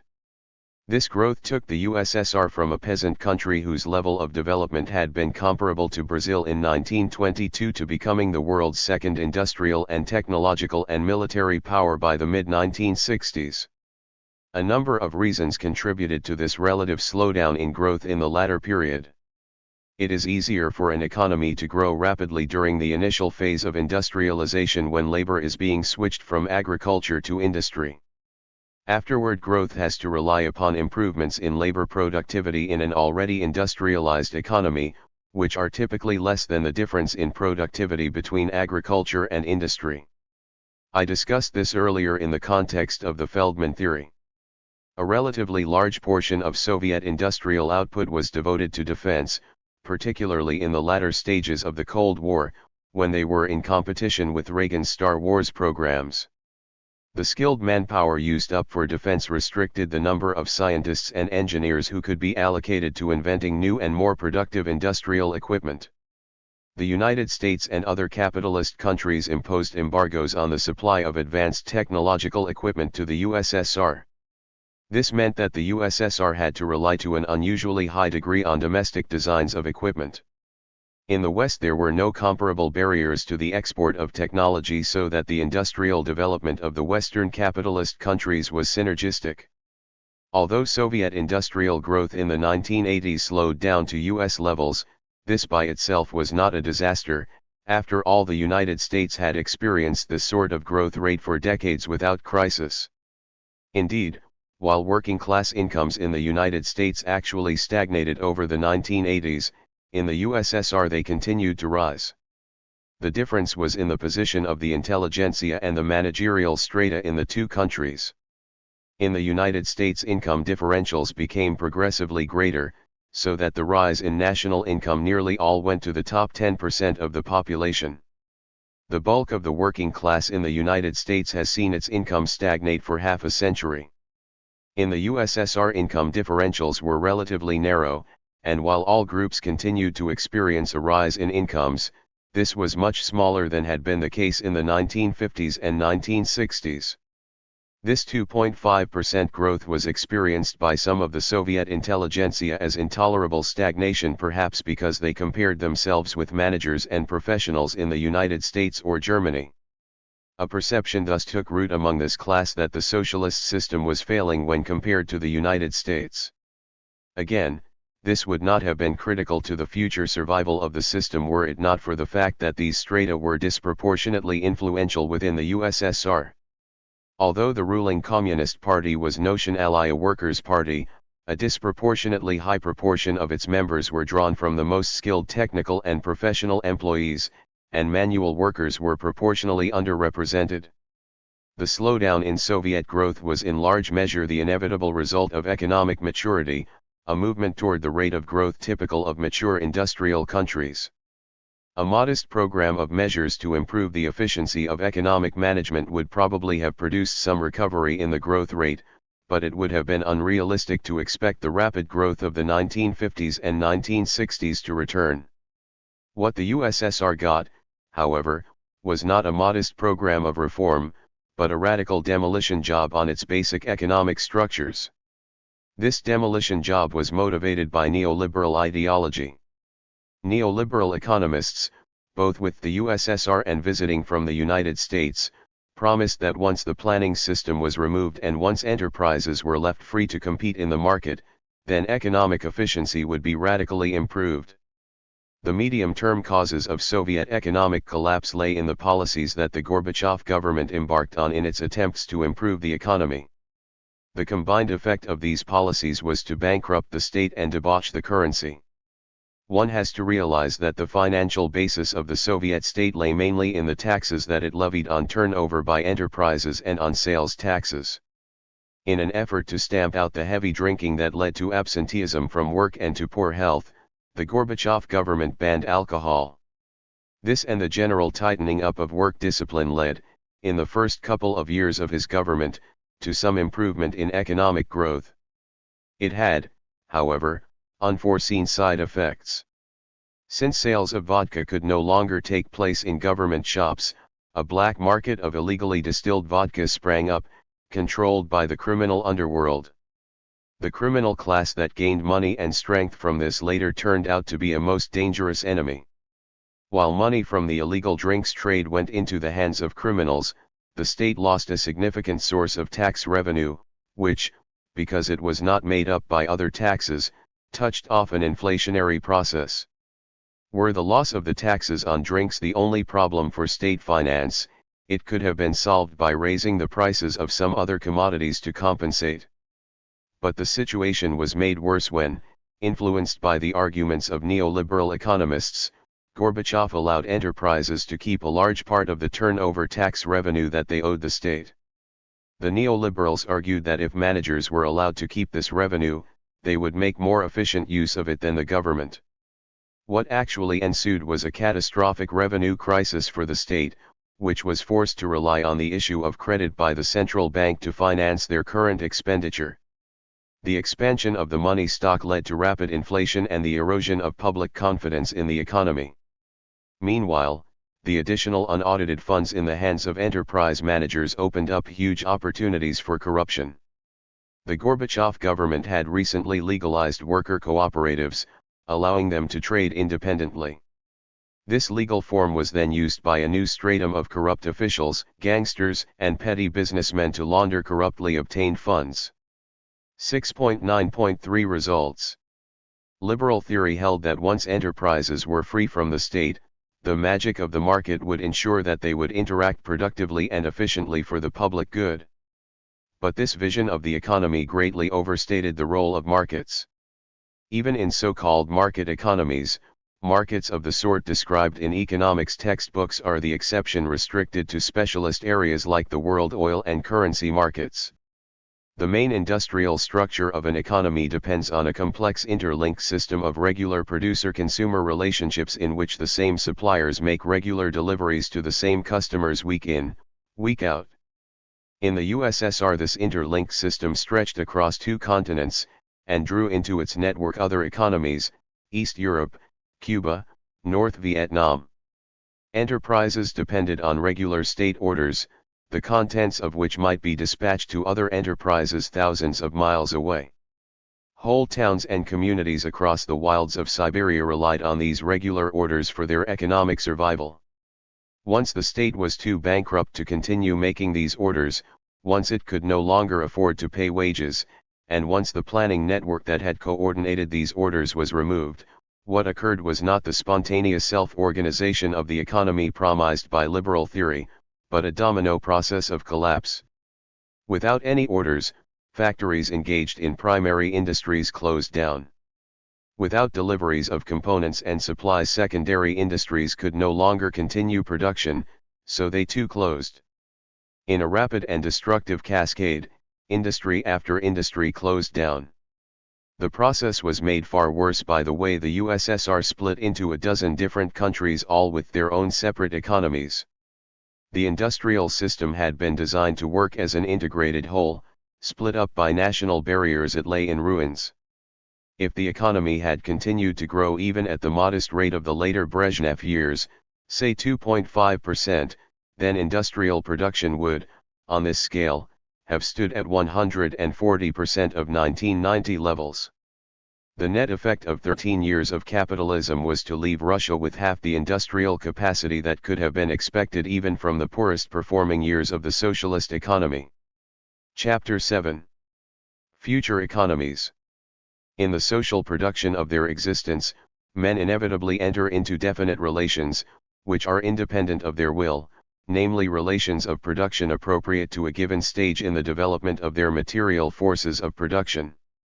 The totality of these relations of production constitutes the economic structure of society, the real foundation, on which arises a legal and political superstructure and to which correspond definite forms of social consciousness.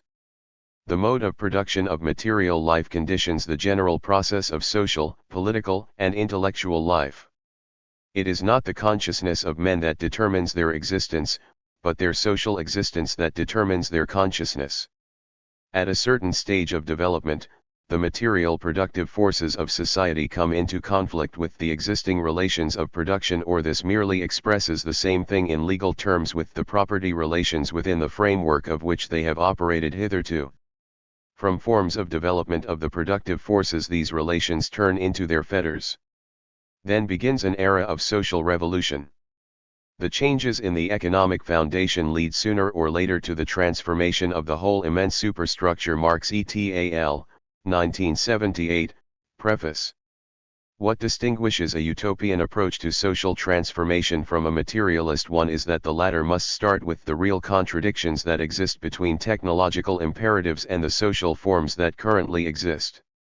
These specify not a future that might be desired, but what may be required. One therefore has to start with technology complexes and demographics, since all social formations combine a particular set of technologies with a particular density of human population. Only some technology complexes are compatible with a given population density. Our current population could not survive on the basis of pastoralism, so much is obvious.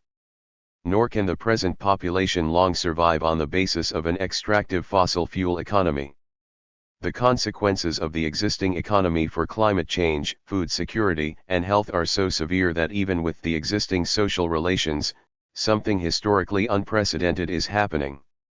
International organizations, particularly the IPCC, are embarked on a coordinated scientific investigation of how, at a broad level, the technology complex of the world would have to be shaped to allow a world economy that is sustainable in terms of climate, health, and food security. This involves a huge effort to build complex, in natura, models of the world economy 135, the sort of thing that Neuwirth speculated about 100 years ago. Several scenarios, called representative concentration pathways, have been modeled, depending on the radiative forcing per square meter 136 involved with different concentrations of greenhouse gases.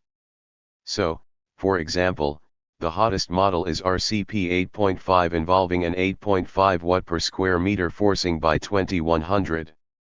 The model that would, it is hoped, keep temperature rises under 2 degrees is RCP 2.6, which requires significant emission reductions, essentially ending all net fossil fuel emissions by the end of the century, with an immediate start to reductions this decade.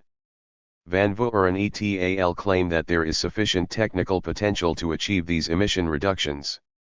CO2 emissions could, they suggest, be reduced by a combination of energy efficiency, use of renewables, a lot more nuclear power, and most critically, bioenergy with carbon capture and storage. In principle, bioenergy with carbon capture could actually start reducing atmospheric CO2.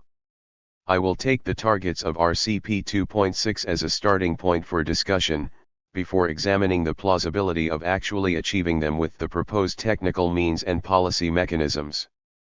7.1 Technology Complex. Contemporary capitalism is heavily dependent on fossil fuels.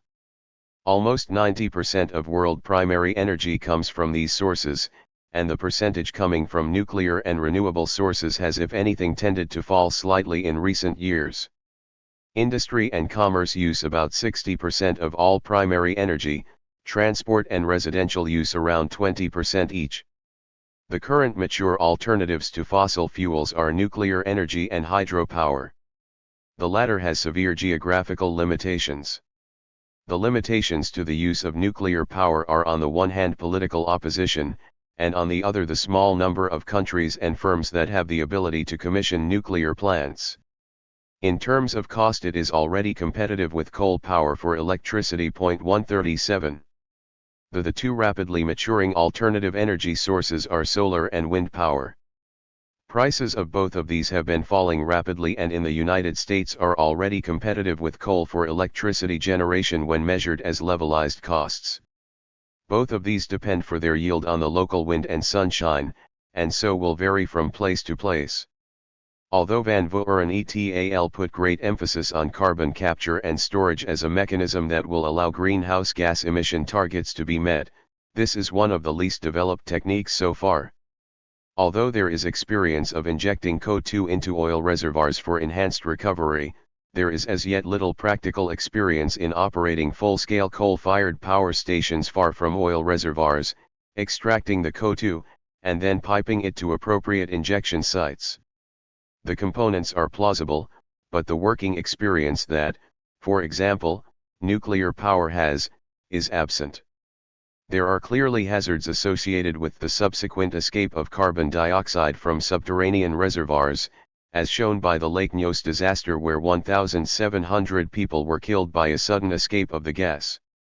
However, given the good progress being made in other areas, it seems plausible that, at least for electricity generation, a combination of nuclear, solar, and wind power could replace a large part of current dependence on coal. Marx claimed that the stage of development of technology is what ultimately determines the bounds on social relations. He believed that communism was the likely future of industrial society and that coal-powered steam engines were the foundation of capitalist economy. Is there anything about the transition to a post-fossil fuel economy that would favor communism over capitalism? The USSR depended heavily on large-scale integrated production both of energy and other products.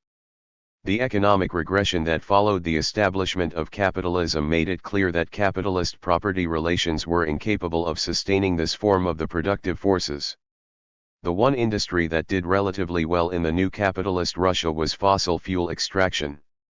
The USSR did have long-term plans for non-fossil energy sources, nuclear, thermonuclear, and orbiting solar power stations. All of these are post-capitalist forms of energy production in the sense that their development has depended on socialist economy in the East or in the West on state-sponsored development, AEC in the United States or the AEA in the UK for nuclear power. Thermonuclear power research has been overwhelmingly state-funded, and the most promising reactor design, the tokamak, was invented in the USSR and forms the basis for the International ITER experimental power reactor. Orbiting solar power stations were a futuristic technology much talked about in the 1970s and 1980s.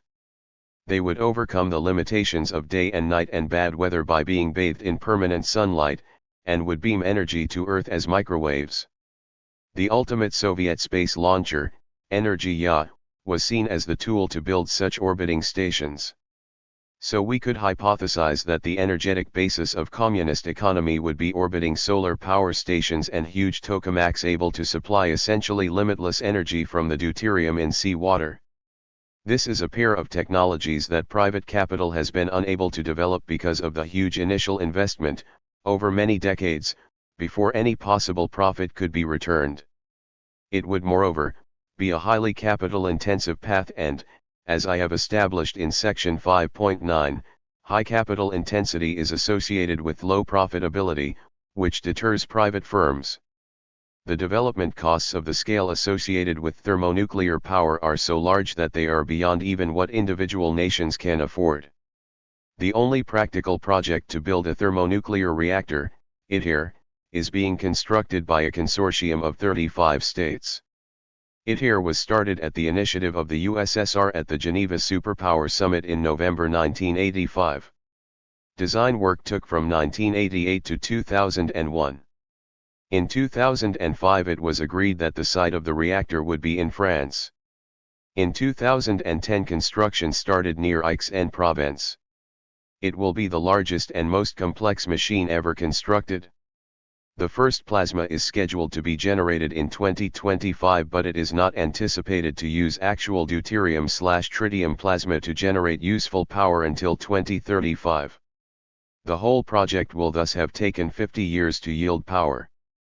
But prior to THIRD being formed there had already been a 35-year Soviet history of development of the technology since Sakharov and Tam initially proposed the design in 1950. The development of thermonuclear plasma reactors is something that private capitalism could not have done. It required foresight based on an appreciation of future human needs that only public bodies, indeed a world public body, could undertake. Solar and wind power can, in contrast, be developed piecemeal with relatively modest capital costs. As such, private firms are quite willing to invest, given modest initial government incentives. We do not know yet whether these lower-tech approaches to alternative energy will be enough to power future civilization. If they are enough, then other than international political sanctions restricting fossil fuels, there will be nothing in the energy base that militates against the perpetuation of private ownership. If it turns out that the supply of energy from wind and sun is too intermittent, too dependent on the seasons, or too deficient at night, then fusion power will be the most plausible way of providing base load power. If energy storage technologies, either batteries, pumped storage, compressed air storage, or even flywheel storage, develop fast enough, fusion may not be needed. This possibility gives rise to fantasies about self-sufficiency and a society of people who are economically self-sufficient, living off-grid. The idea breaks down as soon as it is examined in detail. Solar power only brings an element of self-sufficiency to those with enough capital to buy the panels, and enough roof area or free land to install it on. It is not an option for urban dwellers in rented flats or for those who cannot afford the initial capital. While owners of houses with big roofs will be able to reduce their electricity purchases, electric grids will still be needed for industry, telecoms, offices, electric railways, and the like. 7.1.1 Materials. Industrial society is heavily dependent on materials whose production either uses fossil fuel or unavoidably emits carbon dioxide. In the 19th century, industrial buildings and housing in industrialized nations were largely built from brick. Brick production involved the mixing of clays with ground coal, which was then dried and sintered in kilns, with the coal in the mixture providing a large part of the fuel. In the 20th century, concrete became the main building material. But this too involves a lot of energy in its construction. Concrete is a mixture of sand, stones, and cement powder. Cement powder is the biggest energy consumer here. The process involves heating limestone to dissociate the CaCO3 it contains to produce CaO plus CO2. This obviously involves a direct release of carbon dioxide. The process requires between 4 GJ/ton and 7 GJ/ton of energy. This energy is currently supplied by fossil fuels, with on the order of 5% of world industrial energy involved in the process. Worrell estimated that in 1994 around 5% of total carbon dioxide emissions worldwide came from cement production. For China, something between 7% and 9% of all emissions are from cement making. It is in principle possible to produce cement without carbon dioxide by a combination of solar heating to melt limestone and then electrolysis by the solar thermal electrochemical process. By choice of temperature one can obtain the electrolytic transformation CaO3 rightward arrow CaO plus C plus O2 with elemental carbon and oxygen being released. Assuming that the carbon produced was buried, the overall process would be carbon neutral. 138 If operated in a strictly carbon neutral fashion, the cost of cement produced this way would be 2 to 3 times as great as with current methods. Steel has been the fundamental metal of industrial society, used in making machinery, ships, bridges, cars, and in the construction industry. Today steel production comes from the basic oxygen process and the electric arc process. The basic oxygen process refines pig iron produced in blast furnaces into structural steel, though a portion of the feedstock is recycled scrap steel. Electric arc furnaces work entirely with recycled scrap. In the United States, around 70% of all steel output is from recycled sources. The remaining 30% comes from the processing of iron ore. The iron oxide in the ore is reduced to metallic iron using carbon, currently in the form of coke, though charcoal was used in the past. As such, the process inevitably emits carbon dioxide. The coke provides the fuel to heat the furnace, and because carbon monoxide, produced by burning the coke, is the reducing agent. If we assume that the world will require drastic reductions in CO2 emissions, this implies that the steel industry will have to become overwhelmingly based on recycling, supplemented with only such small amounts of basic steel as can be produced from charcoal. That other metals, most likely aluminum, will have to substitute for steel in many uses. Aluminum is produced by an entirely electrolytic process, with a relatively small carbon dioxide emission from the erosion of the carbon electrodes. Per ton, in 2017, aluminum cost about 5 times as much as steel. It is also weaker than steel, so aluminium structural members have to be thicker than the corresponding steel ones. But given its lower density, these effects partially cancel out, and corresponding aluminum parts will weigh only about 60% of steel parts. Overall, then, the use of aluminum instead of steel is about 3 times as expensive. So it is likely that the two fundamental construction materials of industrial civilization, concrete and steel, will have to be replaced by alternatives that are around 3 times as expensive. Cheap concrete has been the foundation of world urbanization, and cheap steel of mechanization. Stone will remain available as a low-carbon building material when carbon emissions restrict brick and concrete. Smout attributes the greater overcrowding and worse slum housing conditions in industrial Scotland to the statutory requirement, up to the 1930s, to use expensive stone in residential accommodations in Scotland, whereas cheap brick could be used in England. The old stone tenements of Glasgow are appreciated for their aesthetics, in comparison to the brick and concrete housing that went up in the 1950s. But if the billions of new urban dwellers across the world will have to depend on the building of stone housing, then overcrowding will persist. Overcrowding brings exploitative landlords and reinforces the dominance of the propertied classes. On the other hand, once population growth slows down, the durability of stone construction is an advantage. Over time, with a static population, relatively high standards of housing could be achieved using stone.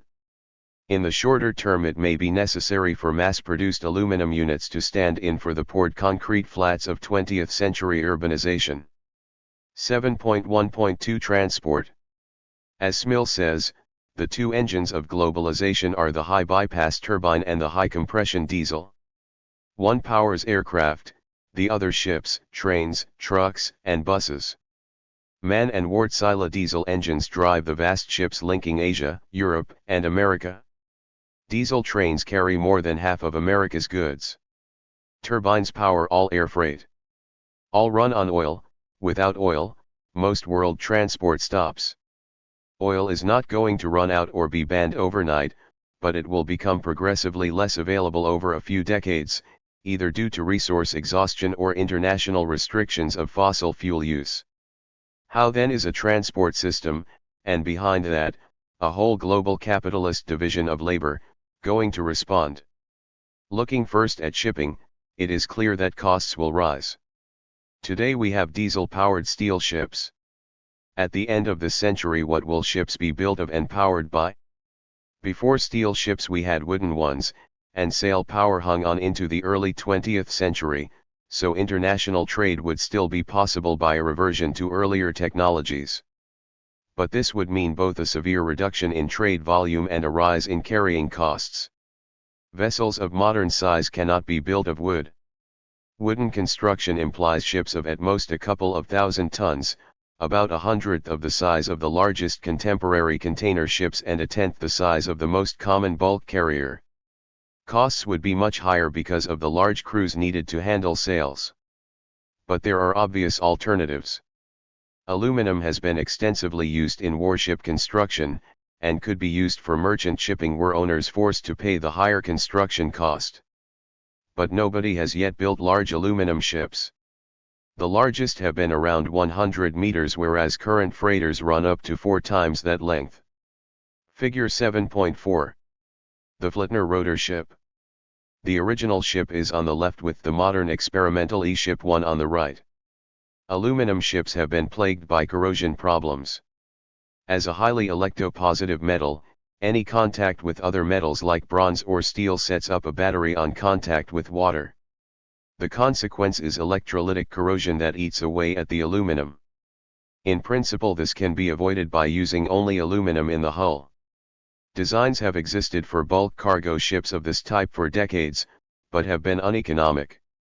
Overall, and over decades, however, there seems little doubt that the technology of building such ships can be mastered. Propulsion is the bigger problem. Batteries and solar power are ruled out. Batteries, which have long been used in submarines, do not last long enough for ocean voyages, and solar power provides too little energy for a large heavy vessel. Wind remains the most likely alternative. Designs do exist for cargo ships with conventional masts and sails, but the crew required to handle sails, even with some form of power assist, is likely to be more than would be needed for a motor vessel. A promising alternative is the Flettner rotor. 139. This relies on wind that will exert a perpendicular force on a spinning cylinder. It requires a modest power to rotate the cylinder, but, by harnessing the wind, yields much more propulsive power than is put in. Such ships do not need big crews. A couple of cargo ships using this were built in the 1920s, but at that time they proved uneconomic in comparison to diesel. Given that diesel ships have improved a lot since then, they remain uneconomic in the absence of controls on the use of fossil fuels. 140. Another possibility is that nuclear energy, long used in warships, might be applied to cargo vessels. There is no doubt that it works, and can drive ships very fast. But there is a big difference between operating nuclear energy in an environment where cost is no object, with highly trained crews, and using it in a commercial ship. Of the 4 experimental atomic cargo ships, Savannah, Otto Hahn, Mutsu, and Sevmorput, only the last was a success. Cost, reliability, and safety considerations have prevented a general uptake of the technology. So the conclusion to take from this is that the end of the fossil fuel era is likely to lead to a significant increase in shipping costs. Ships will cost more to build, more to operate, and probably be slower. This will substantially undermine the current model of globalization. Higher shipping costs will favor local producers compared to global ones, and land links rather than sea links. Rail freight is still heavily dependent on diesel in many countries, but electric railways are an old and well-tried technology. It is expensive to put in the wires and to buy new locomotives, but running costs subsequently are similar. Even with the current structure of electricity generation, electric trains release less carbon than diesel. As the electricity generation system moves toward renewables and nuclear, this advantage will become more pronounced. Electrification tends to be high in countries like China where the railways are state-owned and planned, and low in countries like the United States where the infrastructure is private. China's rail transport volume is one of the highest in the world, having a 93,000 kilometers network of which 46,000 kilometers is electrified. The rate of electrification increased gradually. In 1975 it was only 5%, by now it is about 40% as a result of a conscious central planning. In contrast, only 1% of the US network is electrified. We discussed earlier how, in capitalist economies, high capital-intensive industries have a low rate of profit, which discourages investment in them. The contrast between US and Chinese railways is a particularly stark example. The electrification of the railways in large countries like the United States is technically feasible as China shows, but it is held back by private ownership. Thus, the need to convert to electric trains will tend to favor the replacement of private with public railways. The percentage of freight carried by trains may well rise, because in the absence of diesel engine trucks, long-distance trucking is likely to be unviable.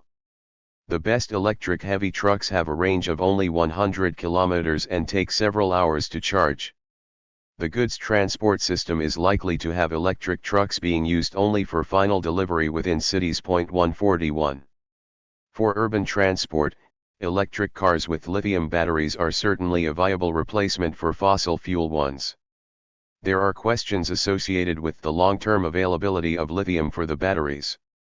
If the whole world were to attain the current European levels of car ownership, and these all used lithium batteries, it is questionable whether world lithium resources are sufficient, though that is a relatively extreme projection of future use. Gaines et al., using more modest projections of future car use, conclude that lithium resources are unlikely to be a big constraint. Lithium is geographically concentrated, with the top 4 producing countries having 90% of world reserves.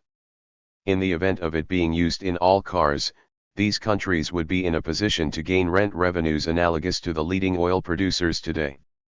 On the whole, though, these are likely to be smaller than the oil rents in the current world economy, because lithium can be recycled, but unlike oil it will not be a primary energy source. There are no serious engineering problems with converting the aviation industry to use non-fossil fuels. Liquid hydrogen is a viable alternative and has a much better energy-to-weight ratio than existing fuels. Its main drawback is that it is much less dense, so that a substantial part of the fuselage volume would have to be given over to fuel tanks. Designs exist for modified Airbus and Boeing jumbo jets powered by hydrogen. The Boeing design had the upper deck extended to the length of the fuselage and entirely filled with liquid hydrogen tanks.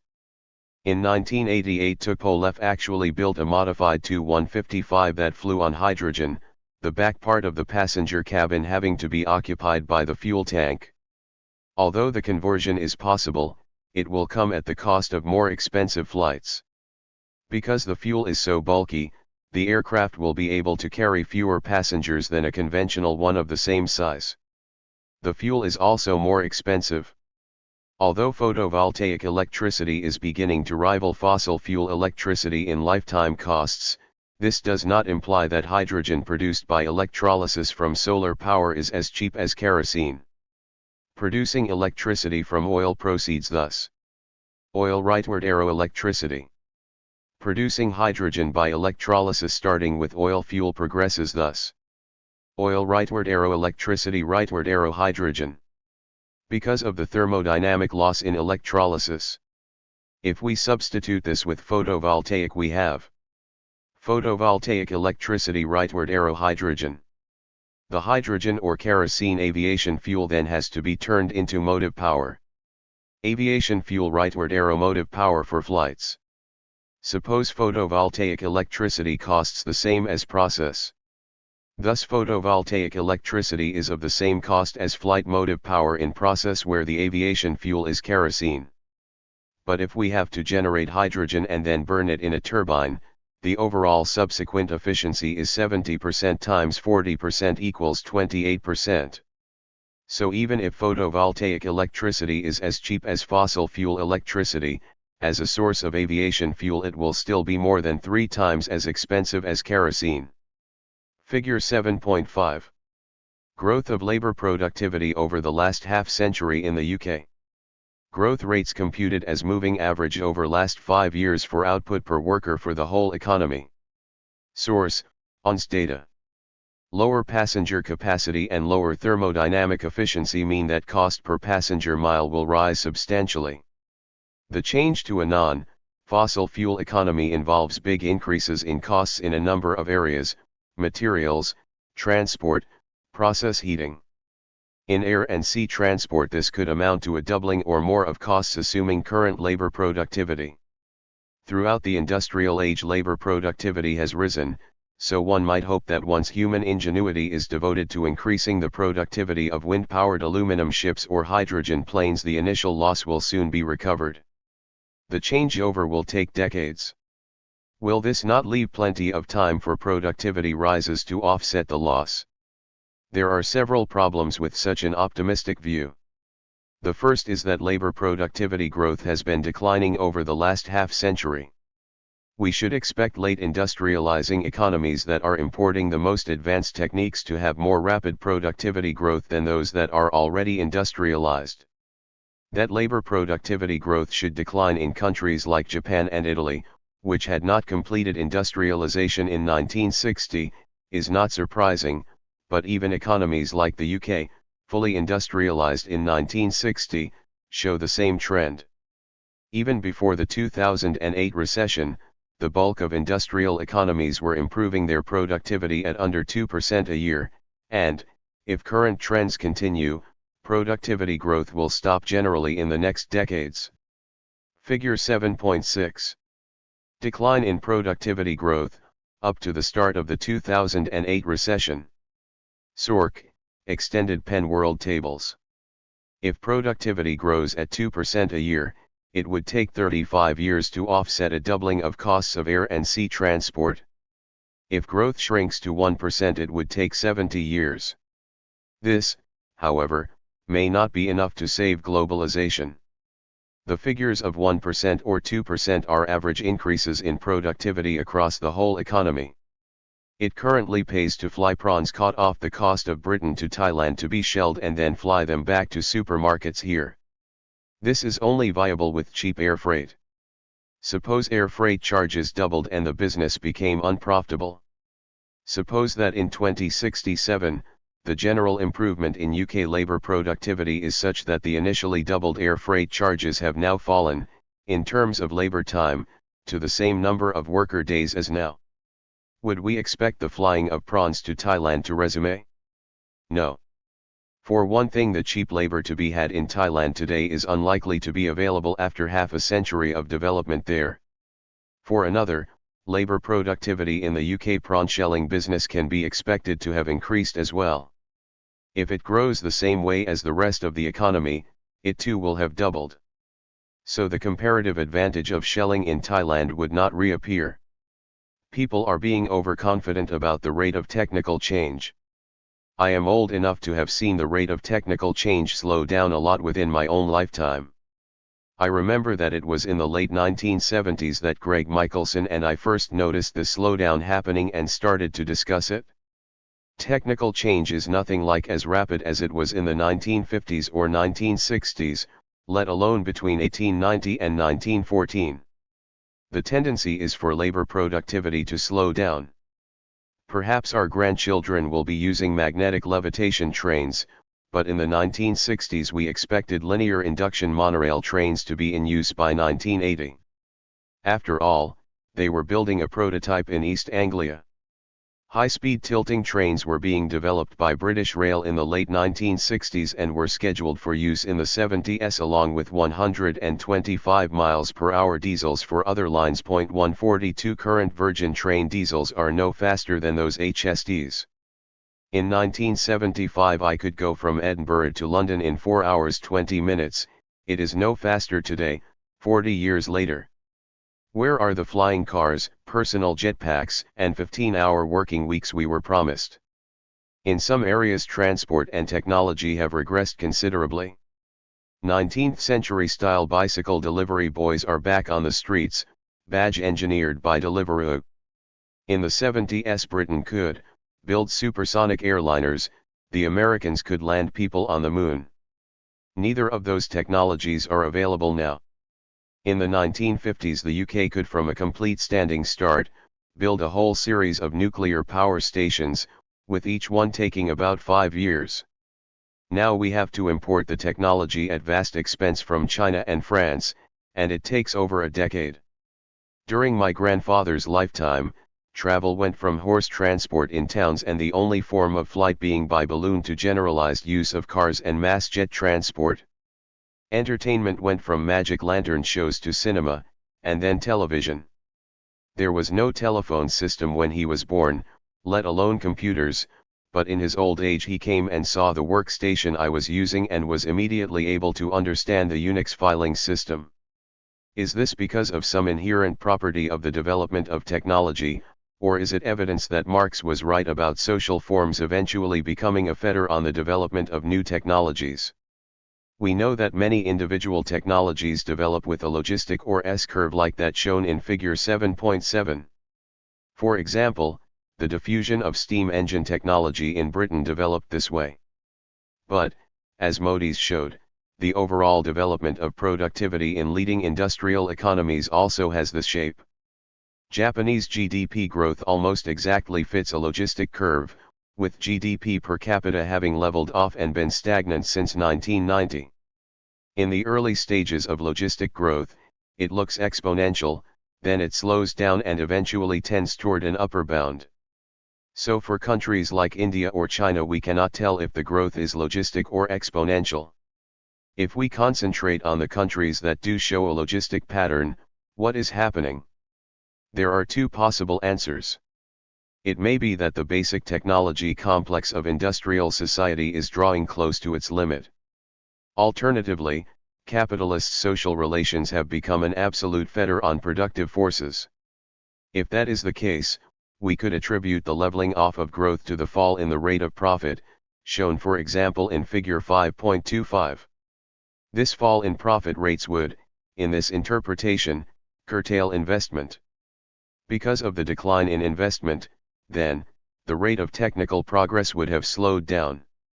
This is a plausible explanation as there does appear to be a decline in net investment per worker over the period shown in figure 7.8. Here data is computed as /x for net investment and I/x for gross investment, where D is estimated depreciation per worker in 2005 purchasing power parity, I is investment per worker year in 2005 purchasing power parity, and X is GDP per worker in 2005 purchasing power parity. It is noticeable that gross investment is not declining. A rise in the capital stock per worker implies that depreciation eats up more and more of gross investment. The decline in net investment is thus expected whatever the property relations prevailing. Whether it is the whole story is another matter. Even when net accumulation of value declines, there is still a process of replacement of old machinery with new as it wears out. Even if the new machinery is of the same value as what it replaced, since it was more modern it should be more effective. It should, as a result, still raise the productivity of labor. Stagnation in that case is compatible with a continued modest growth in productivity. 143 The productivity gains would then be eaten up by the aging of the Japanese population. A shrinking workforce, getting slowly more productive, might just be enough to hold GDP per capita constant. The logistic in GDP per capita would then be the combined effect of zero net accumulation and changing demography. Figure 7.7. The logistic curve, which initially looks like exponential growth. Figure 7.8. Long-term trend of net investment per worker as a share of output per worker is declining in this data for UK, United States, Italy, France, Japan. Source: Extended Pen World Tables. But we should still be cautious about saying that the decline in labor productivity is simply an artifact of capitalist property relations. Even if these are a proximate cause, my analysis of Feldman growth theory showed that there were analogous, ultimately demographic, Constraints on socialist growth. As society raises the stock of means of production, an increasing portion of the labor force has to work replacing and updating this stock. So net accumulation also slows down under socialism, as the history of the USSR showed. This implies that the industrial mode of production that underlies both capitalism and socialism has its own inherent limitation. Producing by means of machinery that must wear out, along with a demographic transition that slows population growth, means that the value of machinery built up per worker hits limits. This holds whatever the property relations. A capitalist economy will be more seriously affected. The consequence of a falling rate of profit is a slackening of accumulation, which leads to unemployment, unused capacity, over-indebted firms, and a generalized slump. A socialist economy, where investment is not carried out for private gain, can go on investing even when the growth rate slows down. Capitalist economies also go through additional cycles driven by the expansion and contraction of credit. In Figure 7.5 these cycles are clearly visible, overlaid on a secular declining trend. So I have given an explanation relating to the capitalist social relations plus an explanation relating to the industrial mode of production. There are other possible explanations relating to innovation, the relationship between society and nature, or to inherent thermodynamic limits of technology.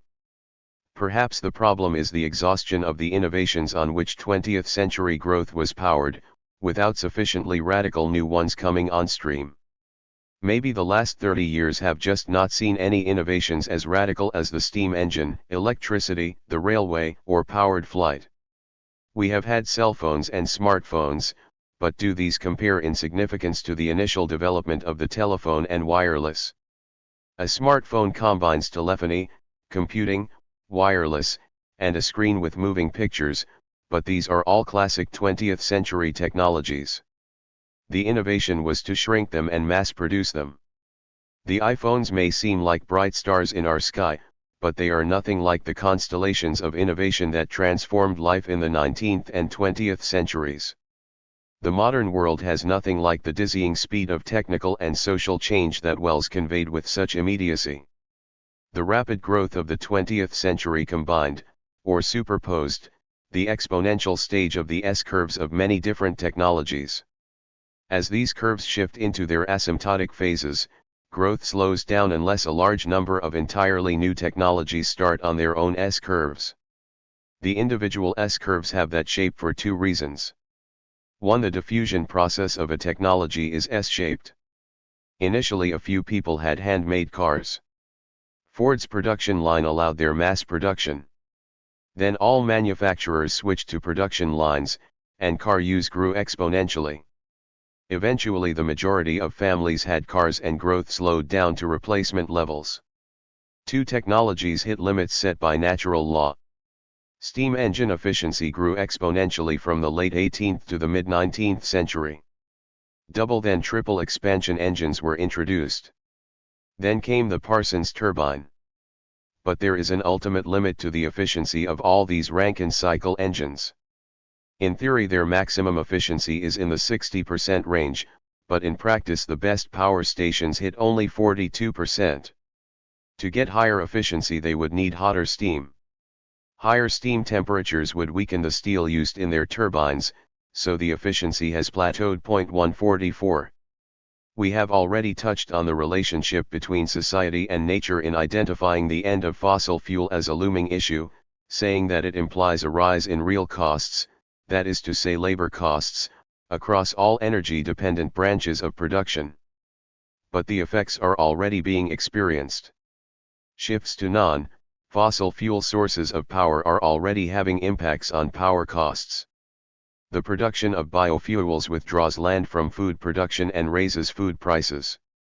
Even without the Kyoto Protocol and Paris Agreement, the growth in demand for oil had enabled the price to be raised in two great waves, in the 1970s and again the 2000s.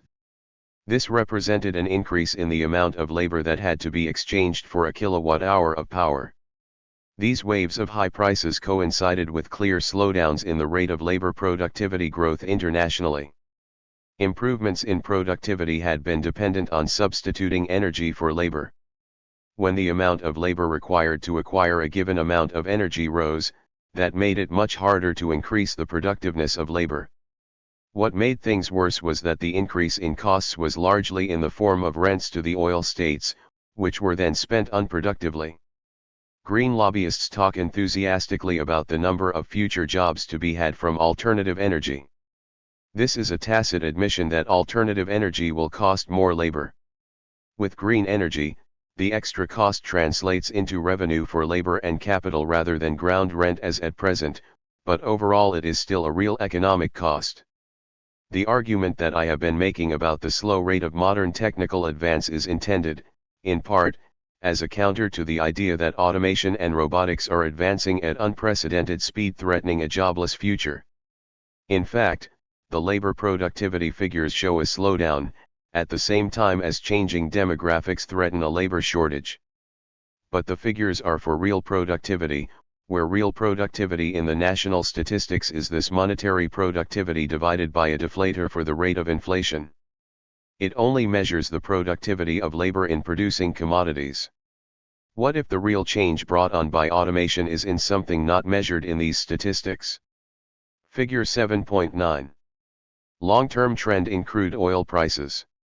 Source: www.macrotrends.net. 7.1.3 Information. The biggest impact of automation has been on the dissemination of information rather than on the production of physical objects. When you interact with the internet, your computer communicates with a plethora of other computers, an ADSL modem and wireless router, routers in the local telephone exchange building, switches at major hubs, and server farms owned by big companies like Google, Apple, or Microsoft. These all respond automatically and without any human intervention to deliver the information you request. People work to build the equipment, to set it up, to write the software it uses, and to generate the electricity on which it depends. That is all in the background, prior to and independent of your particular interaction.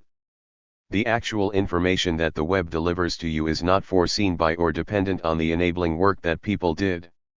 It is hard, even in principle, to associate any quantum of human labor to the quanta of information you get back. All we can be sure of is that the fraction of an hour of labor per bit delivered will be tiny. In consequence, the bits are not commodities. GDP measured in monetary transaction hardly grasps this activity. All that appears in the accounts are the fees paid to access the net, and the fees that advertisers pay Google. From an accounting standpoint, Google is in business to sell ads, and its labor productivity can only be measured in terms of the dollars of advertising sold in comparison to the number of people it employs. But this misses the real utility of the web, the rapid discovery of information, and substitutes an adventitious measure, one born out of the funding model used to support it. In principle, governments could put out tenders to supply ad-free web indexing and social media services. The productivity in terms of service delivered to end users would probably be higher. Much of the software development effort by Google and Facebook goes into identifying better leads for advertisers rather than improving services to end users. The capitalist web develops via a curious mutual parasitism, in which the value form abolishes itself. The end users parasitize the free services offered. But the providers of these free services in turn parasitize the end users by selling information about their activity and interests to third parties. But the very possibility of Google being able to offer a useful indexing service depends on there being lots of free information. It depends on people being willing to write blogs, post news about themselves, take and upload videos, make their own audio recordings, etc. It depends on scientists being willing to post their research on free archive sites, on public bodies making statistics and reports freely available. Free information on this scale is something qualitatively new. Some free knowledge has always existed. That taught in schools belonged to nobody.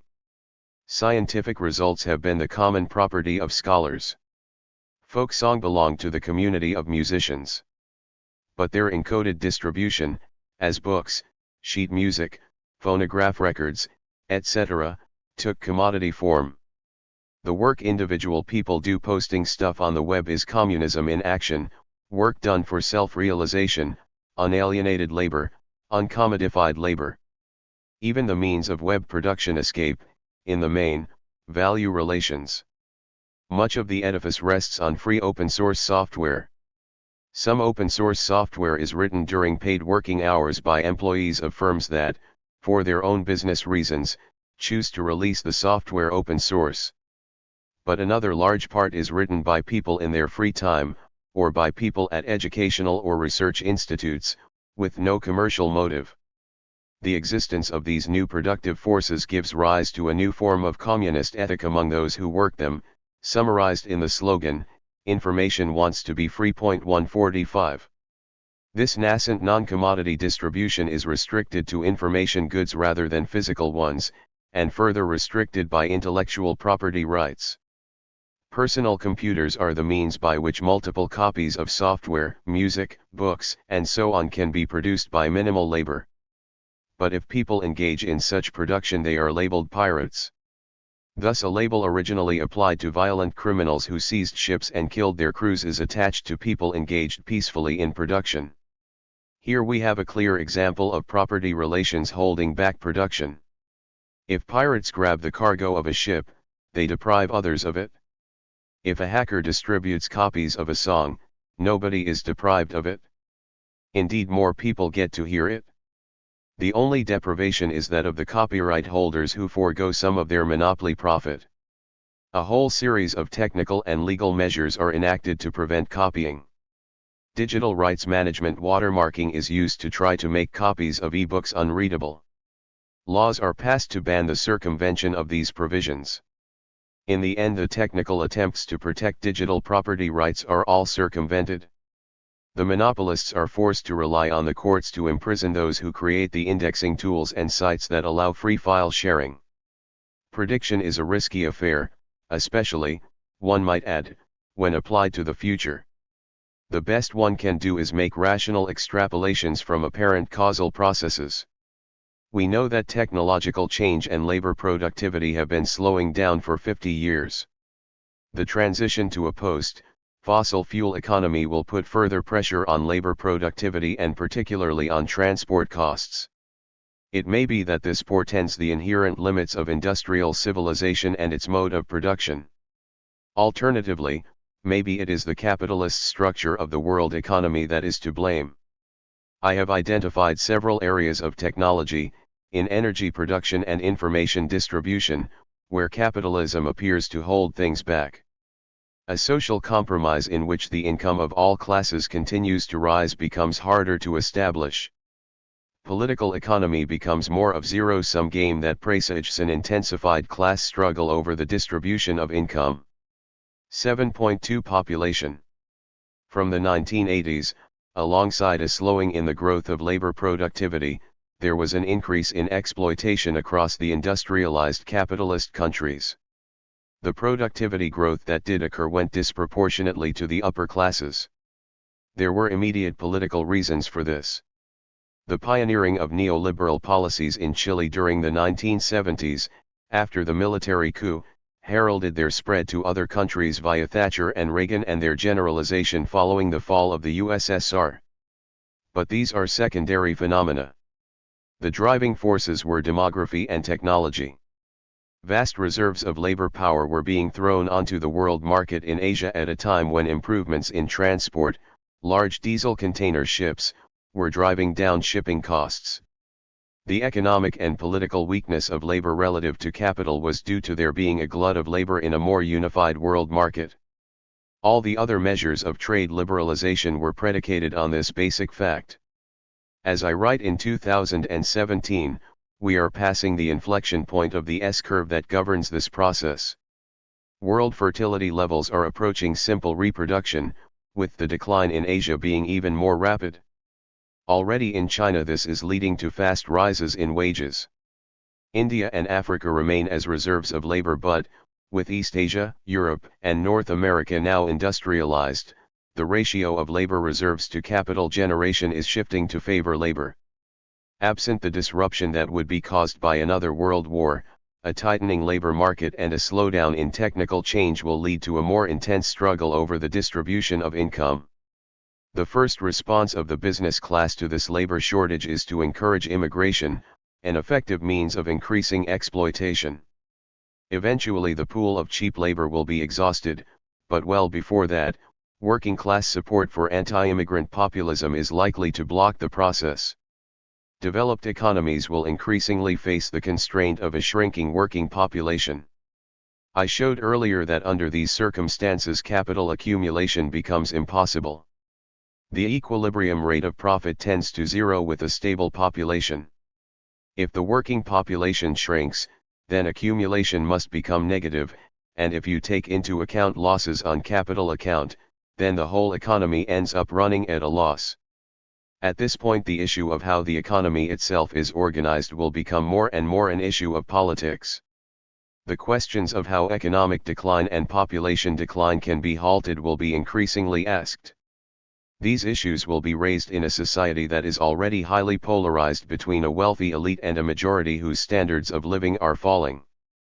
The elite response will be to raise profitability by attacking the living standard of the majority.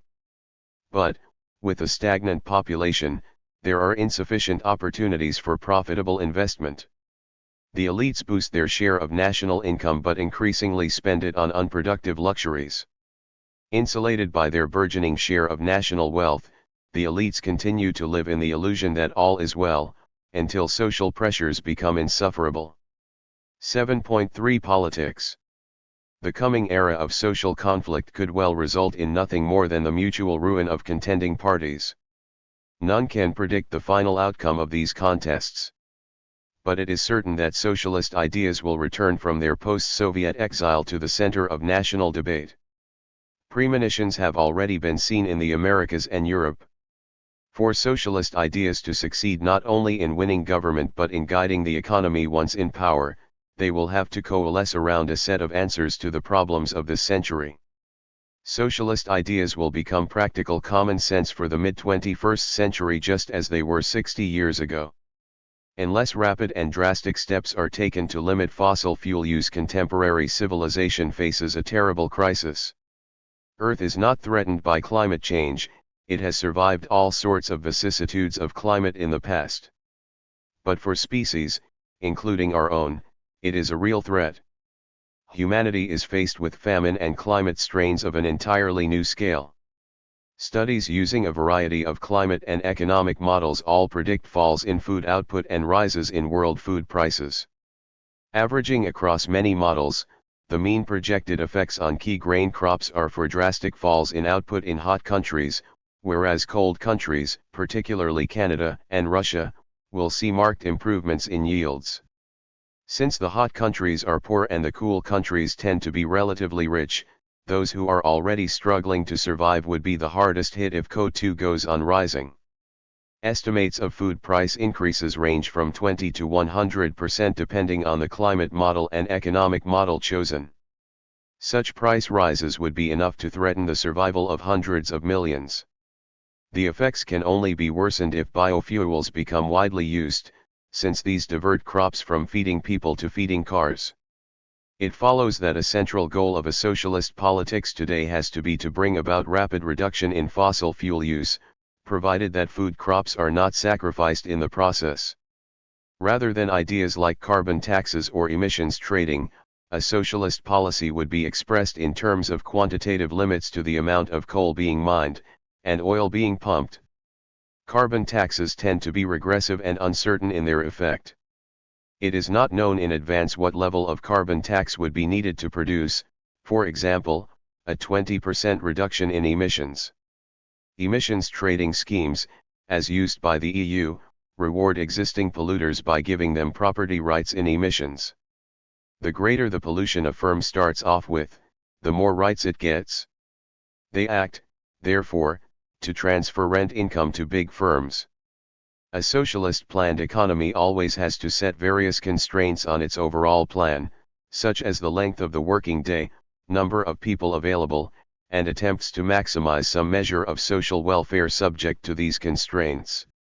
If the planning process uses mathematical methods for this optimization, as developed by Kontorovich, it is straightforward to add environmental constraints to those being set by population, existing stocks of machinery, etc.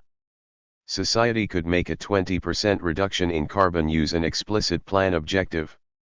This would constrain the plan algorithm to select technologies for development that would fall within that goal. But that only becomes possible in an economy that is already subject to directive planning. In mixed economies, like the Chinese one, or in purely capitalist ones, direct quantitative control of carbon emissions is still possible by explicit rationing. Something similar to the US standby rationing plan for gasoline, developed in the 1970s, could be used. The Department of Energy will establish different allotments for different types of vehicles. Allotments will be based on an average annual fuel consumption of vehicles in various categories and will be made for each type of vehicle. All vehicles within a given category will receive the same ration allotment in a given state regardless of fuel efficiency. This will give a significant advantage to fuel-efficient vehicles and should provide an incentive for their use during a period of rationing. Under the standby plan, ration coupons that have not been redeemed will be freely transferable on a white market. There will be no regulation of the price at which they are transferred. Hence, those who wish to exceed their allocated ration may do so by purchasing coupons from willing sellers. This U.S. legislation, which is only put into effect in time of emergency, is surprisingly egalitarian. The effect of distributing tradable rations to all car users, thus to a large portion of the whole population, is leveling. If the wealthy want to drive big gas-guzzling SUVs, they have to purchase tokens from those with smaller cars, producing net transfer of income. A similar mechanism could be applied to carbon rationing. All citizens would get ration books which they could use when they buy fuel for cars, oil and gas for heating, etc. Government inspectors at the refineries and coal mines would ensure that coupons handed over by the oil companies matched the deliveries from the refineries. Haulage companies, airlines, and other industrial users of fossil fuel would have to purchase coupons on the open market from citizens. The net effect would be to ensure that the environmental target was met without regressive effects on income. If, as seems likely, climate change leads to general shortages of food, some similar form of food rationing may be necessary. In general, a socialist government should avoid rationing. It is better to meet egalitarian goals by means of full employment and narrowing of pay differentials. But rationing is the least worse option if the economy is not yet fully socialized and if big income differentials still exist.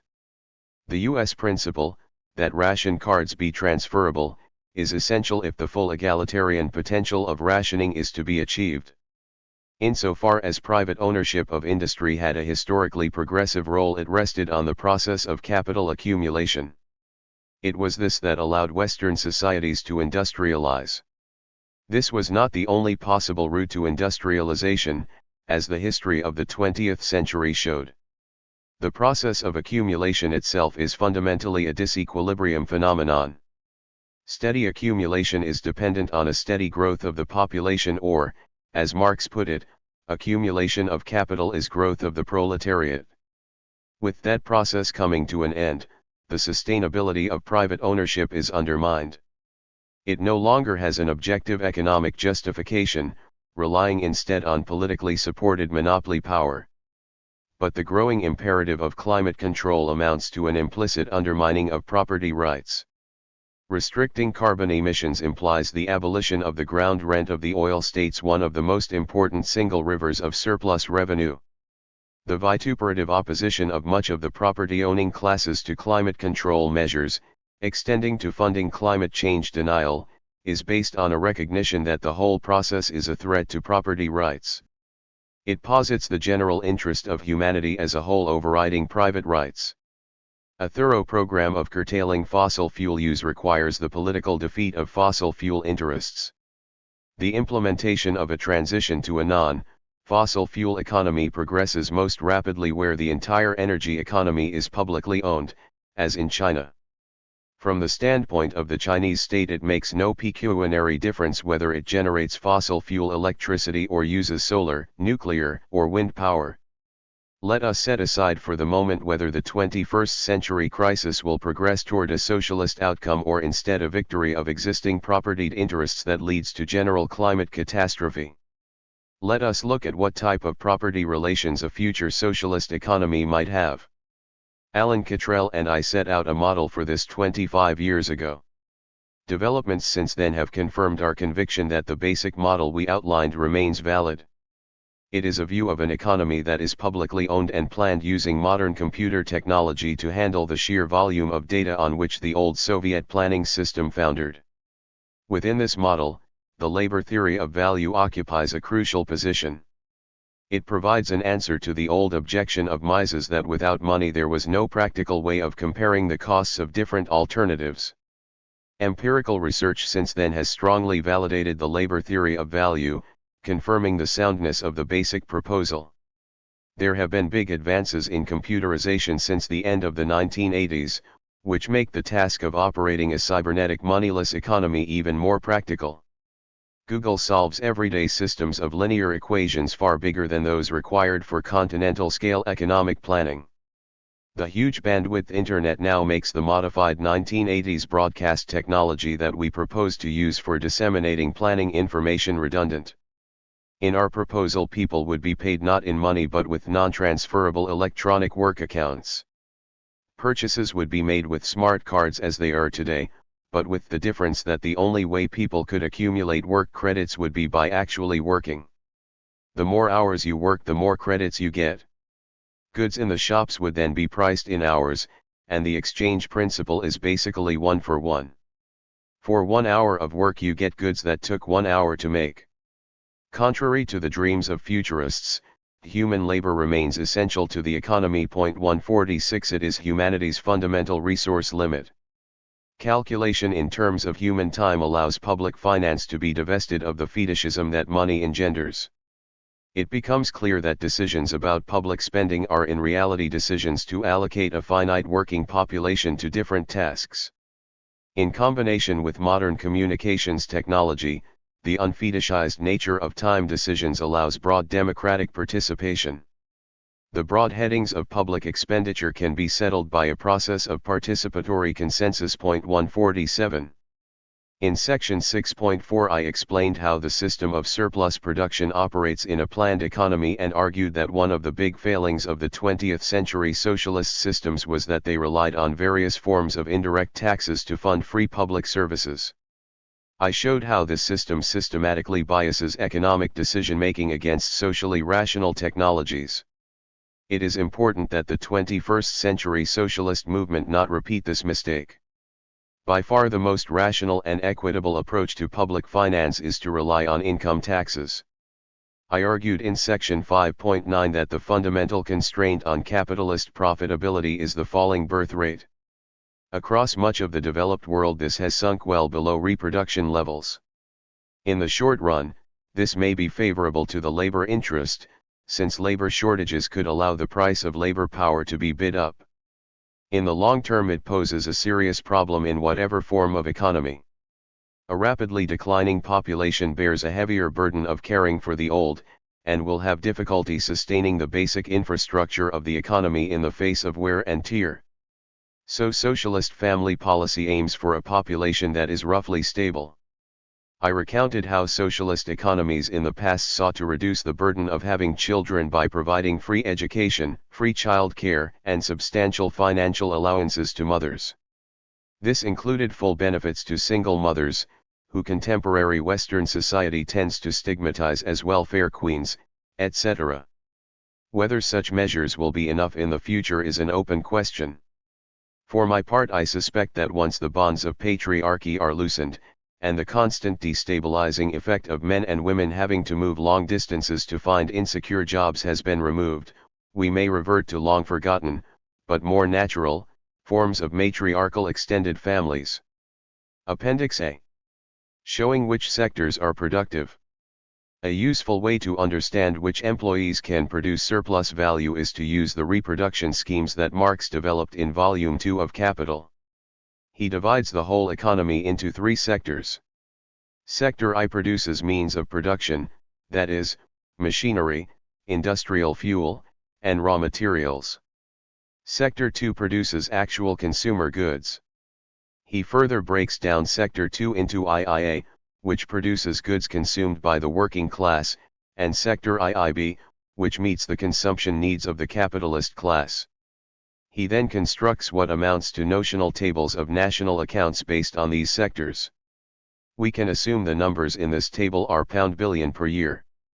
The important thing is that the output of Sector I has to equal the total constant capital used in all sectors, the output of Sector IIA has to equal the total wages used in all sectors, and the output of Sector IIB has to equal the total profits over all three sectors. Table A.1 was produced using a spreadsheet that incorporates all of the constraints that Marx assumes for his reproduction schemes. The spreadsheet contains the formulae shown in Table A.2. Marx assumes a steady state or simply reproducing economy at first, so that there is no surplus being accumulated. The important point is that the reproduction schemes, and with them the actual reproduction of a real economy, is a highly constrained process. You cannot simply write down a reproduction scheme willy-nilly, the equational constraints have to be observed. If you look at Table A.2, there are actually only 4 degrees of freedom to it, the cells with numbers in them. All other cells have formulae in them. Table A.1, starting reproduction table. Table A.2, spreadsheet used for reproduction tables. The particular way you choose to enforce this 4 degrees of freedom constraint is arbitrary. By a series of algebraic manipulations you could choose a different set of 4 cells to contain data and have the remaining ones filled with formulae. In the examples that follow, the formulae are unchanged, and only data cells are altered. The formulae then enforce changes in the remaining cells. This property of reproduction as a constrained system is further developed in Appendix B. The theory of relative surplus value is that a larger share of surplus value can only come about by reducing the labor time required to reproduce the real wage. Now assume that there is an improvement in labor productivity in Sector IIA so that the same physical output can be produced with half the living labor. Let us assume that the redundant workers emigrate and wages for them no longer appear in the accounts. We then arrive at Table A.3. The effect is that the rate of surplus value doubles, so clearly Sector IIA can produce relative surplus value. Now suppose we do the same experiment with Sector IIB and reduce the amount of living labor required to produce its output by half, we now get Table A.4. The effect of this is to actually lower the rate of surplus value to half. It is relatively easy to see why, since a saving in labor in Sector IIB means that less labor is being spent to support the upper classes, so both the total mass of surplus value and the rate of surplus value fall.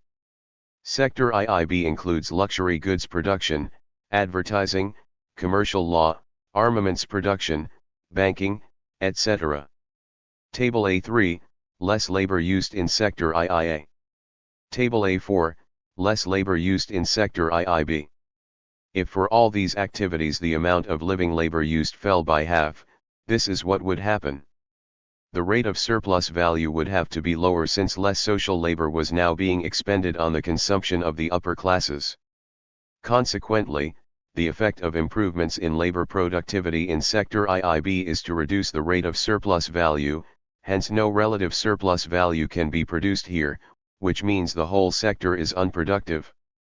Changes in labor productivity in this sector have the opposite effect to changes in Sector IIA. You cannot tell whether a given group of employees are productive just by looking at the formal legal contract of employment they have with their employers. It depends on their position within the structure of social reproduction.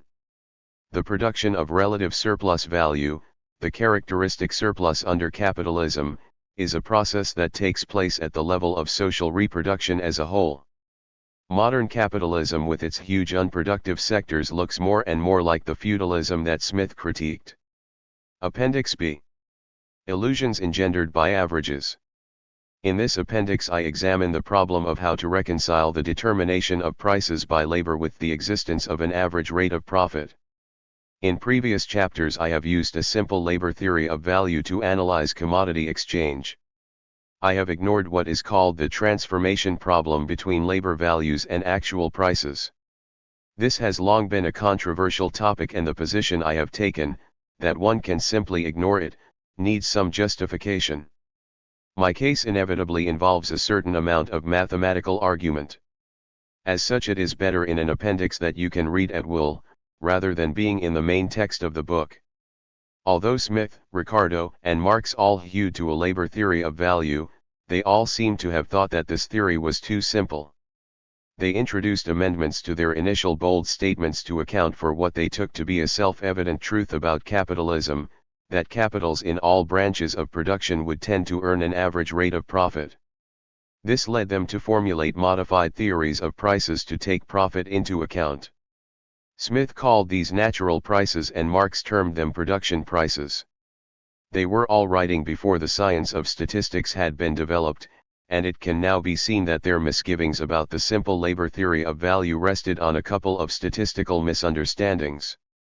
But before I explain these, let us first try to understand why the classical economists thought that there was a problem.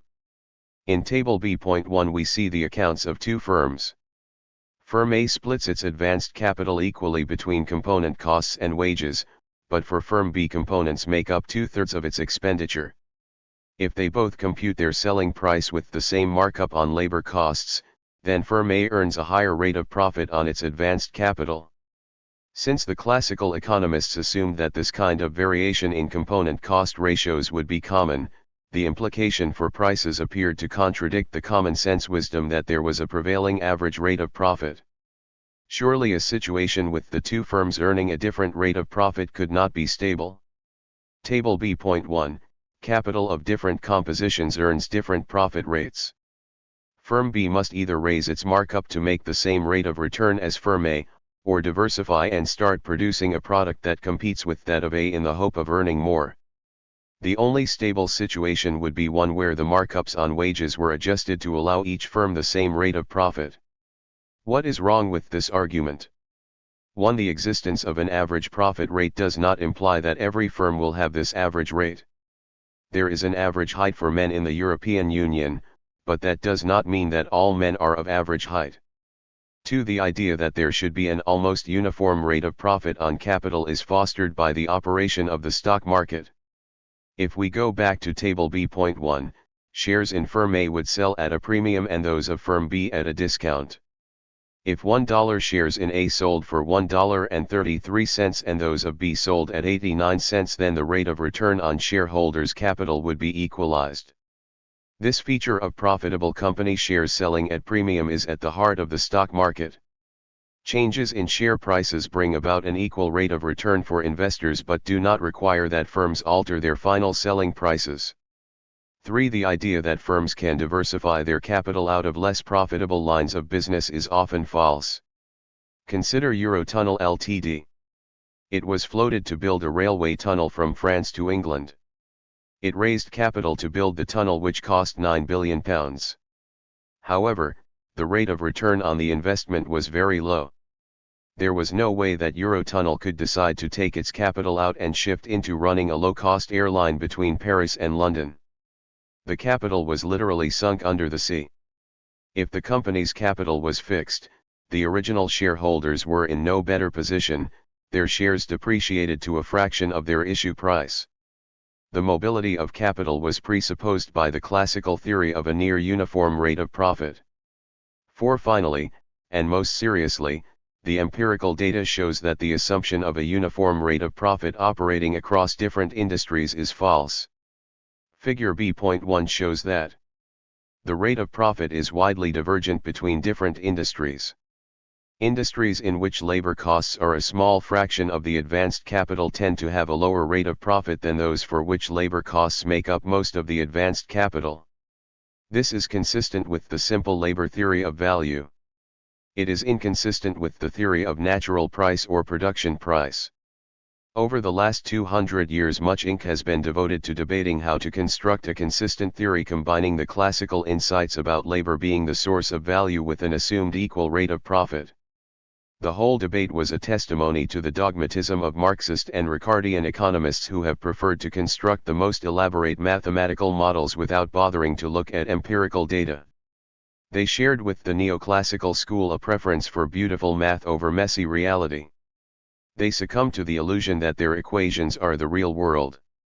Although some commentators argued that prices of production tended to undermine the theory of labor values and exploitation, the basic hypothesis of a law of an equal rate of profit was accepted until the publication of the pioneering econophysics work Laws of Chaos. This argued on probabilistic grounds that the distribution of prices was more likely to follow a simple labor value model than a price of production model. More recently, Greenblatt has also proposed a stochastic model in which labor values appear as an emergent property along with a spread of profit rates. Multiple empirical studies have indicated that production prices are not systematically better at predicting actual market prices than simple labor values. It has also been shown that Marx's basic assumption that the rate of profit is the same in high and low organic composition industries is not borne out empirically today, whatever the case had been in the 19th century. However, this empirical work does not help us to say whether the observed relationship between labor values/production prices and market prices is close. The studies reproduced in Table B.7 show mean absolute errors of the order of 10% between labor values/production prices and observed prices. But is 10% close or distant? We can only say that if we have some a priori estimate of just how close we should expect the market price vector to be to labor values/production prices in the absence of the operation of a law of value, or Marx's law of the equalization of profit rates. Figure B.1. The rate of return on capital tends to vary inversely with the capital to labor ratio. Each diamond represents a whole UK industry. Horizontal axis measures component cost/wage cost, denoted by the variable O, vertical axis measures the rate of profit R, dotted line represents the best fitting equation for the data. Source, Cockshott and Cottrell, 1998b. Although Marx is conventionally taken to have formulated two different theories of price in the 3 volumes of Capital, Labor Values in Volume 1 and Prices of Production in Volume 3, there is actually a third theory, hidden inside the reproduction schemes of Volume 2. This theory is not explicit, but can be logically deduced from the constraints he presents on simple reproduction. It is not a theory of individual prices, but a theory of relative sectoral prices.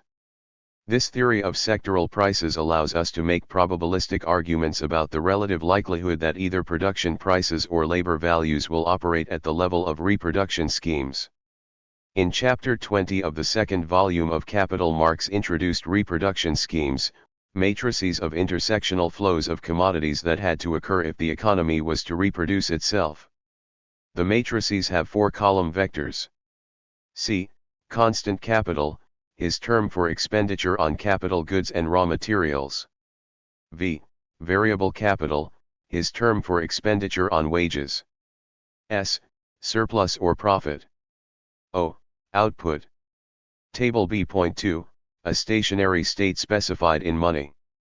We give an example in Table B.2 of a 2x4 matrix, with the row labeled I representing the production of capital goods and raw materials, and row 2 the production of consumer goods. In Marx's tables all quantities are in terms of money rather than in terms of use values. 148. For accounting reasons the relation O equals C plus V plus S must hold. Further, sigma C equals O1, that is to say, consumption of capital goods equals their production, and sigma equals O2. Together this implies that sector I of the economy must trade O1, C1 in capital goods for C2 worth of consumer goods produced in sector 2. So we have an equilibrium equation. C2 equals V1 plus S1. This is the equilibrium condition of an economy in a stationary state where it simply reproduces itself, neither growing nor shrinking. The basic analysis in this appendix will assume this stationary state. Real economies may grow or shrink, but the rate at which they do this is typically quite small. A developed industrial economy like that of the United States can go long periods in which the rate of growth averages only 3% a year or less, So analysis of price systems in a stationary state is a reasonable first approximation. Although it is not done by Marx, one can in principle construct a dual table like table B.3 in tons of consumer goods and tons of capital goods. In this table the first column represents the coal used up productively by the two industries, and next come the consumer goods consumed by the workers and employers in the two sectors. Again we have the requirement that the total consumption and total production of each good must balance, 160 tons of corn and 20 tons of coal. It is clear from this table that the coal industry must sell 10 tons of coal to the corn industry and get back in return 40 tons of corn, which in turn implies that the relative price of a ton of coal must be 4 times the price of a ton of corn. Referring back to the first table and comparing it with the second, we see that indeed the price of a ton of coal was £4 but a ton of corn cost only £2.50. The important point here is that given the physical table, the relative prices necessarily follow. The example is artificial in that in practice sectors I and II would each produce a whole vector of outputs, but given the constants of proportionality between the elements of these two vectors, the exchange relation between them establishes relative sectoral prices. Marx later extends the scheme to three sectors, by dividing consumer goods into necessities, which are assumed to be bought out of wage incomes, and luxuries, which are bought out of property incomes. If we retain the label 2 for necessities and use 3 for luxuries, we have the three-way trade between sectors in figure B.2. The tables are given in money terms, much as modern national accounts are, but the assumption explicitly remained that these quantities of money are proportional to quantities of labor. But in principle other pricing structures are possible so long as they allow the trade pattern in figure B.2. The reproduction schemes themselves imply a distinct set of price configurations, and these price configurations only partially overlap with those presupposed by either labor values or prices of production. In what follows, a probabilistic technique using reproduction schemes is presented to evaluate the known empirical closeness of labor values to market prices. The basic intuition is that one can systematically count which fraction of possible reproduction schemes is consistent with prices of production or labor values. An initial example of how to estimate such proportions can be demonstrated without recourse to the reproduction schemes. Consider independent industries A and B. These industries may be of very different sizes, but we would like to know whether it is more likely that they both will have the same S/V or whether it is more likely that they will both have the same S/. Since the industries may have very different turnovers, let us normalize them by, in each case, expressing their V and C as percentages of their respective S. Suppose further that we only allow C and V to take on the values either 100% or 200% of S. Clearly there are 16 possibilities shown in table B.4. For each possibility I list the C and V for each industry, and in the columns LV and PP indicate if this combination is compatible with the assumptions of the labor theory of value or the assumptions of price of production theory. In 8 cases out of 16 the assumptions of the labor theory of value are compatible between the two industries, and in 6 cases the assumptions of prices of production are met. So this seems to indicate that prices of production are less likely in this simple case.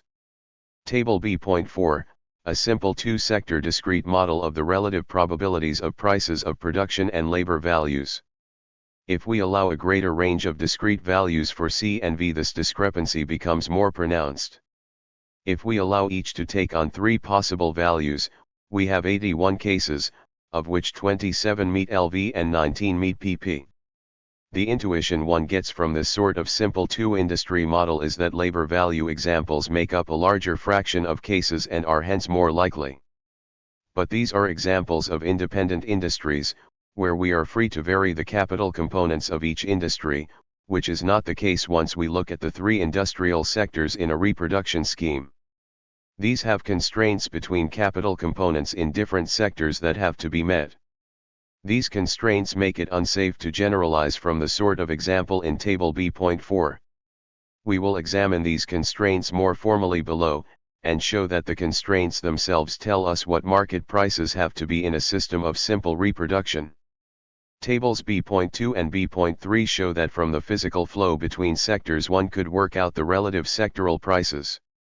The aim here is to show how one can start out from a physical flow pattern for a three-sector economy and deduce the relative sectoral prices that must correspond to it. We will use G, for goods, to stand for our 3x3 matrix of flows of goods in kind, so that the first column corresponds to the in-kind flows of capital goods that Marx denotes by his C column vector, the second column to the in-kind flows of wage goods corresponding to the column vector V, and the last column to the flows of luxuries denoted by the column vector S. We stipulate that all elements are positive non-zero and that each column of G adds up to 1, that is, the elements of each column in G are expressed as fractions of the total output of the corresponding sector. In other words, we normalize the columns. A concrete example is given in Table B.5. For the purposes of studying the relation between physical flows on sectoral prices, it is convenient to express the flow elements as numbers between 0 and 1. We do this by normalizing a physical flow table, dividing each column element by the total of the column. We denote the elements of G as Gij for I, J13. If P is a three-element price vector for capital, wage, and luxury goods, then in order to have only three prices when in fact each sector makes a wide variety of goods, we assume that the prices are index prices defined over bundles of capital, wage, and luxury goods. Given the actual physical flows in G, then the trade pattern in figure B.2 establishes price constraints. Table B.5, Physical Flow Table. For the purposes of studying the relation between physical flows on sectoral prices, it is convenient to express the flow elements as numbers between 0 and 1. We can do this by normalizing a physical flow table, dividing each column element by the total of the column. Where P is a three-element price vector whose elements are written pi.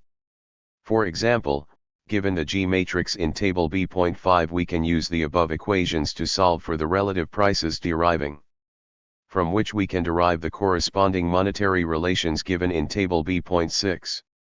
Note that since the first equation fixes the ratio P1/P3 and the next fixes P2/P3, then this implies P1/P2 is also fixed, so we have to interpret the last of the three equalities as a constraint on what kind of physical flow matrix is compatible with intersector trade. The price constraints set by the G matrix define market clearing prices for a system in which all sectors are self-financing, that is, there is no credit provided by one sector to another. This was an implicit assumption of Marx's analysis in Volume 2 of Capital. But these reproduction constraints impose restrictions on the structure of the G matrix. Not all normalized G matrices are compatible with self-financed simple reproduction. Volumes 1, 2, and 3 of Capital actually provide three distinct price models that partially overlap. Figure B.3 illustrates the volumes of configuration space that we are interested in. Reproduction schemes define, by equation B.1, a set of market clearing price configurations, the large circle. Smaller circles denote the volumes of configuration space compatible with prices of production and labor values. Not all configurations that are compatible with labor values or prices of production are compatible with simple reproduction. By being compatible with prices of production, we mean that the prices derived from equation B.1 result in rates of profit that are equal, or very nearly equal, in all sectors. By being compatible with labor values, we mean that the prices from the first equation above lead to nearly equal ratios of wages to profits in each sector. Table B.6, an example of a three-sector economy in a stationary state. Sector 2 now produces wage goods and Sector 3, luxuries. This should be read in conjunction with figure B.2. Note the symmetry of the table around the diagonal corresponding to the trade pattern in the figure. This monetary table is derived from Table B.5 by solving equation set B.1. B.1 constraints on reproduction schemes. Let us first examine how the structure of the G matrix is constrained by reproduction. Given G3,1, G1,3, G2,3, G3,2, G1,2, we can derive G2, 1 as follows. but from the original trade relation we have. So, and alternatively, the constraint can be expressed in terms of elements of the other two columns. Or, taken along with our constraint that the columns of G sum to 1, we have 4 constraints on the 9 elements of the matrix, leaving only 5 degrees of freedom to the configuration space of reproduction schemes. That is, simple reproduction schemes are samples drawn from an underlying 5-dimensional vector space. Given such a space, we can systematically sample it. B.2 First experiment. A program was developed that created successive random samples of the configuration space of reproduction schemes. First, the elements of G were assigned random values 0 and 1 such that the totals on column 2 were each 1, and the expected value of each element was 1/3. Then, with equal probability, one of the second to fourth equations above was used to override the previous random variable assignment to one of the elements. This constraint, however, is not guaranteed to satisfy the condition that the column must sum to 1, but that is achieved by subsequently altering the diagonal elements of the matrix to ensure that all columns sum to 1. The diagonal elements do not enter into intersector trade and hence can be altered without disturbing the relations established in these equations. The mean of G over 120,000 samples to 2 decimal places was. This implies that the expected values for the organic compositions of capital, for reproduction schemes meeting the second equation, will differ between departments. This means we are not encountering a simple situation of uniform expected organic compositions. This can be seen in the distribution of relative organic compositions in figure B.4. For each reproduction scheme configuration, the market price vector was set by constraint of the first equation above. Figure B.4. Spread of relative organic compositions over the entire sample set with the subsampling technique. Figure B.5. Plot of the relative departmental organic compositions of reproduction schemes in which market clearing prices were within 10% of labor values, prices of production. The characteristic bow tie configuration for the left plots also appears in the overall sample in figure B.4, but though the first and third quadrants are empty here, samples were present in these quadrants in figure B.4. This indicates that these quadrants of configuration space are incompatible with either prices of production or labor values. Labor values were computed as follows. That is, divide the real wage in sector I by its net output. The assumption made is that the labor used in each sector is proportional to the flow of wage goods consumed. At the end of this we have V as vertically integrated labor coefficients, derived from wages. The last is a normalization condition used to ensure that under all price models the sum of prices is the same. If we do not apply this, we would have a sum of values 3, in effect ignoring surplus value. But we are free to apply this linear riscaling to V because the assumption Marx makes is that the rate of surplus value is the same everywhere. The implicit assumption here is that the real wage is the same in all sectors. An iterative estimation is used for prices of production. We first set all prices to 1. Then we repeatedly perform the following steps. Set R to 1 plus the rate of profit. This works because the physical output of each industry is unity by virtue of using a normalized G. Next, set a new estimate of the price vector NP. Finally, we normalize the sum of prices to be 3, the same as before. Runs were made with many reproduction schemes. The cumulative total number of resulting reproduction schemes was recorded along with the number of schemes that conformed either to labor values or to prices of production. Results are shown in the above equation. Conformance of either labor values or prices of production was determined by measuring whether their mean absolute deviation from market prices was below a specified threshold. The experiment used a 10% threshold since that is of the right order for the best that is observed empirically. In addition, the program records the mean of the MADs between exchange values and the two pricing theories. B.2.1 Results. From the random sampling of reproduction schemes, it appears that the mean spread of prices of production from market clearing prices is smaller than the mean spread of labor values. This is incompatible with a number of empirical studies as shown lower in the table where the relationship is the reverse. However, the observed spreads of both values and production prices from market clearing prices are lower than found in our a priori estimation.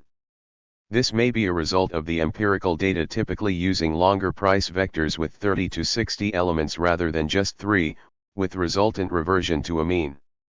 This was essentially Farjoun's argument for why empirical dispersions of prices to market values would be smaller than those obtained in toy examples using reproduction schemes.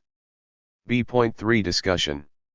Sraffa showed that given 1. An assumption of an equal rate of profit. 2. A technology matrix. 3. A specification of the real wage. It was possible to deduce a price system that would reproduce both the material conditions of production and the class distribution of income. This appendix shows that the G matrix, a use-value dual of Marx's reproduction schemes, can also define a price system that will reproduce the material conditions of production and the class distribution of income. The G matrix plays both the role of Sraffa's technology matrix and his real wage, but Marxian reproduction schemes do not necessitate a uniform rate of profit, nor do they require that prices are proportional to labor values. Reproduction schemes can exist with these properties, but Table B.7 shows that both labor value conforming schemes and price of production conformant schemes make up a small portion of the possible schemes. Even with a very lax definition of conforming, being within 10% of, less than 1/200 th of all schemes meet this criterion. It would appear that labor value conforming reproduction schemes are as common as price of production conforming ones. If one looks at figure B.5 showing where the conforming instances occur in the planes of relative surplus value between sectors, the pattern is almost identical in both cases, with many of the same data points appearing in both rows. Table B.7, Relative frequencies and spreads of prices of production and labor values. Figures are computed from sample of 100,000 reproduction schema and compared with empirical studies. From Paul Sweezy onward it has been conventional for Marxian economists to present individual example reproduction schemes that either have prices proportional to labor values or prices given by an equal rate of profit. The statistical analysis here shows that in doing so economists have been using what are, on a priori grounds, rare exceptions to prove rules. Three-sector reproduction schemes, however, capture something additional that is missing in Sraffa, which is the fact that different social classes have different consumption patterns. Marx dealt with the more general case where the capitalists divide their expenditure in some fixed proportion between necessities and luxuries, what would in modern terms be called a Leontief demand function. The analysis here has taken the simpler assumption that capitalist expenditure is exclusively on luxuries. Similarly, we neglect that some commodities, for instance coal, may have been a means of production, a wage good, and have been bought by capitalists to heat their houses. The simplification is arguably valid, since one could in principle divide the coal industry into three sub-industries, one supplying factories, one supplying workers' cottages, and one supplying mansions. These sub-industries would then be statistically aggregated into sectors I, II, or III. But the intersectoral constraints may have implications for the feasibility of attaining prices of production. Reproduction prices represent a static macroeconomic equilibrium condition. So long as there is no growth in production and no change in technology and no movement of capital between sectors, reproduction prices will keep the economy in an equilibrium. These are market clearing prices given the technology and income distribution. On the other hand, the alternative concept of equilibrium present in Volume 3 of Capital and further developed in Production of Commodities assumes capital mobility between sectors. Bourdieu's criticism of Volume 3 was based on arguing that the procedure presented for transforming labor values to prices of production was statically incompatible with reproduction prices. But the dynamic question remains open. If you start off in a macroeconomic equilibrium with reproduction prices operating, but with divergent profit rates as shown in Table B.6, can capital movements produce a new equilibrium with a price structure that both achieves reproduction and profit rate equalization? On the one hand, the structure of reproduction is so finely balanced, with such intricate interdependence between the elements of the reproduction table, that perhaps any movement in capital would throw the whole system into a catastrophic crisis. Alternatively, one may argue that even if one keeps technology and labor supply, and money capital constant, the system has still got some degrees of freedom left in terms of the relative sizes of three sectors. We can see that capital movement is very likely to result in a change in the class distribution of income. A movement of capital in or out of Sector 2 means a bigger or smaller real wage, and in consequence reduces or increases the real quantity of luxuries being consumed by employers. So a movement into row 2 of the table must go along with balancing changes in columns 2 and 3, but whether these will be dynamically achievable is harder to say. It may depend both on the adjustment process and on the initial starting structure of the table. B.4 Second experiment. In order to investigate the dynamic process of capital movement from initial reproduction states, a second experiment was carried out. Like the first experiment, it used a sample of reproduction schemes, prepared in the same way as in the previous experiment. It combined these with rules for capital mobility, for price adjustment, possible buffer stocks, and adjustment of sectoral outputs. The time evolution of the economies represented by the initial reproduction schemes was then evaluated for 150 time steps. The model is stock flow consistent both in money and in use values. Initialization. A G matrix is prepared as in the first experiment. An initial price vector is derived and a resulting initial monetary reproduction scheme is derived. From an assumed money wage of £2, an initial vector of labor allocation lambda is derived. In conjunction with the labor vector, the G matrix is used to derive a linear production function for each sector. Each sector is allocated sufficient cash to pay wages and by means of production at current prices and the current scale of production. Simulation cycles start at the point where production has just finished, so the firms in each sector have a stock equal to what was produced, plus any unsold stock from the previous period. Stocks of goods held are recorded in the A matrix. Capital allocation rule. Let S be the sector with the highest rate of profit. For each sector, X is not equal to S. If the rate of profit in X is more than 1% below the rate in S, then sector X will transfer 1% of its money capital to sector X. Each sector divides its money capital into constant and variable capital in the same ratio as its final allocation in the previous period. We thus get new column vectors VT, CT for variable and constant capital for time T. Wage and labor rule. Wage rates are then set such that, and the new wage rate and new VT is used to reallocate labor so that prices sectors I and 2. The total requirement for means of production for each sector given lambda is then determined using the production functions. If this exceeds the total stocks of means of production held by all sectors, then we have a seller's market in means of production whose prices rise to a market clearing level.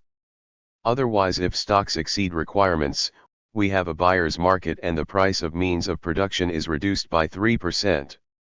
The price of wage goods is then set as sectors then pay wages and workers spend their wages on the output of Sector 2 at the current P2. Each sector then purchases its requirement of means of production from Sector I at price P1. Demand for luxuries. For sectors I and 2 we now know their total sales and their total cost of production.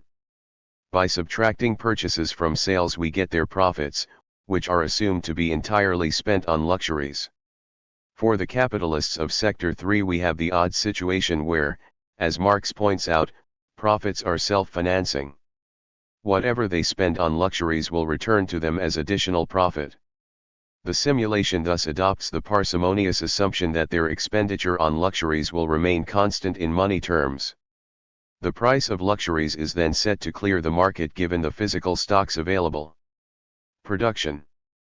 Production takes place constrained either by the available labor in each sector or the available means of production, as per the linear production function. If labor is the limiting factor, this may result in some unused stock of means of production that are carried over to the next period. B.4.1 Results. Figure B.6 shows the results of the simulation in terms of the initial and final standard deviations of the rate of profit. A simulation run is represented as a point whose x position is given by the starting spread of its profit rate and its y position by its terminating profit rate spread. A point on the 45-degree diagonal represents a system that has undergone no profit rate convergence during the simulation. A point close to the x-axis indicates a system that has undergone convergence. One can clearly see that the simulated systems fall into two distinct clusters, one just below the 45-degree line, and one close to or below the 1% line. Provided that profit rates are within 1%, they are taken to have converged, since only discrepancies bigger than this are assumed to trigger capital flows. Detailed examination of the final sectoral output figures for the simulations run showed that many simulated economies had undergone a drastic contraction in terms of physical output. Since the amount of money circulating does not change during the simulation, rises in prices obscure this effect if one looks only at the figures for output in money terms. We define an economy to be healthy under capital movement if the final value of output measured in the prices operating at time t0 are greater than 98% of the starting value of output. We define an economy as having collapsed if output is less than 50% of its starting value. One can see in figure B.6 that there is no particular relationship between the economy being healthy and its profit rate converging. Some of the economies whose profit rates equalize are healthy and some are collapsing. Conversely, some healthy economies retain dispersed profit rates even in the presence of capital movements that, according to accepted theory, should result in an equalization of the rate of profit. Table B.8, Geometric mean of initial organic compositions by sector and group for the economies simulated in figure B.6. Table B.8 does show, however, that the collapsing economies tend to be characterized by greater sectoral disparities in organic composition, and higher organic compositions in sector I. Systems that do not converge their rates of profit are characterized by particularly low organic compositions in sector II. Figure B.6. When simulated over time, some reproduction schemes can converge toward an equal rate of profit. The population of schemes forms two distinct clusters, one capable of converging and one that does not converge. Schemes that show no convergence over time would lie on a line at 45 degrees going through the origin of this plot. Healthy models are those in which GNP remains constant or grows. Collapse models are those whose GNP has fallen by more than 50% at the end of the simulation. B.5 Further discussion. The first experiment shows that only a very small fraction of possible self-reproducing capitalist economies are characterized by equal rates of profit. Similarly, only a very small fraction of possible reproduction schemes have price structures close to labor values. The existing literature on the transformation problem relates to either logical or temporal transition between the small subset of the value-conformant reproduction schemes and the small subset of price of production conformant schemes. The second experiment indicates that one cannot simply assume that the mechanism that is supposed to bring about an equal rate of profit will, in general, work. For some starting points, combinations of technology and distributions of income, the hypothesized convergence mechanism fails. In these cases, the system either remains healthy with a continuing spread of profit rates, or the economy shrinks catastrophically. The exact nature of the dynamics that produce this result are at present unclear, but it appears that in the cases of catastrophic contraction, the problem arises due to insufficient means of production being produced, which acts as a constraint on all subsequent output. If the economy moves to a labor distribution where more means of production would be used by the current distribution of the labor force than it can produce, then clearly it must undergo contracted reproduction. In the case of simulated economies that fail to converge on a uniform rate of profit, one hypothesis is that if Sector 2 has a particularly low organic composition of capital, then a movement of capital into Sector 2 leads to a net increase in the demand for labor power. This raises wages and increases demand for Sector 2, so rather than the price of necessities falling consequent on inward capital movement, wage goods may rise in price. Another possibility is that the distribution of profit rates may undergo oscillations. Further investigation into detailed trajectories of prices and profit rates of individual sectors would be required to test these hypotheses. B.6 Model and Reality. We know that real capitalist economies do not often go into catastrophic collapse due to inadequate production of means of production, though the collapse of industrial production in the former USSR after conversion to capitalism may be an instance of this. Why is this? It may be that some version of the anthropic principle is in operation. We do not see these collapses because the collapses are history sensitive, and the economies starting out in technological and income configurations that would result in collapse are eliminated. That may apply to the former socialist economies being suddenly exposed to a profit-maximizing principle. They contracted until the technical structure of the economy changed. The end result would be that at any given time, the population of capitalist economies would have been purged of those with technical structures that would lead them to collapse under free capital movement. Table B.9, Mean Price and Value Vectors. Alternatively, the basic market clearing price mechanism used in the model may not be realistic. The model basically assumes unit elasticity, a 1% fall in output, other things being equal, raises prices by 1%. Perhaps capitalist economies are only stable against collapse given nonlinear price responses. Instead of looking at the problem of collapse, consider that a substantial fraction of healthy models fail to attain an equal rate of profit. This is less of a problem since it accords with what we observe in reality. We know that typical capitalist economies have a dispersion of profit rates.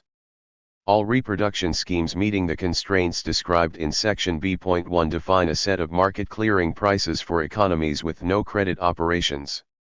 Real economies have credit, and therefore the set of actual market prices we observe will be less constrained than is implied by reproduction schemes. However, reproduction schemes do have the virtue of allowing us to generate a large sample of simple economies and associated price structures sans any assumptions about the underlying price mechanism of the economy. They allow us to explore the space of possible self-reproducing economies and the price structures associated with them. The input-output tables used in empirical studies are approximations to systems of simple reproduction. They are only approximations, since they depict economies that are typically growing, but the growth rate is typically small, and the conventions associated with the construction of input-output tables impose similar balance constraints to those seen in reproduction schemes. The existence of credit transfers between industries in the input-output tables will, however, introduce a complication absent in the simple Marxian schemes. Using unbiased samples from the space of reproduction schemes, we can determine the probability of different pricing theories. That is, the probability that such pricing theories would be true if real economies were distributed with equal probability over all possible positions in configuration space. We are assuming, in effect, that if economies undergo a random walk through configuration space, the probability of their transiting from one macrostate to another is proportional to the volume occupied by these macrostates. The macrostate defined by market prices being within 10% of labor values has a similar volume to the macrostate with market prices with 10% of prices of production. A priori, we should expect a reproducing economy to be this close to a labor value, conformant configuration as to a price of production conformant one. If, on the other hand, there is some bias in the random walk, so that economies end up closer to either of these pricing systems than one would expect, then this is analogous to evolution in a space with a potential defined over it. The discrepancy between observed and a priori probability distributions should then enable one to estimate, via some appropriate negative exponential law, the depth of potential wells. Conversely, one could say how strong the potential field would have to be to produce a world in which either labor values or production prices were the operational laws. Even without a deeper analysis, though, it appears from these results that the assumption of prices of production as an operational law implies a weaker potential well favoring it than need be assumed for labor values. The expected a priori dispersions of labor values are wider than those for prices of production.